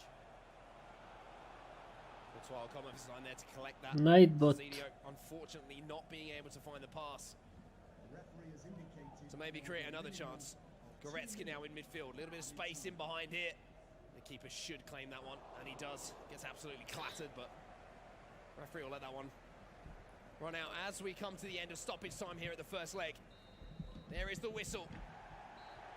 Couldn't have gone better for Dr. Nightwatch. He takes a 2-goal advantage into the second leg. And Dr. Nightwatch has to be happy with himself. Been able to battle back. I mean, obviously started the game well. He was up 2 goals. Zezinho started to kind of inch back into the match.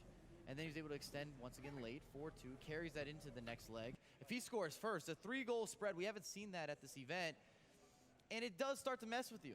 Even if you're one of the strongest players mentally, you've got to think, can I make this comeback? Yeah, I mean, it's a big question you start asking of yourself. It raises so many more issues. You start questioning not only your own game, but your opponent's game.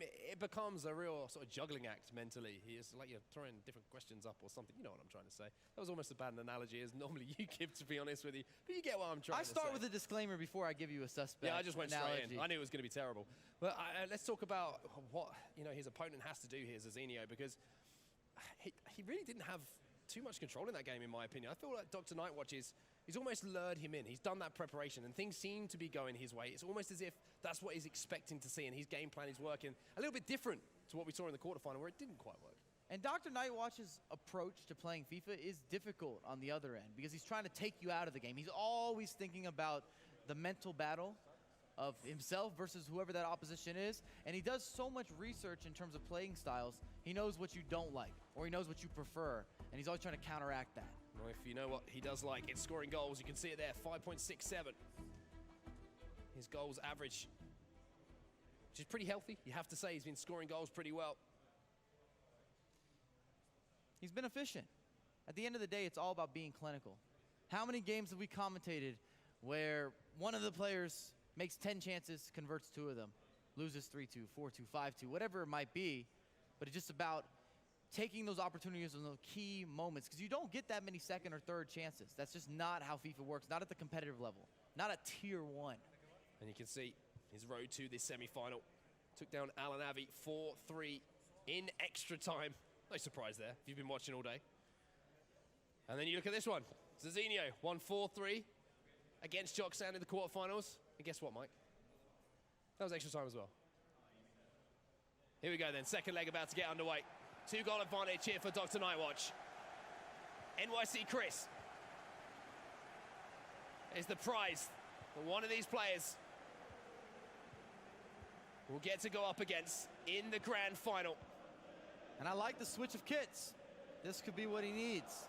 Sometimes you're superstitious. Bring out the orange kits, ready to go. Be a little more vibrant. Chance here. Block from Maldini.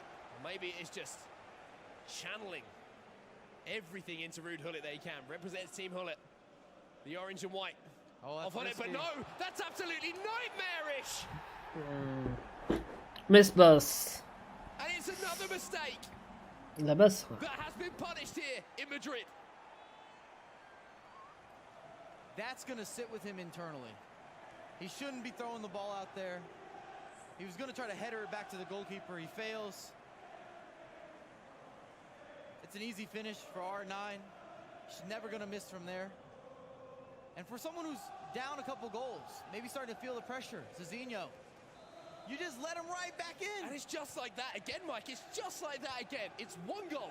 You laid out the red carpet in Hollywood and said, come on through. Were you trying to be an actor? We welcome you. Put you on the big screen.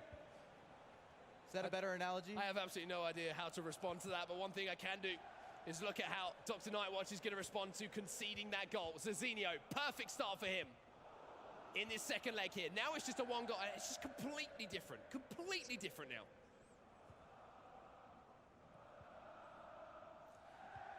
The reason this is so important is because Zezinho no longer has to rush or has to chase. He's got plenty of time. It's a 1-goal spread.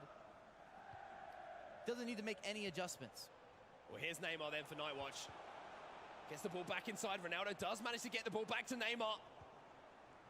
Header won by the defender there, Virgil van Dijk. And now it'll be Zezinho coming forward. Gullit, the man who was so impactful for Zezinho in his quarterfinal game. Thank you for following. Is that ball just going to squeeze through? Almost won it back with a slide tackle, but does get possession back. But Nightwatch just bites into the tackle there with Eusebio.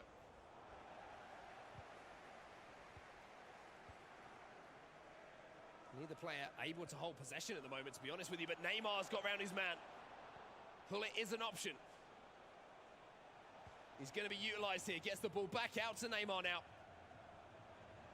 A little roulette there from Nightwatch. There's the little stop up and the scoop turn. Van Dijk back to the goalkeeper. Good, calm defending there by Zezinho in a pressure situation. And you got to say, the doctor has a bit of an unorthodox style when he goes forward. He looks for the deep ball first, which is not everybody's #1 option. And then once he gets it up there, you could see an early cross, you could see a secondary switch, you can see him recycle the play. It's difficult to predict at times. See both players trying to use that long ball at the moment, and Maldini's got some work to do. Had to scoot back into defence there and make that clearance, and Zezinho comes forward now. Ronaldo, Gullit's out of the game. Gullit's on the overlap as well, and Goretzka and Da Costa combining on that right-hand side there to win the ball back for Nightwatch, and here he comes forward. Look at the space out wide here for Kylian Mbappe. Comes back inside. Eusebio, shot from distance. Blocked fairly comfortably, though, by Zezinho. We're also looking at different play styles in terms of Zezinho looking to get the ball inside. He wants to use those skill moves. Oh! Talk about a connection. Hold that thought. I think that might have been a save or something, or a deflection, because it's a corner here for Zezinho. I didn't see Courtois move quite enough for my liking. Another header on goal, and Courtois has to get up, and NightWatch is looking so vulnerable from these set pieces. A little love touch from Courtois. Eusebio finally gets it clear. Ronaldo. Dropping deep here to collect the ball. Zezinho's controlling the game, but can't find the finish to beat the frame of the big Belgian down at his near post. Let's recycle what I was saying. Zezinho's looking to build up, get the ball into the box, whether that's with skill moves or quick passing. And on the other end, NightWatch is using the deep ball, and he likes to set up first-time shots from outside of the box as one of his main offensive weapons. Let's see if he continues with that tactic as we get deeper into this game. Just one goal still between them. 4-3 on aggregate in the advantage of NightWatch. To Costa. Into Ronaldo. Space here for Neymar. Going to be closed down almost immediately. Lovely little turn away and a little back heel. Finds Mbappe. Going to pick up the pieces, and there will be a free kick here to NightWatch. What's he got up his sleeve? It's actually, sorry, it's Zezinho. Oh, unforced error. Speaking of which, he gets the ball back here with CR7. Ronaldo finds the ball into Neymar. Linesman's flag is going to stay down, and Da Costa has to get his frame in the way to block the strike there from Kylian Mbappe. Now this is worrying here for NightWatch. Ronaldo picks the ball up, gets it onto his right foot. Goretzka wrestling. And Maldini times that tackle superbly. As you see Neymar breaking into space, very classic with NightWatch. Going to pull it back, look for a recycle. And here's Hullet into CR7. A step over, an Elasticar, and he goes down. Oh, surely that's a penalty. Referee gives nothing. Bring out VAR. And now look at this. From one end to the other, Neymar. And Van Dijk gets back, and I think NightWatch would have certainly shook his head. I tell you, Virgil van Dijk is a brick house when he's running around. You cannot get through him. Once he lunges in, it's going to be a tackle or it's going to be a foul. You're not progressing. Oh, NightWatch is in here. Huge chance here for NightWatch, and he takes it! Absolutely buried in that bottom left-hand corner. And that is huge in the context of this semi-final. He scared me. He nearly messed it up. He started to slow down. He wanted to see if the goalkeeper was going to scoot a little bit early. Lines it up. Cristiano Ronaldo hits it into the side netting. Nothing you can do about it. You make it sound so simple, but in these pressure situations, those moments, we've already seen it today, Mike. Players can make mistakes. 2 goals the advantage now, just before halftime as well. We've got to give a lot of credit to NightWatch. He's had a couple less than stellar decisions out of the back with some of his passing, but when he gets an opportunity, he's been very clinical.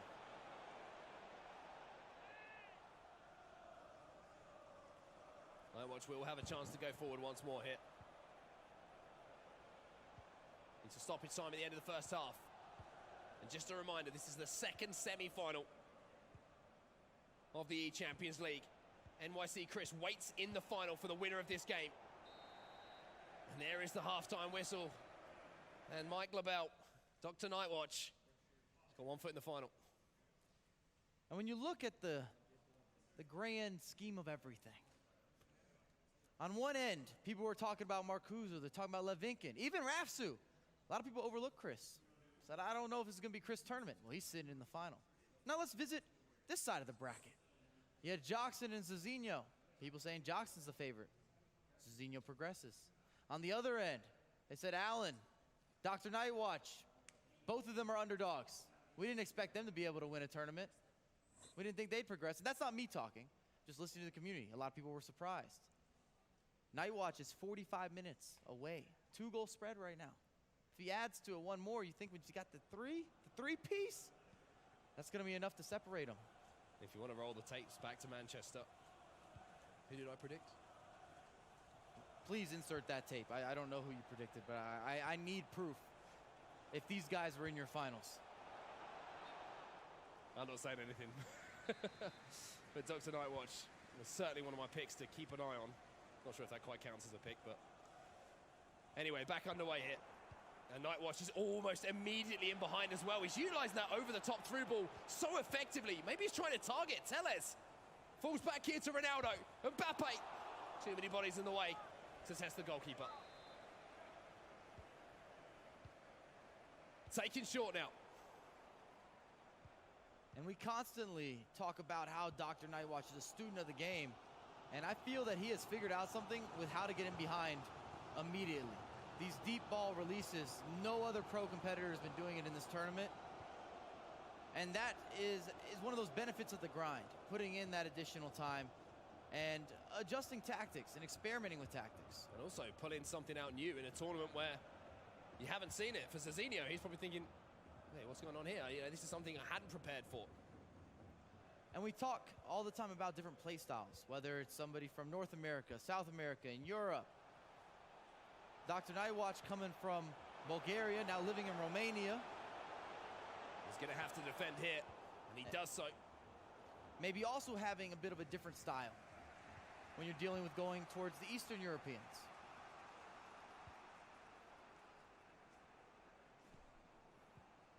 You can see the focus on both of the player cams at the moment. Zezinho has a lot of players upfield at the moment. You are going to see that pause cue now. It's the final roll of the dice, really. 2 goals he needs to make up. We're on the hour mark, and DrNightWatch, well, he's after more. Mbappe into the box. The header was green, but the defender was equal to it.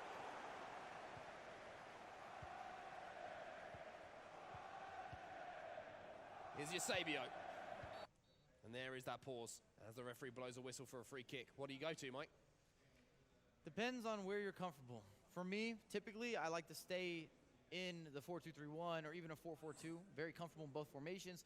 However, I'll make substitutes, and then I will also adjust the tactics, and that's the big key. I'm now going to press you much higher up the pitch. My depth going way up. Even my width, I'll go wider, because I don't want you swinging it side to side, not for free. You got to pay a toll, the mic pressure toll. I don't know if that sounds that good, but you get what I'm saying. I like that you want to change the pace and the feel and the rhythm and the vibe of the game. You want someone to feel your pressure, feel your presence on the pitch on the defensive end.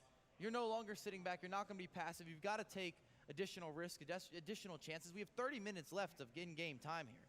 As Zezinho scores, it changes the dynamic mentally for DrNightWatch. And of course, you've got to remember as well, something as simple as you need to put some in-game tactics into play to win the ball back, Mike. You need to put pressure on. You need to apply that team press. It's all well and good having everything set up, but if you ain't got the ball, you ain't going to have a chance to score. Nightwatch with the free kick. Taking short. Havertz, beautiful ball around the corner. Mbappe gets there. Oh, and it's a goal! And the clinic is open for the doctor. That was one of those set pieces where it was like a no, no, no, yes. Felt like the pass that he was able to put Mbappe into sort of a 50-50, but it seemed as if the defender had a step on him, and it worked out for him. You get the pass across. Gareth Bale, who's somebody that only DrNightWatch uses, converts on the opportunity, and he's not going to miss from there. We can make that happen as well. And you got to start to question now, does Zezinho have enough time to recoup 3 goals? And the way that Nightwatch is attacking as well, you just feel like maybe he's going to be looking for even more, to be honest with you. He's really starting to hit rhythm. He said it himself earlier in his interview in the quarterfinal, Mike. He was saying, that was terrible. I did not play good FIFA, but I understand that sometimes champions win games when they're not playing well. Now he is playing well. He is a dangerous customer! And all of a sudden, things are getting out of hand. That's a GG. Not going to recover from 4 goals. And it comes down to being clinical. Every time he's had a chance, he's converted it. Time and time again. Number 4, Cristiano Ronaldo. And if you've been following the competitive scene this year, you got to appreciate this. He's grinding, never had a breakthrough, in the first half of the season. Only towards the later portions did you start to see DrNightWatch get better in results, improved results. Then he beat F2 Tex. Oh, but he's got this offside trap all wrong. One back for Zezinho. If there's anything we know about this tournament, Mike, it's that it's certainly full of surprises. It's an unpredictable tournament. Recovering 3 goals. Actually, recovering a 4-goal spread. That's beyond a surprise. It's a FIFA miracle. I think Nightwatch is going to take that, put it in the mental bank and think, I can't give too many chances away. But he has a chance here to restore the lead. Blink and you'll miss it. He's put on a goal-scoring clinic. And he's regained now that 4-goal spread.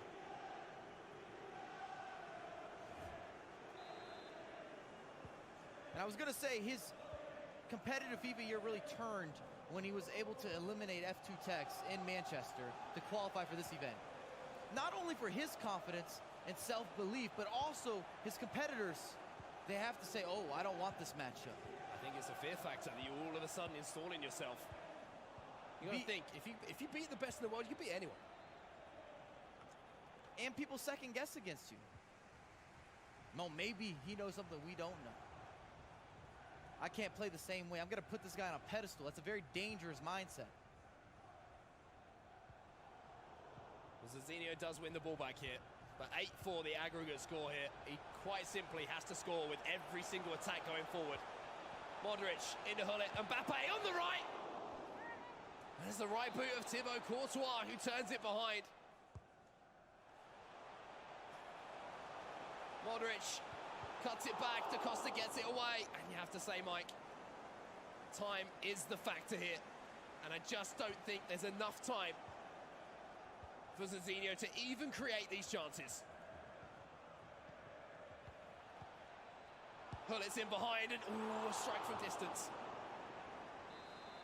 And you gotta say, Zezinho hasn't been bad on the offensive end, but defensively has not been able to deal with this attack from Nightwatch. Whether it's the crosses, it's the wing outlets, the first time shooting, some of the build-up play, or even the counterattacks, those releases on the pitch. He's had no answer on the defensive end. Well, Havertz is looking to play the ball across here. Van Dijk's going to get it away. Well, at this point in the game, I think we all know the result. 8-4 on aggregate. And this is more of a victory lap, to be honest, for you from DrNightWatch. Zezinho's going to do what he can to make a game of this. Maybe there is a miracle here in Madrid, or maybe it is that victory parade. And there's no shame in being top 4 best players in the world, and also collecting an additional $30,000. Representing South America very well, especially Brazil, where he's from. Only South American, obviously only a Brazilian then as well. Major FIFA community there. And Brazilians typically travel very well at tournaments, even if it's somebody that you're not as familiar with. If they're able to get through that bracket in order to qualify for an LQE, a Foot Champions Cup, E-Nations, if you're representing your country, there will be a minimum of 3 minutes. E-Club, E-Champions, you know they're going to be quality. Carry a certain reputation. I'm sure he's done absolutely everybody back home incredibly proud, Zezinho. It's been a great run. It's been a great tournament. One of the surprise packages of Manchester, but it doesn't matter now because there's only one name that's going through to that final. DrNightWatch is in the final of the eChampions League. What a performance, Mike. Indeed, he's in the final. He's the only free agent not signed to a club, not signed to an esports organization. This is definitely helping his CV, building him up a bit. It was absolutely unbelievable performance from him. I think his CV is looking pretty good with a final spot here in the first ever eChampions League. We will take a look at the replays from that game, and you worried for Nightwatch here. Little mistake from him. Gifted maybe just a little bit of an inkling of a comeback to Zezinho, but he was so good in front of goal, Nightwatch, and I think his preparation really paid off in this game. And he did a wonderful job of picking and choosing when to cross, when to go for the pass, when to go for a time finish versus not going for a time finish. There were certain instances where he knew he didn't need to take the chance of maybe mishitting that green. And then we do see one of those greens there, this time from Cristiano Ronaldo. Winning that header. Another little mistake here from DrNightWatch. As impressive as a performance as it was, Mike, it wasn't a perfect performance. I'm not sure you're going to get perfect, but in terms of being clinical in front of the goal, 1v1s, half chances, got to give a lot of credit where credit is due. Yeah, it has been an absolutely phenomenal couple of semi-finals. Mike, it's been an absolute pleasure to cast these with you. We're going to go back to the couch now because we have our finalists set. It's time for Jimmy and the guys to let us know what they think. Mark and Mike, thank you so much. Great calls of the game. Very exciting game. I'm here with Brandon and Richard. Excuse me, you're not Richard. Kyle Walker. We look very similar. Well, it was just because I'm so used to calling them as a pair. They're a duo. Kyle Walker, everybody. Where is he? I think he's behind the couch. All right, let's talk about this game. Unbelievable. Yeah, NightWatch. I mean, right from the get-go, it seemed like things weren't going to go well for Zezinho. I think the crazy thing is that it's 8-4 in a semi-final, Carl. You don't expect that result, do you? You don't at all. Maybe all of those years I was at school, I got it wrong. If you do your homework, maybe you come out on top. I never did my homework. NightWatch did. He's in the final. Unbelievable stuff. All right, now let's take a look at the map because that's going to show us who's left in this tournament. And we know there's only two. One is from America, NYC Chris, and the other is from Bulgaria, NightWatch. America versus Europe. It's going down. It's a big rivalry here in the eChampions League final. Yeah, amazing. I think the way that we had 3 American players anyway in this eChampions League final, maybe expected one to try and get to the final, and that's happened via Chris. Now, are you surprised by these two names that got here? No, I think NightWatch is someone actually that, if you look at him, the consistency in terms of his work ethic, he put so much preparation in. I've chatted to him and spoke about everything he's actually doing. He's gone to extreme lengths to make sure that he's prepared, and that has come off for him. He is in the final of the eChampions League. Unbelievable from him. Well done to both of them, of course, but that hard work has definitely paid off. Okay, then with NightWatch, obviously he prepares. Yeah. I assume he's going to prepare for everybody. Yeah, he is, and that's something he does. And Chris, on the other hand, how's he going to be able to match up against NightWatch? Because I think we've got about 5 minutes to turn around before the next game. NightWatch has got no time to prepare for his opponent. So New York City, Chris, it was a long old game for him, and in the end, a guaranteed finalist, and I hope he does really well. So this is it. We are down to our final 2 competitors, with the winner not only making history, but winning $100,000. And that final's coming up right after this. All the way from America, representing EMLS. He's had an incredible journey to get to this point, and now he finds himself one step away from making history. And his competitor is NightWatch, the Bulgarian who was once an analyst on the couch with me and Spencer and everybody else. He's now finds himself in the final. He upset F2 Tex.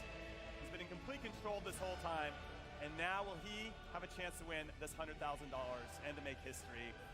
Yet to be determined. I'm Jimmy Conrad alongside Ruud Holt and Spencer Owen. Now, Ruud, you've played in some of these big finals. Yes. How are you feeling? Are you nervous at that moment, or are you calm? What type of player were you? It's a good tension that you need in order to do the proper thing. If you don't feel any tension, you can't play a final. The thing is that you have to don't listen to all the people around you because they will make you nervous, because 2 weeks before the final they already start talking about it and everything. The city where you live is talking about it. Right. You need to be focused on what you need to do for your team. If you focus only on yourself, then it's difficult. But if you keep on the team tactics and the team building and what you need to do in order to help your team, that is the best thing that you can think about. Now, those discipline and habits are very important, as you say. How about you, Spencer? How do you think these guys have been? We've been in this situation before, but this competition is unlike anything else we've done. I thought you were going to ask me about my experience in Sunday League finals. Big finals. If you want to go there, go ahead. Take it away. This is an unbelievable place we've got to now. You know, this whole event's been fantastic, and the qualifiers in Manchester. But now we're at our eChampions League final of the final, if you like. Obviously, the Champions League final itself proper is happening tomorrow in the same city. So the excitement levels have got to an absolute climax. The music, when it's coming in right before we start, is meaning even more, because it is literally the time that the teams are walking onto the pitch. It's NightWatch and it's Chris. to be fair, to players who probably weren't expected to get this far. So it's a fantastic story for both of them. And much like the real final tomorrow, actually, two clubs that are in search of a trophy, a massive trophy, to kind of bring them up to the level of the other massive Goliaths in the scene. It's the same for these boys. Whoever wins this is going to really put themselves up there with the big names we've seen this year already. All right, well, to get some more information and insight on one of these players, let's take a look at NightWatch and hear what he had to say.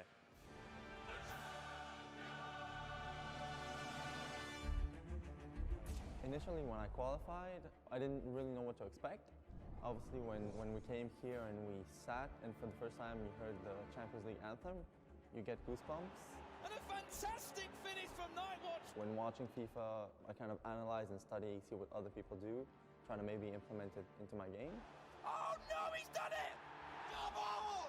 If I prepare and it's my lucky day, I'm confident I can beat anyone. Yeah, I think so. So, Ruud, when I think about NightWatch, he reminds me of a player that's finally realizing his potential. Yeah. Now, how long did it take for you to do that? Or maybe you already had it already. Now, you know, when I watched the game, there was one moment that Zezinho came back. And on the moment that he came back, I said, okay, now it's going to be tough. And then he scored. And that, the second time when he did that, all of a sudden something snapped a little bit with Zezinho. I think he just lost a little bit of his concentration. Then he hit again on target.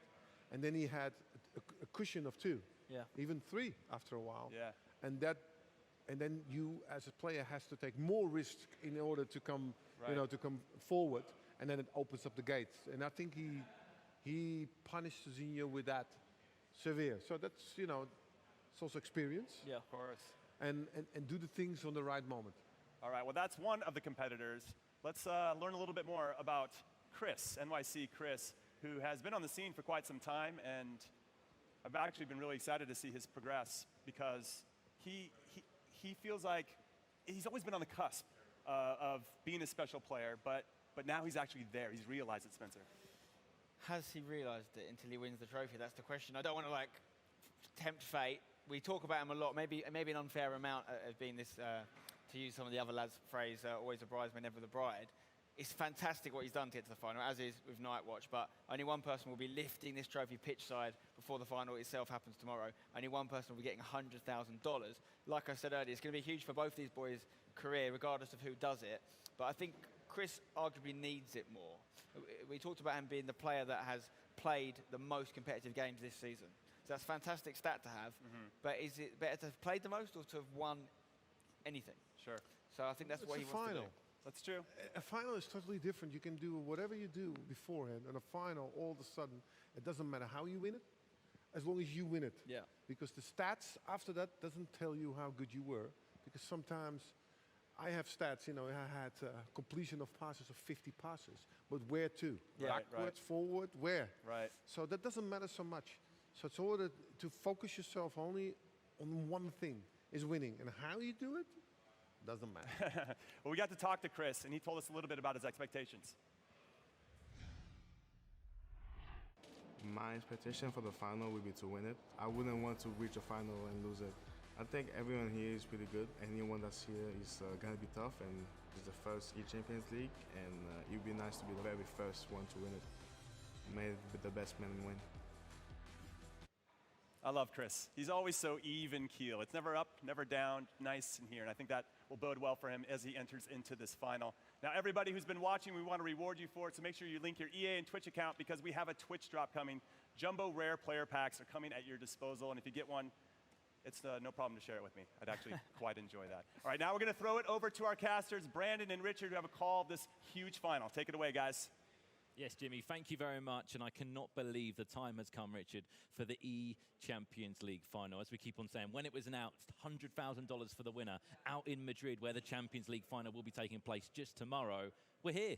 We've got 2 games of FIFA in front of us, maybe extra time, as we've seen today, or a penalty shootout on top of that. I mean, what a day we've had today as well. We've had every single thing that could happen in a FIFA event has happened here in Madrid. The Champions League final tomorrow, hopefully that is just as exciting as we've had today. We've had drama, we've had stoppages in play, we've had unbelievable goals, we've had penalty shootouts, you name it, we've had it here at the eChampions League, and we've got two players who have had completely opposite runs to this final. NightWatch, pretty tough quarterfinal, in all honesty, against AlanAvi. It was a late goal. He played terrible. That's his own words. In the semi-final, he sort of hit a little bit of form. He won by quite a few goals, 4-goal margin there in the end. On the other side, New York City Chris, you see on your screen, 5-4 penalty shootout win against Marcuzo, the game that literally had it all. It really did, Richard. And now this is the final. It's DrNightWatch up against New York City Chris in a game that is worth $100,000. It's live in Madrid. Who will prevail? Who will become a champion? The first ever eChampions League winner of the FIFA 19 Global Series season. 850 points on top of that as well.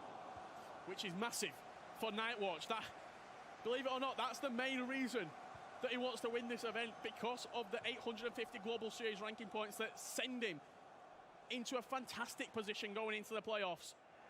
Roughly about 1,900 points. On the other side of it, New York City Chris, a chance to put his name in the history books, 100 grand, and the eChampions League winner. That's the opening 2 shots of the game are from DrNightWatch, kicking in that black strip from left to right. It will be New York City Chris in those home New York City FC colours. You may have seen him play in the MLS Cup, which he was an Eastern Conference finalist, and he was nearly actually 1-0 down there as well. 6 minutes gone. 3 first-time shots from NightWatch in the opening stages. Just teasing. You'd have to say that NightWatch has just come off the back of his game. Chris has had a little bit longer of a sort of pause, a sort of break in between his semi-final and this grand final. So his NightWatch, you're going to expect him to come out firing early in the opening half to first game. And what a story NightWatch had. It was only, back in December that he was an analyst on one of the PGL LQEs in Bucharest, where he is currently living. He's, believe it or not, studying 2 degrees, playing competitive FIFA, and from that man that we spoke to in December, Richard, from the guy that said, I want to make the grand finals, you would have, in anyone's right mind, you probably would have laughed at him at some points. Looking at the events he qualified for, the points he gathered, he's in an eChampions League final, on the verge of one creating history for himself. He's a free agent as well. He's a free agent, potentially about to win an eChampions League final. On the other side of that, New York City Chris is in the top 9, or the top 10 players in the world currently, sitting in at 9th on the Global Series rankings as he does win a corner now. Mbappe plays it into Van Dijk, and in the end, into Thibaut Courtois. But I feel like we're seeing a FIFA 17 New York City Chris here. The man that made the finals of the FIFA E-Club World Cup. Yeah, 100%. And you're looking at his performances throughout this year, throughout last year as well. This is the Chris that you expect to see making finals, put his name in the big whites. On the other side of it, talking about NightWatch, talking about that transition, I think it's got something to do with that man behind him in lyrics. He's been with him everywhere. He flew himself over to Bucharest last weekend. He's flown himself to Madrid. He was in Manchester coaching him, and he just added a different diversity on the game, a different pair of eyes watching FIFA for him. He's R9. Does time Green finish it, and straight into the hands. The keeper out for a corner. That's Thibaut Courtois in there as well. Van Dijk to get this final underway. And that's exactly what New York City Chris will do. 20 minutes into it, it's the Dutchman that breaks the deadlock from a set piece. I don't know if you saw that, how quick he took that corner. The replay had barely even finished. It's a bit like the Champions League itself, wasn't it, with Liverpool? Yeah, he took that shot, he took the quick corner, just whipped it straight into that front post, and it is the road to the final. Virgil van Dijk, 93 rated, opening the scoring in this grand final. Could this be a little premonition of what's to come tomorrow, potentially, here in Madrid? Which we have to talk about. Obviously, the Champions League final taking place tomorrow, and whoever wins this competition will get an experience of a lifetime. I think even taking the trophy out onto the pitch half-time as well, which will be amazing for any player. All the finalists will be at that final as well tomorrow, but it's just an extra special feeling if you go there as the champion with that trophy and $100,000 in the bank. There's also a difference between saying, yeah, I finished top 8, and yeah, I was the champion. I was the best player in Madrid. I wasn't just a contestant, I was a champion. There's name value to that. Well, here comes NightWatch now. Eusebio, that's an awful pass. into Neymar. Lyrics knows it as well, just sitting behind him. He's been coaching him, as you said, throughout the tournament. Eusebio tries to force a pass through, and if you have just joined us, you don't know the squad rules for this tournament. 3 icons maximum, 3 Champions League items as well, which if you do want to sub one off, you have to replace them with that exact same type of foot item. Yeah, if you're bringing off R9, you have to put on another icon in its place. It's as simple as that. And we have seen the interesting choice for Nightwatch, the likes of Team of the Season Goretzka involved. Havertz was probably a clinical player for him, a clinical substitution. Probably the MVP throughout the entire event. Even Marcuzo was enjoying him. Yeah, it seems like he's been coming off the bench. He's been the super sub for a number of different teams. He's been the catalyst to a number of fantastic performances for these players. And I tell you what, his price will have rocketed on Ultimate Team right now online. Whilst also you've got the conversation that Davinson Sanchez is still in at centre-back. Everyone was talking about this defensive area that Chris could potentially have. Touchwood so far, the Tottenham man's been standing strong. I mean, you could pair me next to Van Dijk and we'd do a decent job, do you know what I mean?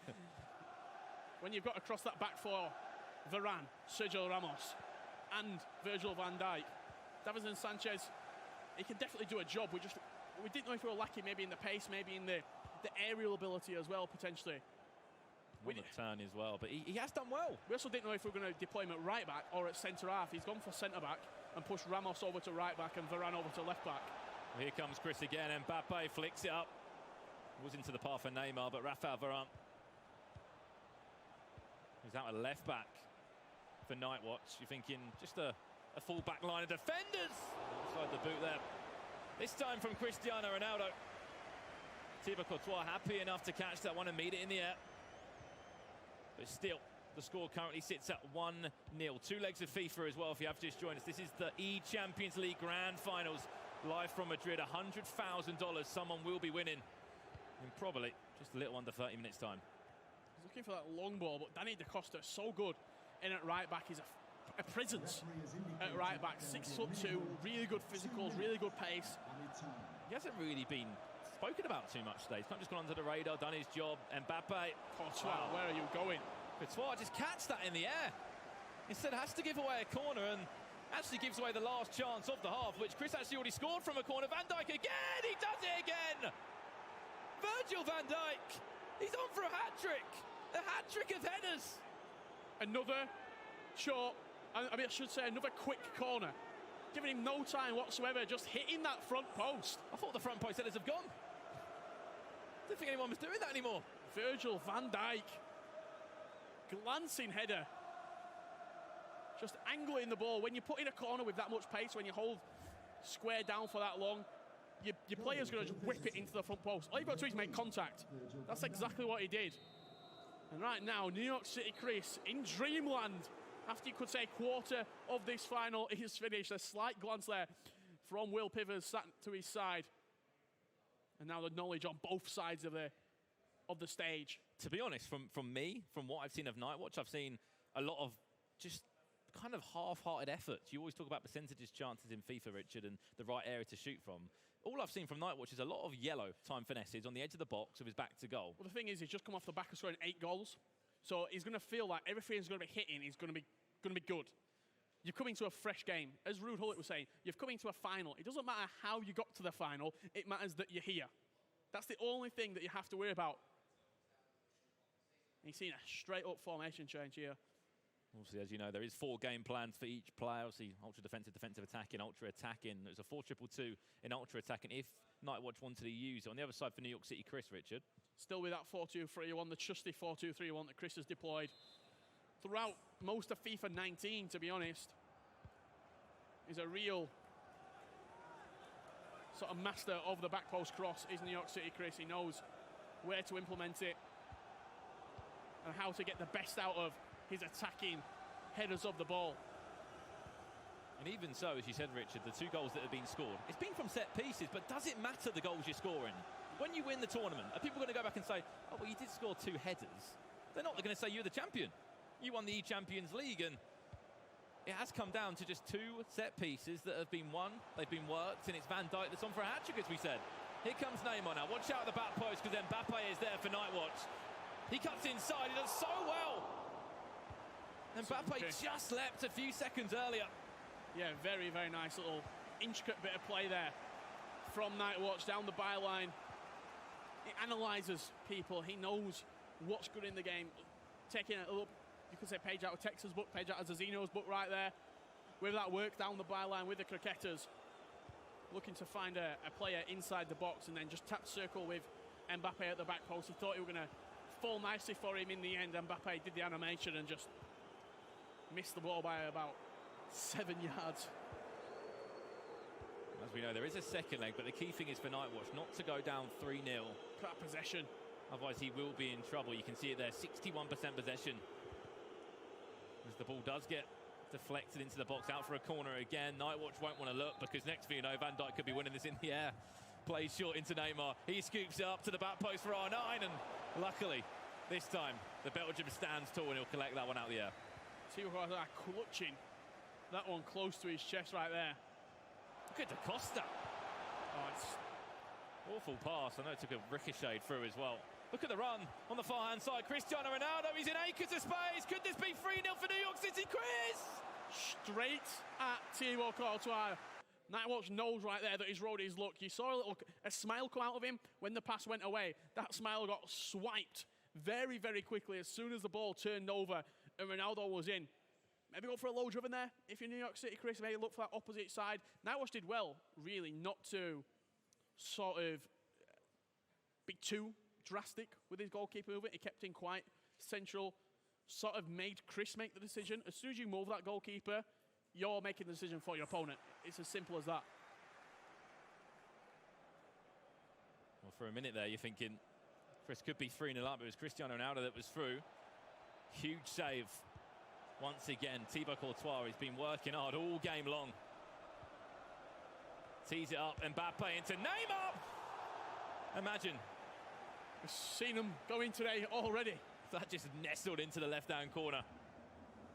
So it's Bale on at left-back right now for Dr. Nightwatch as well. Goretzka still holding the central midfield, but feels like just a few awry passes coming out from Nightwatch. Pull it. He tries to play through to Mbappe. He's offside. Just under 30 minutes left in this first leg. Yes, there's still a second leg to play. And the score currently is 2-0 to New York City, Chris. And we haven't seen much from Nightwatch. Bale comes in at left back. That's kind of the usual substitute that we're used to seeing from him. Again, just a poor pass, really, from Nightwatch, trying to play through the middle of the pitch. Intercepted yet again. Chris's two DMs have worked tirelessly to intercept the ball, to make sure there are presence there. They've done really well at it as well. Two of those players that he chose to use for his icon choices, Hullet and Vieira. A staple for competitive FIFA this year. All the bouncers seem to be just so heavy. All these touches seem to be so heavy right now from Nightwatch. You saw the ball pinged out to Bale, cannoned off him. You saw it then go back over to Danny Da Costa. A poor touch out of his feet. Tell you what though, Havertz needs to be the hero. He's done it a few times already for Nightwatch today. Just one goal going into that second That's leg. All he needs. That is all he needs, Richard. One chance or one goal. Could this be the chance to get it for him? Mbappe to Eusebio. He's worked it well. He's timed it yellow again. Davison Sanchez just about gets rid of it. There's promising signs from Nightwatch. The build-up play, intricate in and around the box, creative passes. Lovely ball. Ronaldo can get in front of Gareth Bale, who, let's not forget, he was recently subbed on. Yeah, he picks up the ball anyway. And the second time I've asked him. Christo just looks so calm, so composed. He can keep possession for the last 15 minutes if he needs to, or score another goal! And just like that, he'll extend his lead to 3-0 into R9. He'll pivot, he'll turn, and he'll smash it into the back of the net as he puts New York City, Chris, 3-0 up. We're not even in the second leg yet. What a statement from New York City, Chris. 3-0 up. Inside 70 minutes, a pause coming out from NightWatch right now. An animated NightWatch on the stage. He's not happy at all. He's 3-0 down at this moment in time, and unfortunately for him, he just hasn't been able to hit anything green, anything timed, or anything in the right direction. It's going to be R9 that comes on, and probably a little bit too late, unfortunately, in this first leg. It's 13 minutes left. Even a goal, something to take into the second leg. That's what he needs. After this leg finishes right now, if I'm Lewis, just get him away from the screen. Yeah, I love this camera right now. You're seeing NightWatch on your screen, an animated NightWatcher. Clearly aggravated, annoyed NightWatch as well after this 78 minutes from New York City Chris, where he simply just scored everything that he's hit. You can't really put it any much simpler than that. Everything that New York City Chris has hit goalwards has gone in. Vieira into R9. If he gets to 4-0 or 5-0, it's not going to be a good ending to this first leg. Chris will be sniffing for it, hunting for that chance. It's going to be Ruud Gullit. Big save. Sort of in the complexion of this game. If that goes in, 4-0 down. Is it curtains? Davison Sanchez, Cristiano Ronaldo. I think that's the key thing there, Richard. Even though he may feel slightly frustrated and annoyed, don't go and lose yet. Don't go and concede again, because otherwise you are going to be climbing a mountain in that second game. Not the best of passes back to I honestly think that's the first touch David Hay I've seen in this half. It's the most we've seen him involved. He hasn't really been troubled at all. Just under 5 minutes remain. Cristiano Ronaldo happily going to play an overlap to Neymar. Seconds remain. Neymar, in the box it goes. And Mbappe was there once again. Just get yourself out this game for NightWatch. Even try and get yourself a goal. I tell you what, we've been talking about NightWatch a lot. New York City Chris has come into this game right now after what can only be described as a thriller of a semi-final. He went on penalties. It was up and down. We didn't know if it were coming or going. That penalty shootout 3-0 up was worth $30,000. And you know, there has been talk at times when we get into Swiss and he gets to round 5 and sometimes he's up and down, but all those experiences, they test you as a FIFA player. Do you know what it is as well? We often talk about Chris being an emotional player. You saw it in the semi-finals, banging the desk, getting visually annoyed. Right now he's 3-0 up and he's almost... doesn't smile. He probably doesn't want this break right now. He's got NightWatch on the ropes right now. NightWatch has been down for a 9 count. Yeah. He's got a second leg to get back up off the mat. And he's got one more match to try and turn this around in our eChampions League final, which New York City Chris currently leads by 3-0. And you said it, you know, do we look deeper into the season that Chris has had? Yes, he's 9th in the Global Series rankings, but he only had his best finish in a tournament a week ago in Bucharest, the LQE, the last one of the year, PlayStation console final. Yeah. Is he getting into a rhythm now? You know, all those times where he's been close in Swiss or he's had a really tough game. Do you know, I think it will. I think the eChampions League qualifier were big for him to say, I'm among the top 8. We talk about Chris being, you say, always the bridesmaid, never the bride, a Neely man. He did what he needed to do in Manchester. He finished top 8. Just because he's not winning events doesn't mean he's not a top-class player. Yeah. He finished in the top 10, all year. He did what he needed to do. In the LQE, he finished top 2, losing to Footwiz Tom in the PlayStation console final. A big sort of confidence boost, a big experience for him into a console final on an international level. And right here, you're coming in to the eChampions League, probably the biggest event of the year for yourself. You've had ups, you've had downs.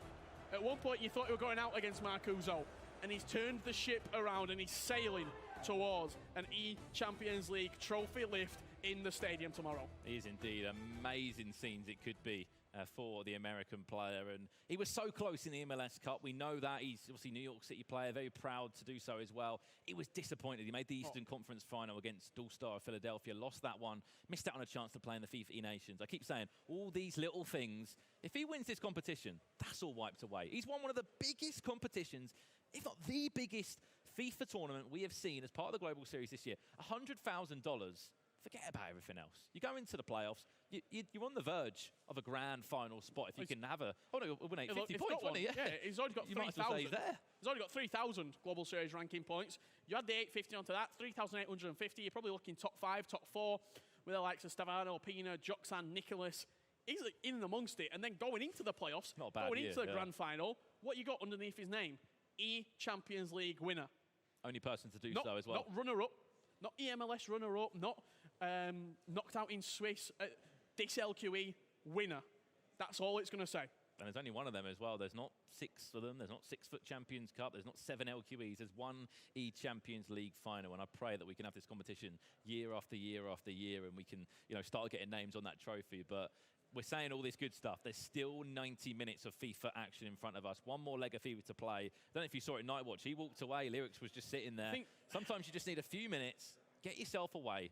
I think I saw him saying, I need some fresh air. Just calm down. We've all been there. When you're a bit... You just got to take a step away from the console. Take a step away from this atmosphere. Take a step away from the lights. And just remind yourself where you are. What you're playing for. You're one leg of FIFA away from getting knocked out. Yeah, you're going to take home $60,000. But you're not going to come what he himself said he was coming for, the 850 Global Series ranking points. That's what this entire journey's been for him. Yeah. Everything else has been a bonus.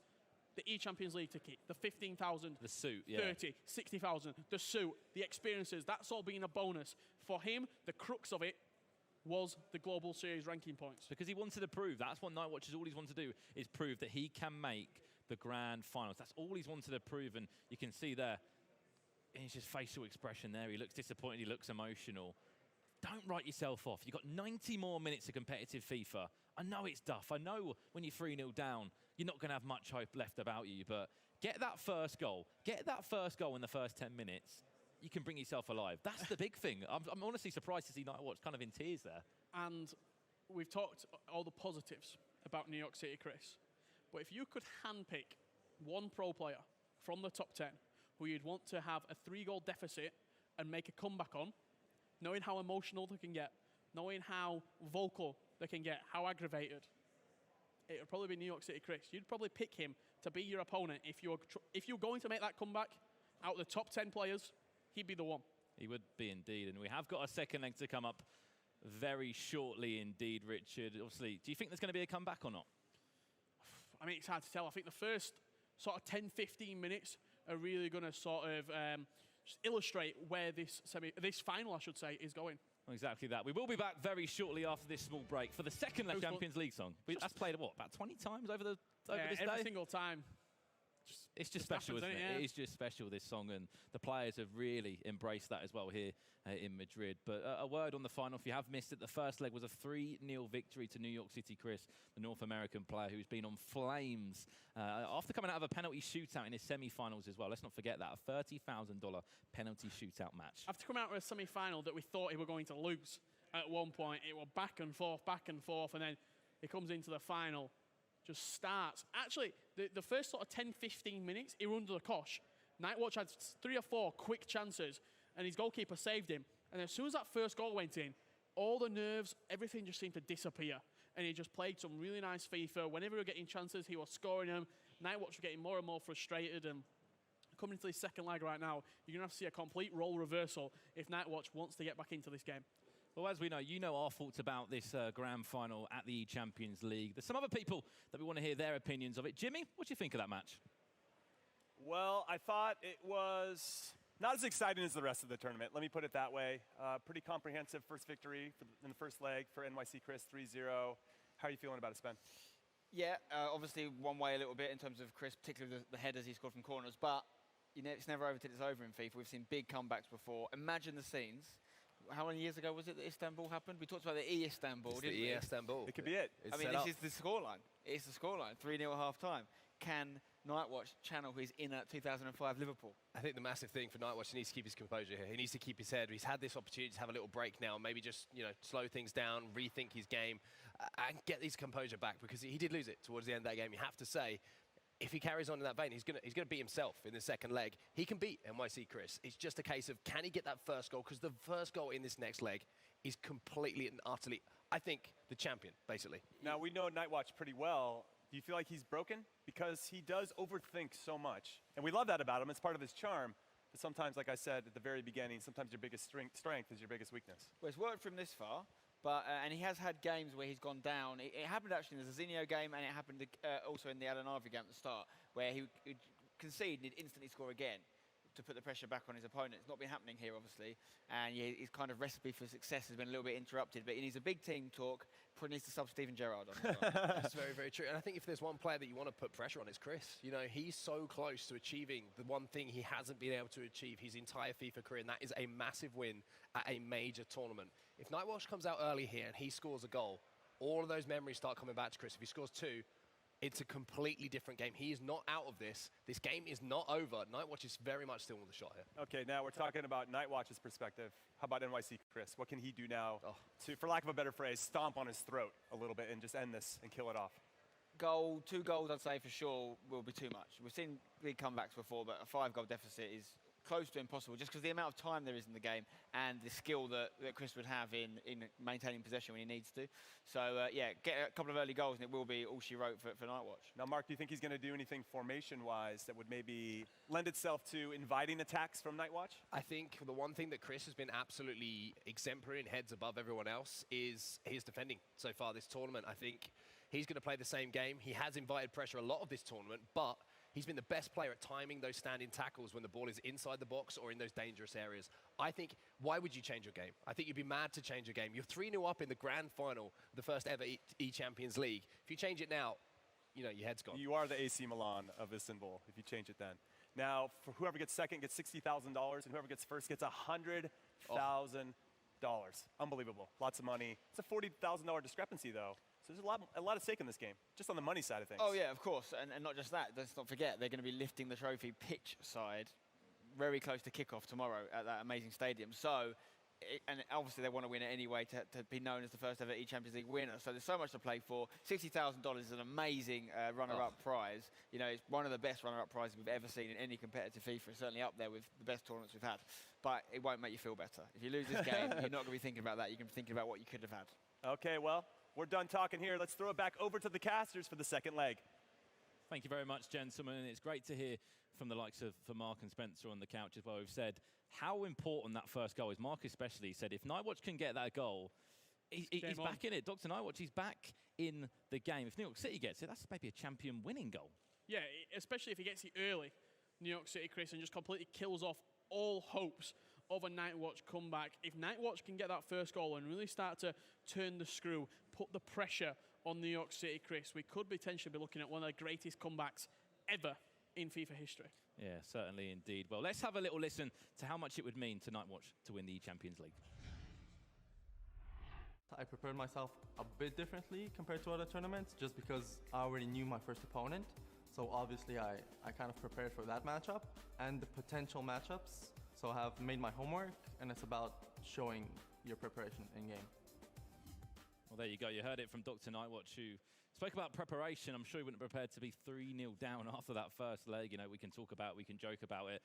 He didn't really have much time to prepare on a player like Chris. He probably, in some ways, didn't expect to get to a final. Of course, he would have always wanted to get there, but when you come into a tournament, you always have that, you know, that slight bit in your mind that, okay, maybe I could do it. This is why you start to look at the differences between the semi-final and the final. Yes, different player, but also between the quarterfinal and the semi-final, he had about 4 hours break through the other quarterfinals, going to extra time, going to penalty shootouts, and just waiting. Between the semi-final and the final, he had about 7 minutes before that game got straight underway. So maybe he's a player who likes an elongated break, likes just taking his time, taking his foot away from FIFA and just relaxing and then coming back, hitting his stride. Because especially in that first 10 minutes, it looked a little bit panicky. They were taking shots where maybe, as I was saying, in the semi-final, he was scoring. He'd warmed up. In the final, no, not so much so. And I saw him playing a few skill games before the final started, but then he sort of just walked away and said, I'm done now. I'm just ready for the final. So you're always looking at what was the main reason why something happened.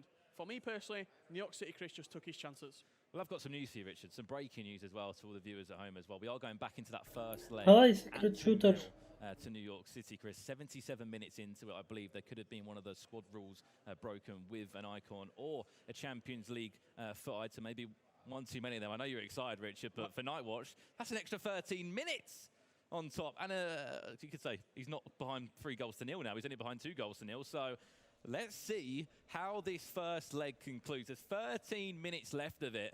Obviously, on the esports edition of the game, we are able to go to those certain points in the matchups with the realistic energy of all the players and how they would have been getting on in that moment in time.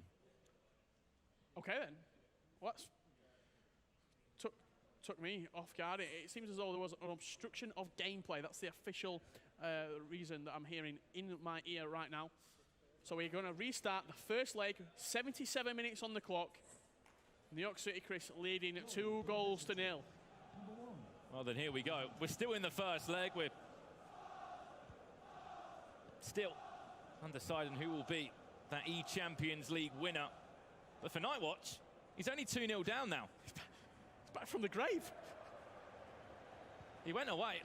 Clearly wasn't happy with something. Got it reported and he's back now. 13 minutes left. He's only 2 goals behind. New York City Chris kicking from right to left, if you didn't know already. And in the white strip, DrNightWatch from left to right. For Nightwatch, even if he can get out of this game at 2-0, it's a lot better than 3-0, trust me. To Costa. And this right-hand side will run out of play. I'm not too sure why he's run out of play at all. And Mbappe into Hullet. Obviously great to have Ruud Hullet in the building as well and to hear some of his thoughts and opinions and the love he gets for his icons that he has in the game. Yeah, by far the best icon in FIFA. You'd probably say history. Going back when it were legends, now it's icons. You were always used. Ruud Hullet. Nice in that 94 prime icon moments, Ruud Hullet. Just a few minutes left. I think Chris will be happy to exit this game at 2-0 up. He hasn't conceded a goal and he still has looked flawless. Davinson Sanchez still have a clean sheet bonus at the moment. There's lots to talk about him. At the moment, he's having a fantastic final. Well, back to Van Dijk. Just added time to come. And that will conclude leg number 1 of the Champions League Grand Final. $100,000 to the winner. I like this from Chris. He's not really gone forward. We've only had 13 minutes to play in this first leg, last 13 minutes, but he's just kept hold of the ball nicely. This will be a massive goal for Nightwatch right now. Let's get down that byline. Tries to get it around his man 2 times, but unfortunately ran straight into the defender there, Neymar. Back to Maldini, Ronaldo's there as well. That's not going to connect with Hullet, and that will be full-time. It's official. That is the end of the first leg. 2-0. New York City Chris still does lead Richard, and there is still the question to Nightwatch. He is 2 goals behind. Can he do it in this second leg? Yeah, so I think all the points still stand that we made probably about 18 minutes ago after the first leg finished. But now it's only 2 goals. So that first goal now is so important. Before we said it could have been a title decider. Right now, if he scores that first goal, Nightwatch, and goes 2-1 early doors, if he's got kickoff and he scores straight away, can then start to sort of build a little bit of momentum, maybe turn the clogs, maybe potentially New York City Chris falls back a little bit, drops back. You know, you guys at home may read into this. You know, we do a lot like the breaks in between games sometimes, and like the small stoppages. We've seen it so many times in competitive FIFA. For example, FUT Champions, you've just lost your first 3 games. You're 0-3. If you go into your next game straight away, seconds after, you're going to be angry. If you have a half an hour break, maybe not that long, but 5-10 minutes, you come into it so much more fresh with a different mindset. I don't know if you remember when last year when qualifying were done through FUT Champions, what was the #1 piece of advice that a lot of people said? If you lose a game, no matter what your record is, just walk away from the console. Just take time off. That's what Nightwatch did after that first leg. He's now come back to replay the 13 minutes of the first leg. 2-goal deficit going into the second leg. I feel like I'm commentating a game of darts. There's so many legs. Of course, 2 legs for this eChampions League Grand Final there. We're waiting to get into our second leg now. 2 goals are the scoreline, obviously, at the moment to New York City, Chris. And you saw how he approached the last 13 minutes. Nightwatch didn't really have a sniff because Chris got the ball. He kept it, wanted to get out of that first leg, still with that 2-goal advantage. And that's exactly what he did. Yeah, I think that were important for Chris because when you have to replay a game when there's an issue, if you concede in the time allocated where you're having to replay, mentally that can do, it can be so bad for you. Because you're technically playing on sort of time that, in your opinion, shouldn't even be there. Right now, the music's picking up. The atmosphere's building. Officially, we're getting ready to go into the second leg. It's coming. It's coming. Well, it's going to be DrNightWatch against New York City, Chris, in the second leg of this eChampions League Grand Final. The man from Bulgaria and one man all the way from New York City. All brought together here in Madrid for the love of one thing, and that's FIFA 19. Can it be done? New York City, Chris, 2-0 up. Is that enough to make him the first ever eChampions League winner? Or has Nightwatch got a plan? He normally seems to do. Nightwatch always has a plan. Can he execute the plan? That is the question. A lot of time for him to think. For him to calm himself. He was very emotionally, visually aggravated, annoyed.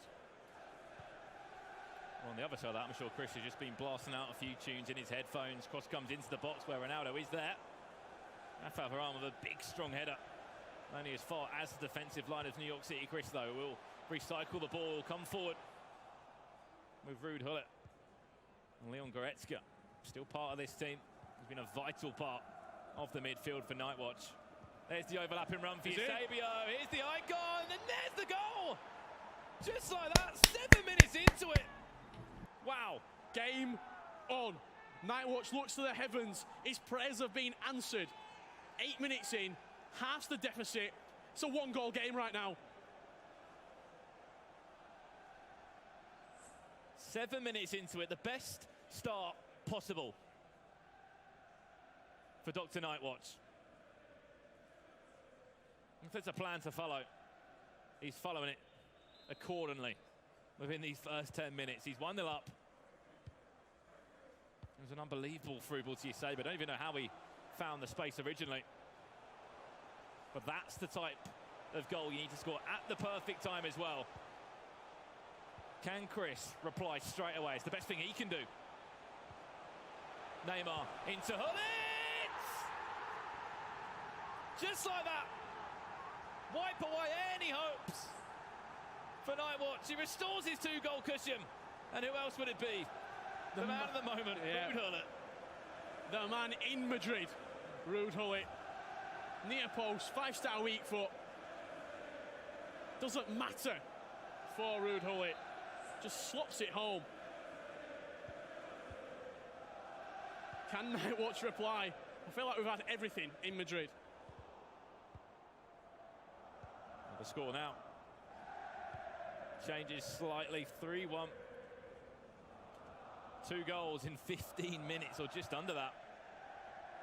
And there's a mistake straight away. Hoofed out of possession from DrNightWatch after what was a promising 8 minutes. Still a long old time left in this match. It's risky. We saw it a few times from him, especially in the quarterfinal, which he just scraped through against AlanAvi. It was the 115th minute winner in extra time. It's really good pressing from Nightwatch. Goretzka pressing in numbers. Neymar, Goretzka, Ruud Gullit, Ronaldo dropping back. There will be space for Chris to exploit. You see the pass and accuracy between the two as well. New York City, Chris, 89%. It's not high, but still early doors as well. Of course, and it still shows that Chris is on top. Cristiano Ronaldo, you probably want him in the box. Unfortunately, going to be out on this left-hand side. Da Costa, Leon Goretzka, scoop turn away from his man from Neymar. Elastico into space. Eusebio doing so well to open up a pocket. Neymar again! And we're back to game on again. He did very, very well inside the box. Close control. Elastico. The bounce just bouncing off Davinson Sanchez. That's what he needed. He needed that bounce, and luckily for him, it bounced straight onto Neymar's foot.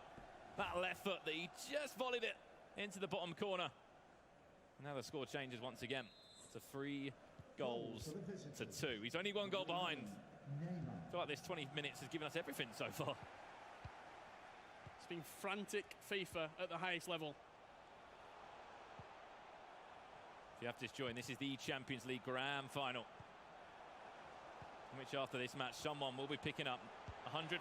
Oh, what a strike! That's how you apply. New York City, Chris, just like that. Instant reply, straight from kickoff. Neymar right outside the right boot, outside the box, top corner. 2-goal lead reinstated for New York City, Chris. If this was a seesaw, it's been up and down. It's been so hard to predict how this second leg's gone so far.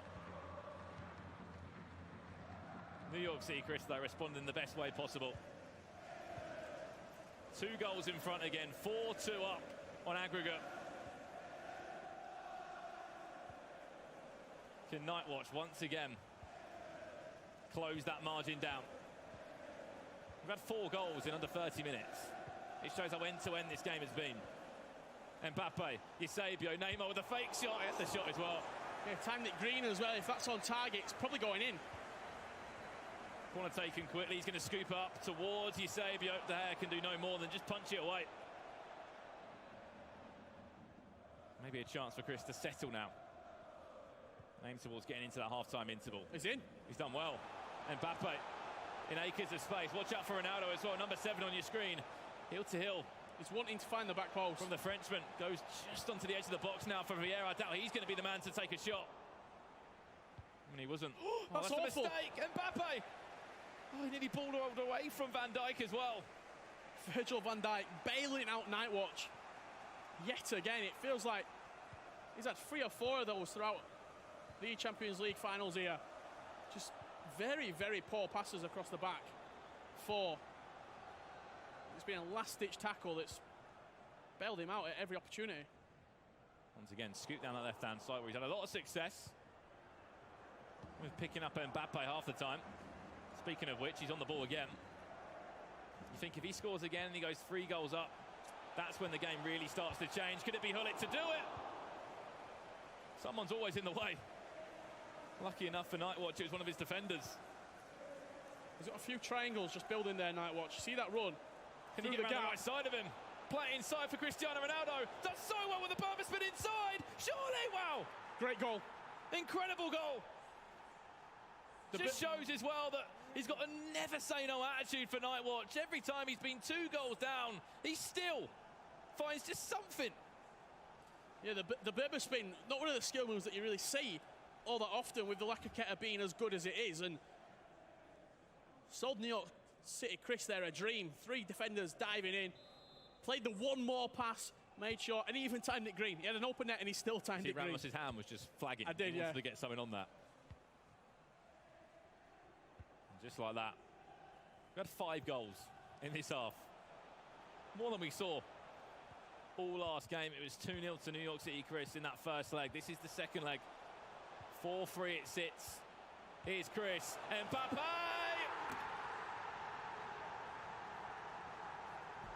And just like that, How? again, he extends that. How he always did it. 2-goal cushion. Edge of the box, Kylian Mbappe. And it wasn't even time green. All game long, he's been setting up the finesse into the opposite corner. On that occasion, DrNightWatch, he were expecting it. He moved his goalkeeper 3-4 yards to the left. He just whipped it in the other side. And New York City, Chris, that's what comes with playing, what, 99 games of FIFA at a LAN event this year. You get experience that other players just simply don't have. Well, I even think he's into the hundreds now, Richard. It was 96 coming into this tournament, plus all the matches he's been able to play. But the only player at this eChampions League tournament that's had so much experience throughout all the global series. That explains the amount of travelling he's done to LQEs, whether it's in Bucharest, London, out in America, the EMLS Cup as well. Added time of 3, and it's just a minute left to play of that in the interval time of this first half. Chris is in front. He's got a 2-goal cushion as well. Be looking for a third to put himself 6 goals to free up if possible. Ronaldo nearly tripped over and then into half-time eventually. That half felt like probably one of the longest I've ever commentated on. There were so many goals in it. That were a long old 45 minutes. You score, I score. Whatever you can do, I can do better. But again, it's that 2-goal cushion from the first leg, which has been the only important difference, really, between these two. Chris just came out firing in that first leg, and that's the goal cushion that is... He's not letting them back into the game. It's simple as that. Every time he concedes, and there's a half chance that he's letting back into the game, Chris is just doing exactly what he wants to do, going back down the other end, replying, getting that 2-goal cushion back. And then we're looking here at DrNightWatch's formation breakdown. Yes, this is ultra-attacking custom tactic that he's got preset. He's got 89 Bale on the bench. That's a Champions League Bale, so he can swap Champions League for Champions League. You see Team of the Season, Eder Militao, Team of the Year, Modric, R9. And also a little Team of the Season, Havertz there. Lyrics and Nightwatch sharing a few words as we get into the final 45 minutes of the eChampions League. He still might be 2 goals down on aggregate, Richard, but that half has proved that he can score goals. He might have conceded a few as well, yeah, don't get me wrong.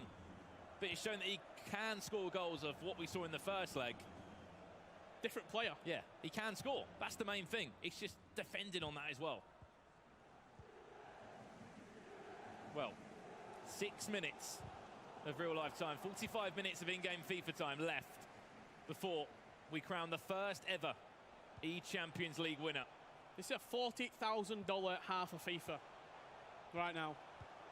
Of course, for winning it, $100,000 New York City Chris from distance. That was very ambitious indeed. You can just see Coach Will Pivers behind him just laughing and shaking his head.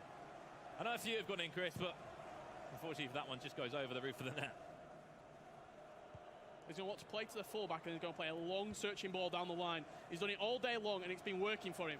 That occasion, just a little overhit for Cristiano Ronaldo. Just needs that 3rd goal. Well, that 4th goal in the game for Chris. Technically, obviously, 3-goal cushion on the aggregate scoreline. That would be massive for him. And Mbappe on his left-hand side. He's been on the ball so much. That's silly in the end for Neymar just to be offside. Didn't really need to happen. But doing exactly what he needs to do. The ball's so far away from any sort of danger, really. Keep it like that for him. You can see the 2 CDMs as well that he has got, Vieira and Hullet. We know what they do. We know they're the anchors in that 4-2-3-1. Patrolling. Here we go. Wasn't time green. Unfortunately, just goes wide. Let's look to see what changes are being made right now from DrNightWatch. This is good, though. He shows that he's keen to make changes. He's keen to adapt. See both players there, the way they're setting up, the formations. They're both looking to use. They both in. There's a 4-2-2 for DrNightWatch, depending on the game plan that he is. Yeah, deciding to 4-2-2 use versus the 4-2-3-1 from Chris. That we're seeing R9 up top, CR7 and Mbappe as the left cam and right cam. As this game does become sort of into the final stages, it's going to be more stretched. You're going to have Ronaldo at the back post. You're going to have Mbappe at the back post for New York City Chris. Just needs that one more goal, in my opinion, for Chris. Think one more goal, you'd say game over. You'd say start engraving his name on the trophy. I can say we all know from being there, playing against friends or fellow pros as well, when you're only 2 goals down, or sometimes 3, there is that hope of coming back. But in the final that we've seen so far, 3 goals for me, a 3-goal cushion would secure New York City Chris the eChampions League victory, the trophy, the $100,000 as well, and all the pride and prestige it's a great that comes tackle with it. Leon Goretzka, really good interception there, but again, awful pass. I think it was Ruud Hullet that time. Could not play the ball into Eusebio. Needs to be better from DrNightWatch, needs to be clinical. You understand why passes are going awry though, because you're trying to rush the play forward. You're trying to get as many chances as you can in such a short space of time. It's natural for these mistakes to happen. Goretzka into Hullet. Just maybe too ambitious with that pass. Mbappe loses out on possession again for Chris. And for Chris, it's all about tournament football now. Bringing it back down to the basics, keeping the ball in the right areas. Do not give away possession. Get your opponents to come onto you and then find the gaps in between. Don't have to score a goal, Chris. You really don't need to go forward. You don't rush attacks. Look at Ruud Hullet. Surely not. Ruud Hullet! to win you the eChampions League, to give you that free goal cushion. The Dutch icon is that game, set and match. Courtois got a lot on it. It was that powerful. A lot on it. Nothing could stop Ruud Gullit as he fires it into the back of the net and potentially fires New York City Chris to immortality as the eChampions League inaugural winner. I'm sure he's in this venue somewhere, Ruud Gullit, with a smile on his face after seeing that just ripple into the back of the net. Last chance saloon for Nightwatch into 4-4-2.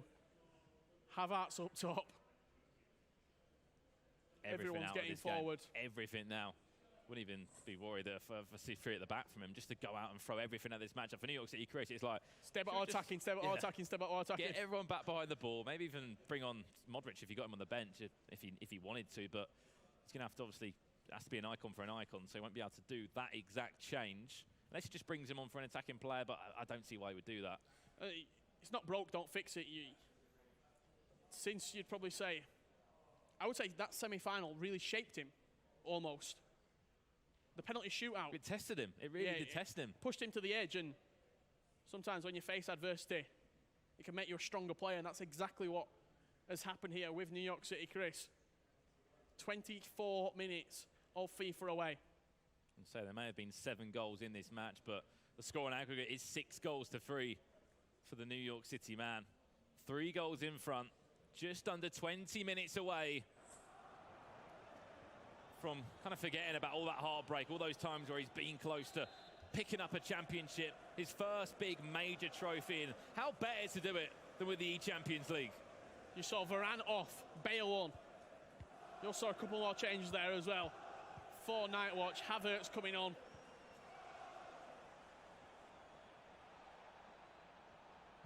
I think it was. You can see the numbers forward for Nightwatch on his mini-map. But when you are putting more players forward, there will be gaps that will appear, so expect Chris to find them. There's one right there with Neymar. Could have rushed the pass, decided to keep hold of the ball. Just watch that clock ticking down for New York City, Chris. Why not add another goal onto it? Currently sits at 6-3. Surely not another one. Rush the pass into... He's trying to play into Mbappe. Leon Goretzka is in the way. Neymar from distance! Get that name in the trophy! And he knows. You saw that reaction from him. He always says about his time to beast up. He certainly has now. He's beasted up on the biggest stage possible. $100,000 in his pocket. 4-0 up on aggregate. 7-3 he leads. And maybe that LQE in Bucharest just over a week back was exactly what he needed coming to this tournament, just to try out some of those Champions League players, to taste a console final. Just the confidence to know that you can compete, that you are good enough, that your ranking's not a fluke. Surely not. Oh no, I wanted another one there. Just miskicked the ball in the end. And yes, Nightwatch did a fantastic tournament, but when Chris has been tested and pushed and asked the questions of throughout this whole season, and more importantly in this event, look no further than the semi-final where he won on a penalty shootout. You'd say the Bucharest LQE were pretty much the perfect dress rehearsal for New York City Chris coming into this event. Recent LAN experience, making a console final. Not from distance. Oof, thought they were about to loop in then. We've seen them loop in before. 12 minutes, it's all but there for New York City Chris. I was going to say, you might as well get that name in the trophy now. 4 goals in front with this little time. Unless Chris scores 4 own goals, I highly doubt we would, but that's the only chance there's going to be a comeback here. And he's saved for me his best performance of the day into this last game. Oh, 100%. The grand final. 2-0 win in the first leg, Richard. And every time that he conceded against Nightwatch, he replied. Every single time he replied. New York City Chris flew to Madrid and said, I'm not going out in a quarterfinal. I've not travelled all this way to go out. I'm sure his dad will be somewhere as well. He's been watching all the games. Over the moon. Banging on the table earlier in the quarterfinals when he saw his son doing so well. And I think it was only a few days ago he knew how much money he was playing for. $100,000 he is on the verge of picking up. This is lovely from Nightwatch, but unfortunately it'll be nothing more than a consolation as he works it so well. Yeah, really, really good goal there from Nightwatch. He can smile. He knows it's nice FIFA. How many times Ronaldo? Oh no, it's Havertz, sorry. Left to right, left to right. Where's that ball going? Next thing you know, it finally did make its way into the bottom corner, but as I said, nothing more than a consolation. I've never seen Will Pivers so happy by New York City Chris, because he knows all that he's been through. And usually looks quite worried when he's sat behind Chris, but biggest smile I've seen in him. Like a Cheshire cat, ear to ear grin. And all that travelling, time, motivation, money put in to the City brand, paying off in the biggest way possible. It's not going to matter anymore. He is seconds away from becoming the first ever eChampions League winner here in Madrid. The stage was set a number of months ago. Qualifies in Manchester. Thousands applied. 64 could only be there. And New York City Chris has done it. Yeah, what a performance from New York City Chris. He saved his best performance for the final. 7 goals to 4 victory against Nightwatch, who's had a fantastic tournament in his own right against AlanAvi and then into the semi-finals. But it's Chris's moment. Chris is $100,000 better off, and he's the inaugural eChampions League winner. And there we go. It's certainly beast up time for that man. New York City Chris against all odds. $100,000 richer. He is your eChampions League winner for the 2019 competitive season. He's done enough. Tears in his eyes. And without further ado, let's throw it to Carl Walker for the trophy presentation. Done.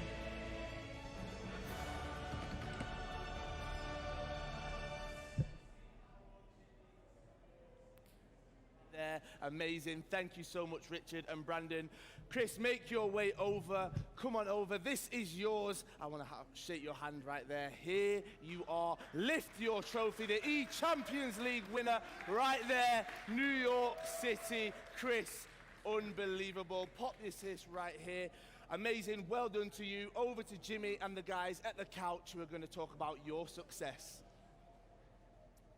Thank you, Kyle, and congrats again to Chris. That is an incredible accomplishment, and he should be very proud, just like you should be very proud for watching. So on behalf of myself, the broadcast team, the players, EA, UEFA, all of the partners of the eChampions League, and of course the wonderful people behind the scenes that are making us look better than we deserve to be, we thank you for watching, and make sure you stay tuned for the post show that's coming up right after this break.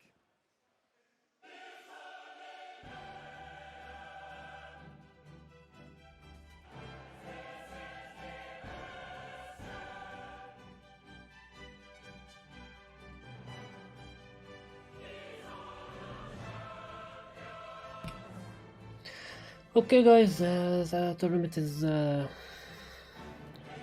actually done.